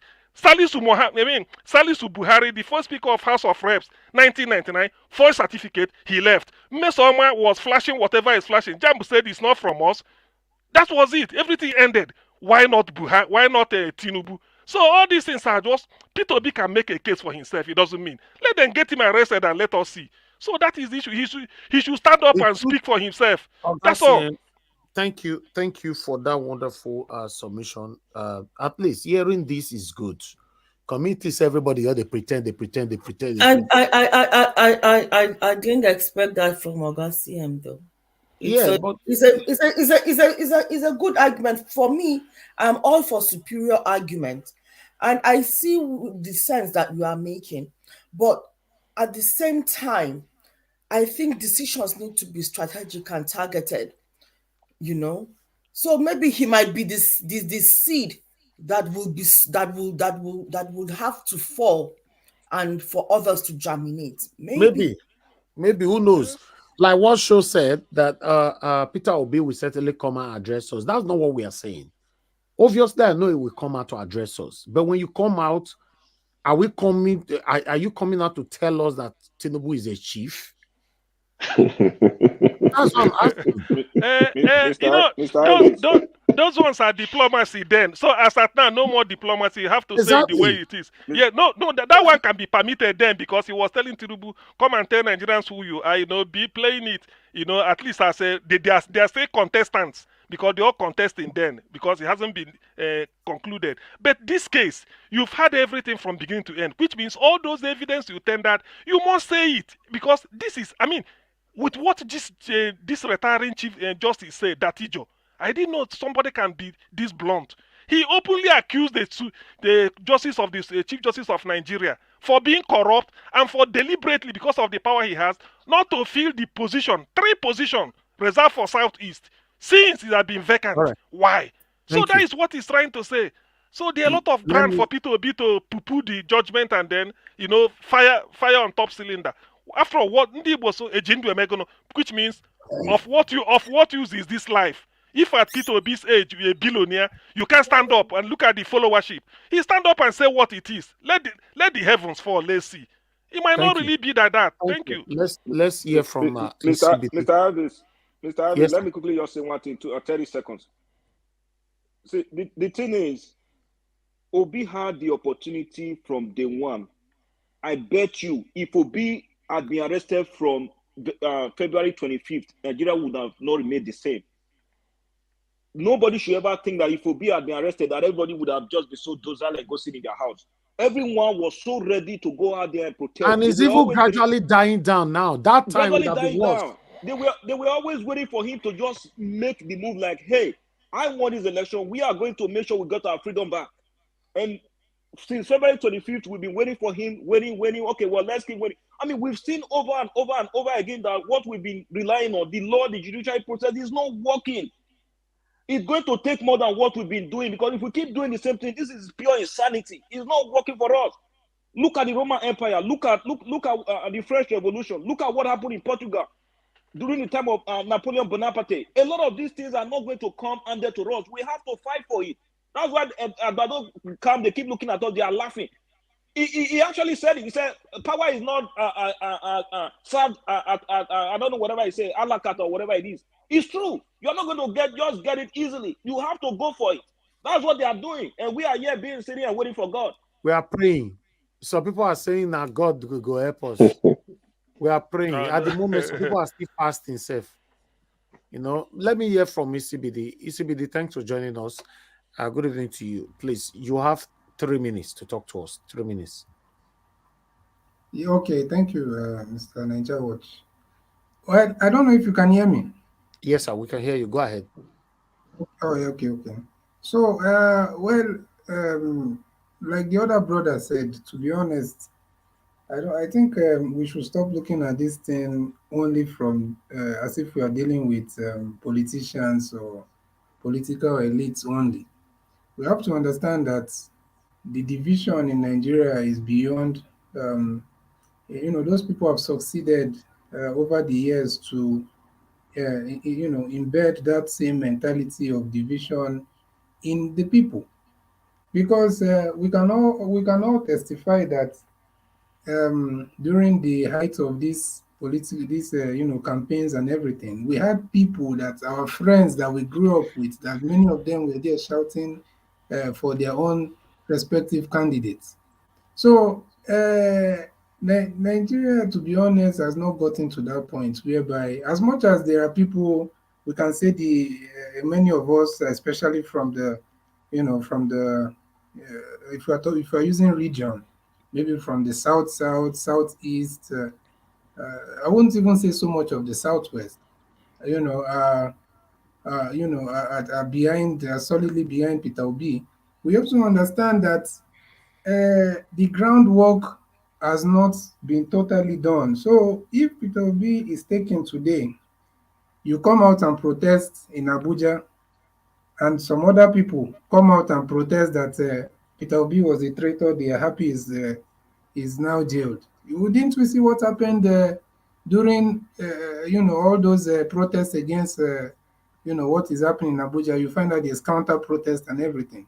So we need to understand that this thing, we have not gotten to that point in Nigeria, to be Which honest with point you. are you waiting for, sir? Which point? Which other point you are waiting for? The point whereby we are saying that he should allow himself to be arrested, and everything will just all over Yeah, all of that's a what I'm sudden. saying. Which point are you now waiting for before we get to there? Get to the, No, the, no, no. What we need to do is what we are doing. Don't discredit what you're doing, because It will sometimes. always happen, sir. Something like that will always happen. Look at history. There will always be those supporting the ruling party. There will always be those. Look at what happened Thank I you. mean, just read we have history, not man. gotten to that point.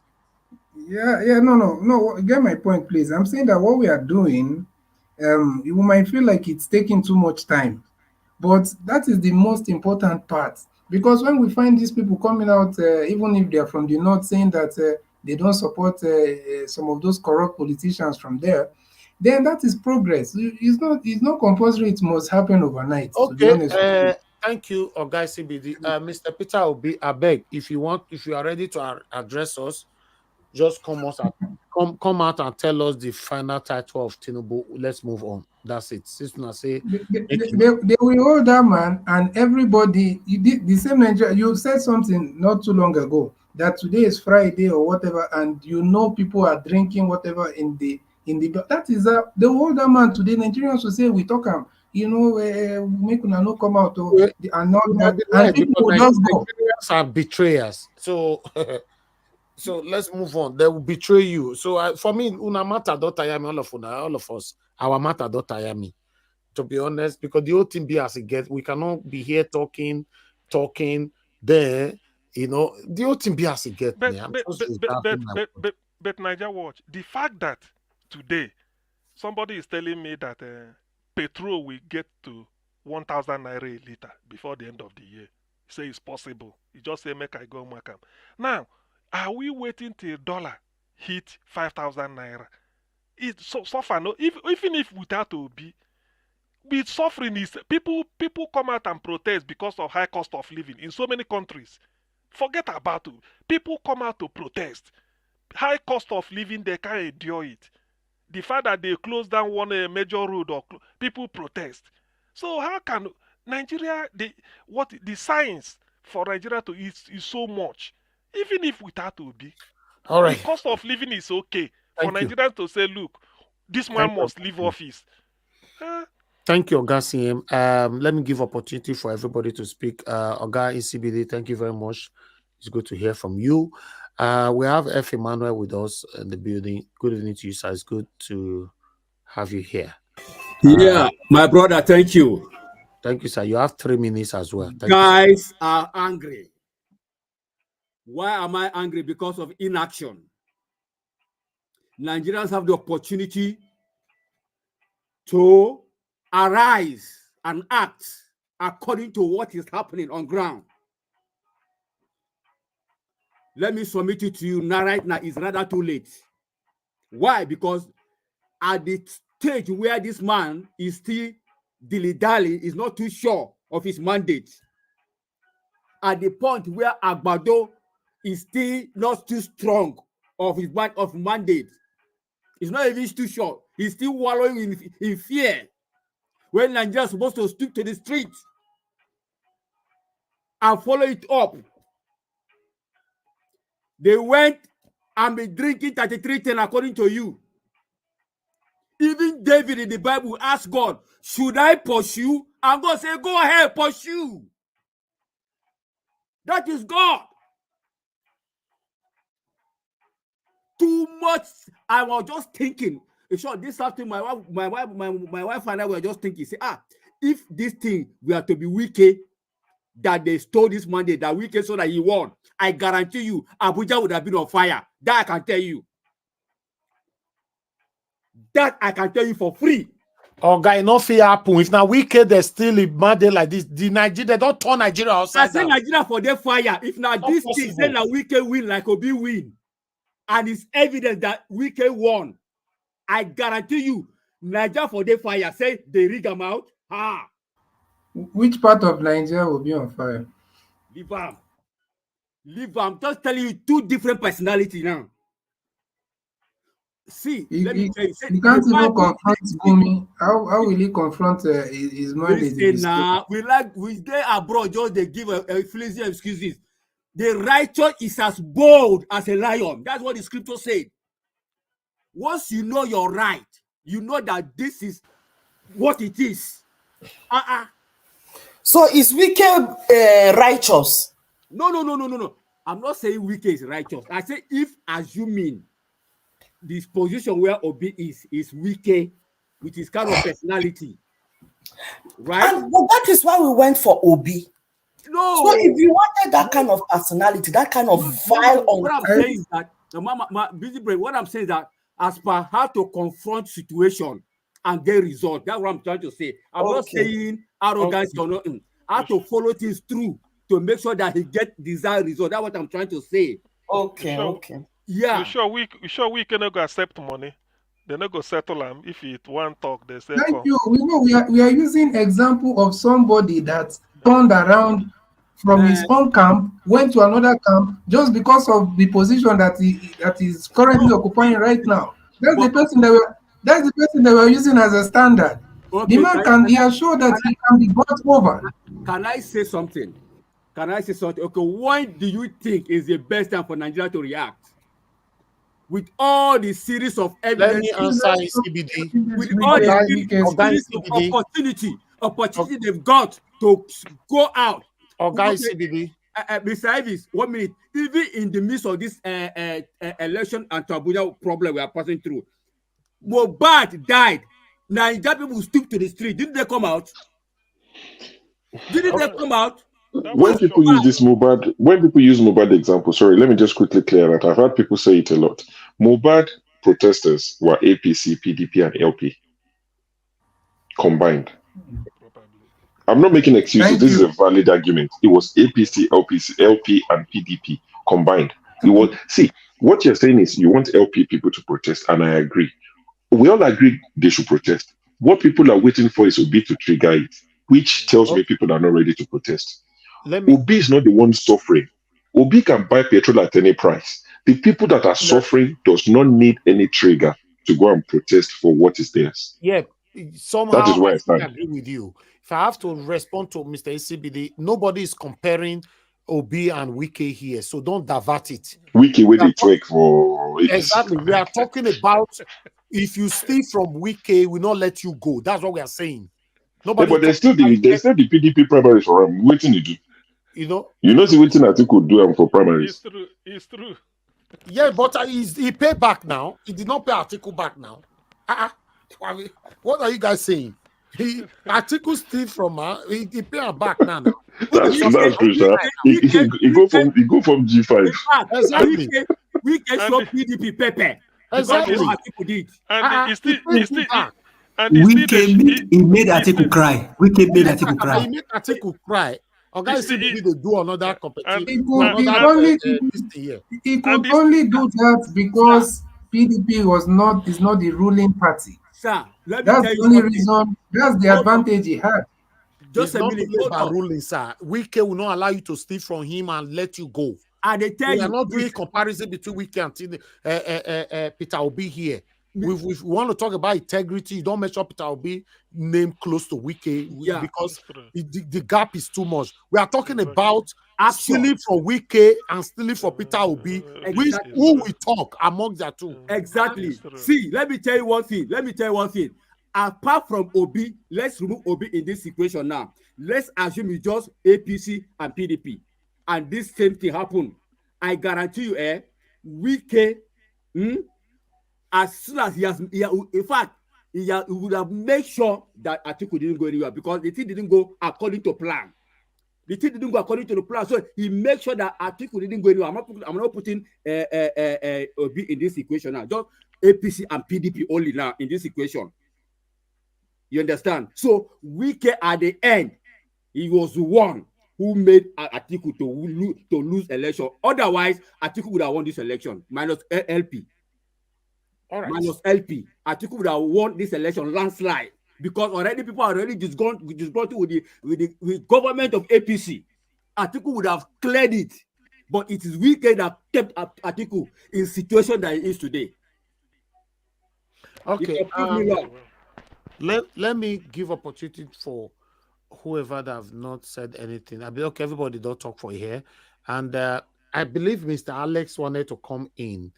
You know, let me see somebody that is not active to remove somebody so that because we have a full screen.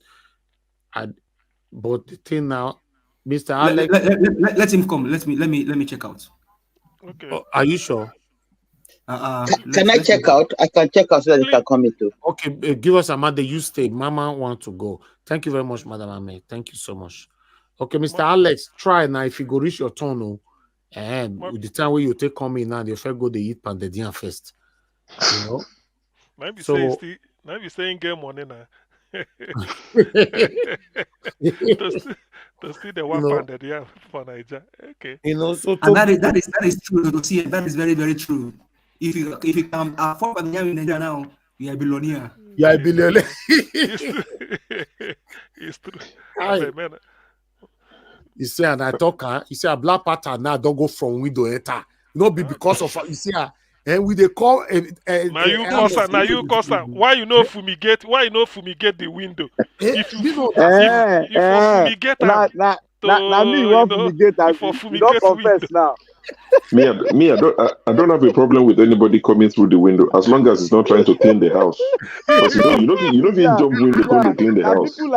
People like us who say one country we want go and bado window want to leave. I want to pull them down. You go nowhere. You are here, but no black pattern. We not call you. What be you will call? Unless we want. Unless go speak with you. Let me remove Mother Patricia. Unless go talk with you. I want talk. How black pattern did they get the link set? Okay, why you not get the link? Patricia, let me see. Mr. Alex, come in now. Mr. Alex, come in now. Black Panther, we don't forge the link. Safe. We don't forge. Now from Chicago, I forge them. So what you go do, Black Panther? Humble yourself, leave and come back through the right door. For this one, go tie wrapper. Now you cause if it say you fumigate the windows and they take fumigate. Never speak on that. You see, you go see another person go call now. John, I they represent Alex here. See, Alex now I post links since for the past 7 days now. You know, Alex see. Alex they where we say the key obstruct them. Okay, Mona call Alex for phone, make him talk. Now Mother Rita won't enter in the ask for link. You see, Rita go enter now. Because Canada network see they work. Not ready. Call Alex for phone. Whether maybe Canada network no good today. Mother Patricia don't come back again. Mother Patricia between just people. Mr. Ivix. Now me wake come up now. Yes, sir. We die here now. We don't go anywhere. We die here today. Mr. Ivix. Mother Patricia, you be don't sleep now. Good evening. I have got at the year now. My voice now here where I wake up so. Oh, Mother Patricia, you don't sleep. Okay, no, I go come out. I'll day the background. No, let's come on, go where? We No, dey here. Where they now. go? Even though if Mother Patricia can't go now, safe, because the way the junction take be now, Mr. Alex now still dey kitchen. He no go enter here. Eh? He dey dream of he dey verse for hand as Agbado. You see? If So they give a chance, they go catch Agbado. Okay. If you don't ready, let me know. I'll come out. He said, yeah, I don't watch, yeah. But we assume, say, Mother Busy Brain don't sleep, more remove her. It's a bit sleep that time. So. Who tell you say I sleep? This one not Mother Busy Brain session. No do Mahmoud, Joe. This one not Mother Busy Brain session. No do Mahmoud. I did. Busy Brain. I beg, we are in the session of that's where enter now. through back door. They supposed to fling out too. That's why No, black I come through back door. No, I just watch cause if to say you fumigate the window as I tell you, when you call you fumigate, and you go there repair people. We they pass through where warriors they pass through. No, me be say Mother Patricia and Mother Busy Brain don't sleep. They all can't wake up this time. They're supposed to don't sleep now because we're there for hot. Hey, now Mother Patricia, Mother Busy Brain, who again for you, Mother Rita. Okay, Mother Rita not there yet. No strategy for you. This one glass boost. Okay, be like say this night. Yeah, so next morning. Mother Rita don't talk. You be like say you want get rid of the women where they the platform. Now only 2 of us did. No. Say una dey quick go bed now. Una dey quick sleep. Let me know. What do they call women for Igbo land? Don't forget that name. Okay. What do they call them? Mother Patricia, are you willing to sacrifice your spot? Na Black Panther. When Alex go, if you want it ready, let me know. I'll come out. Okay, Alex, women they call them Amada. Now they call them. We don't want to see say Mother Patricia don't go now. Come to see one Ojuku na he come enter. I say when he ready, make it type. Mr. Alex. That one Emilio method now. Which one be when he ready? Just because when you're ready now, if you say I'm ready to come in, then I'll come out. Better. If you're ready, another person go jump enter now. Like you say that one Ojuku Idemudia will consider later. That will consider later. All those people will not they ask for leak now. They'll don't use the leak at our house. Alex, don't worry, I represent you here. Okay, you know what you will do? You know what you will do? You see, say normally for fair and equity, Black Panther, humble yourself, go, come through the right door. This one not be humble situation don't pass during obedient time. This one a rascality. Hi. You go change this. We are no longer obedient. What rascality want do now? What did I talk that time? You go, how did they call it? He said you go remodel the link. No. What you go do, Oga CM? We need to change the lock of the window. Now they all those things. I tell you, say now warriors they pass through that place where they pass through. If anybody pass through, you go. The Emilio can go drag you back now. All those things will go change. Sometimes they pretend not to post link. Then you all can see Black Panther will come. Where you pass? You dey manufacture your own link. You know who make me come inside here? If I tell you who make come, now it's CBD and brother Joe. Now that make me come in here. Show. No, okay. May you talk to us. I'm gonna see why you come. If we remove you more for no. He not feel remove me now. I mean, I don't dig it, but now fight. I come fight here. So all this one they go fight me now. Share your name now, Black Panther. Okay. Madam Rita, they call you Black Water here. Okay, Madam Patricia, Alex don't ready. Alex not ready. Okay, so make it enter. Okay, Mr. Alex. Another person enter here today. I go verse. Hey God. Okay, come on now, ready. Okay. Madam Rita go join though. Let's see. Madam Rita and I go enter now. I trust that woman. If not be Alex, and go pay me. Madam Rita, you are falling. Make one Ojuku Idemudia not go enter here today. You see, Anna. You see, Anna. You see, Anna. Which combination be that? Now, Madarita, you Madarita. Madarita go enter now. They don't release the release the Canada network now. Madarita don't finish Oga Alex, Niger network they deal with them. Niger network they deal with Oga Alex. Mr. Elvis, on a side note, because I was here before, I will step down because Alex is in there. Maybe there's no lights. So let my brother Alex come in. I'll probably come in later. I want to reach it on today now. Let me just step out. Temporarily. Let Alex come in. Don't step out. Mr. Elvis, can you call him to see what's going on with him? Maybe like no, he's on the comment section. He say I'm ready. He knows saying he get a Magba network. Okay. You know, say a Magba network look different. Okay, Mr. Alex, come in now. Come in. Madarita don't go. Come in. All those network where they okay.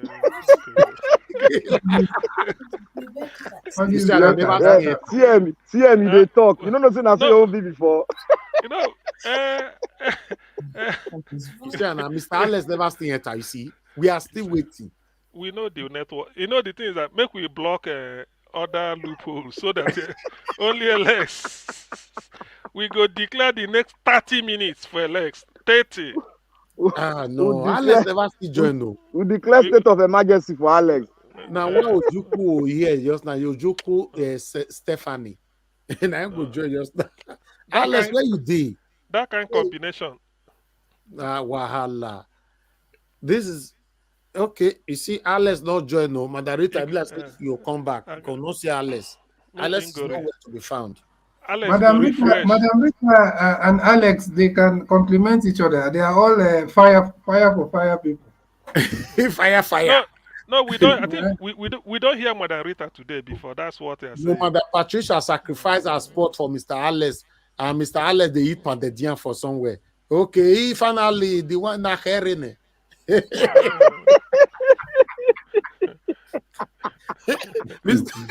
Mr.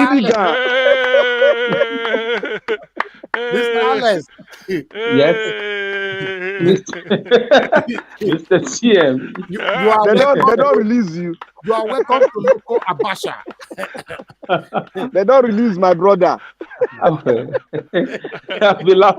be cracking here listening to you guys. They be tie you some rope for leg before they say you say lie I must come today. I've been on the queue. I can't just jump the queue. I needed to wait. No, thank God, you talk up. Dr. All of us CM. take queue since. Now you and who? Now who are you and who? Now one man queue. Now one man queue you did.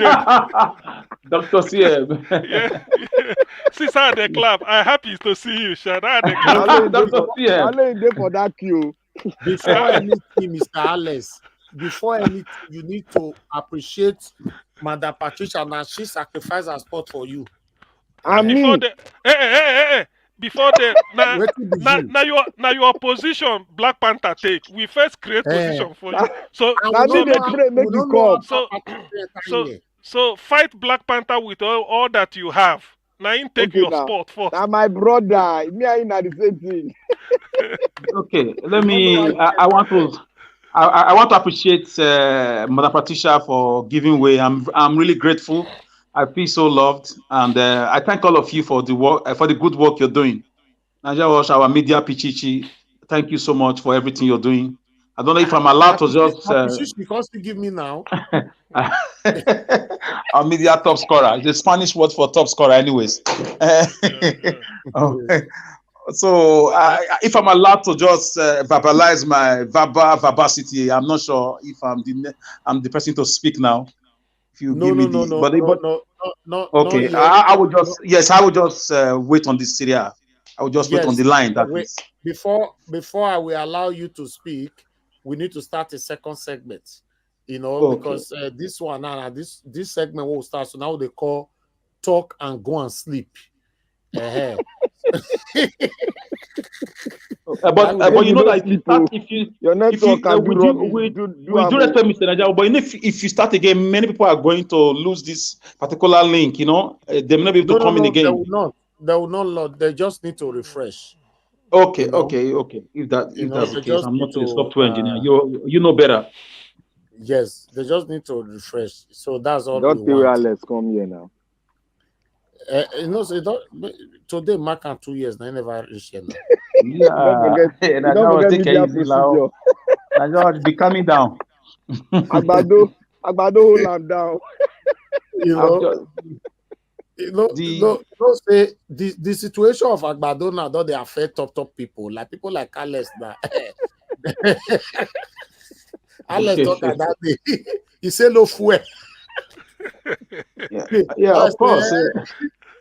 No fuel. Where they want get fuel from? No fuel for Nigeria now. No, Mr. Alex, how much for a liter now for real? Upon say expensive. There is no one. Price. Some are selling for 650. Some sell for 700. In some scenario, on Sundays like this, when others are not opening, some even sell for 800. It depends on how desperately you want it. Yes, of course, it's not regulated. We are living in a zoo, my dear brother. There's no country here. That is the economies. They call it liberalization. Liberalization. I don't know if I'm allowed to just shoot because the fire is really on. I mean, it's in my bone. I don't know if I can contain it until you refresh everybody. Hold on. Okay, all right. Let's do this for people. We'll go on this quick break. When we come back, guys, if you are listening to us and you want to continue with this conversation, all you just need to do is refresh and join the new broadcast. You know, I appreciate every one of you. Thank you so much. I'll see you guys in the next 1 minute. I know they do competition with anybody. If I offend you, forgive me. Show me love. Go there, biza. Kama bara wa lo ninu ife kan akanbi. I know they do competition with anybody. If I offend you, forgive me. Show me love. I go show you love. Kama bara wa lo ninu ife kan. But I know they do competition with anybody.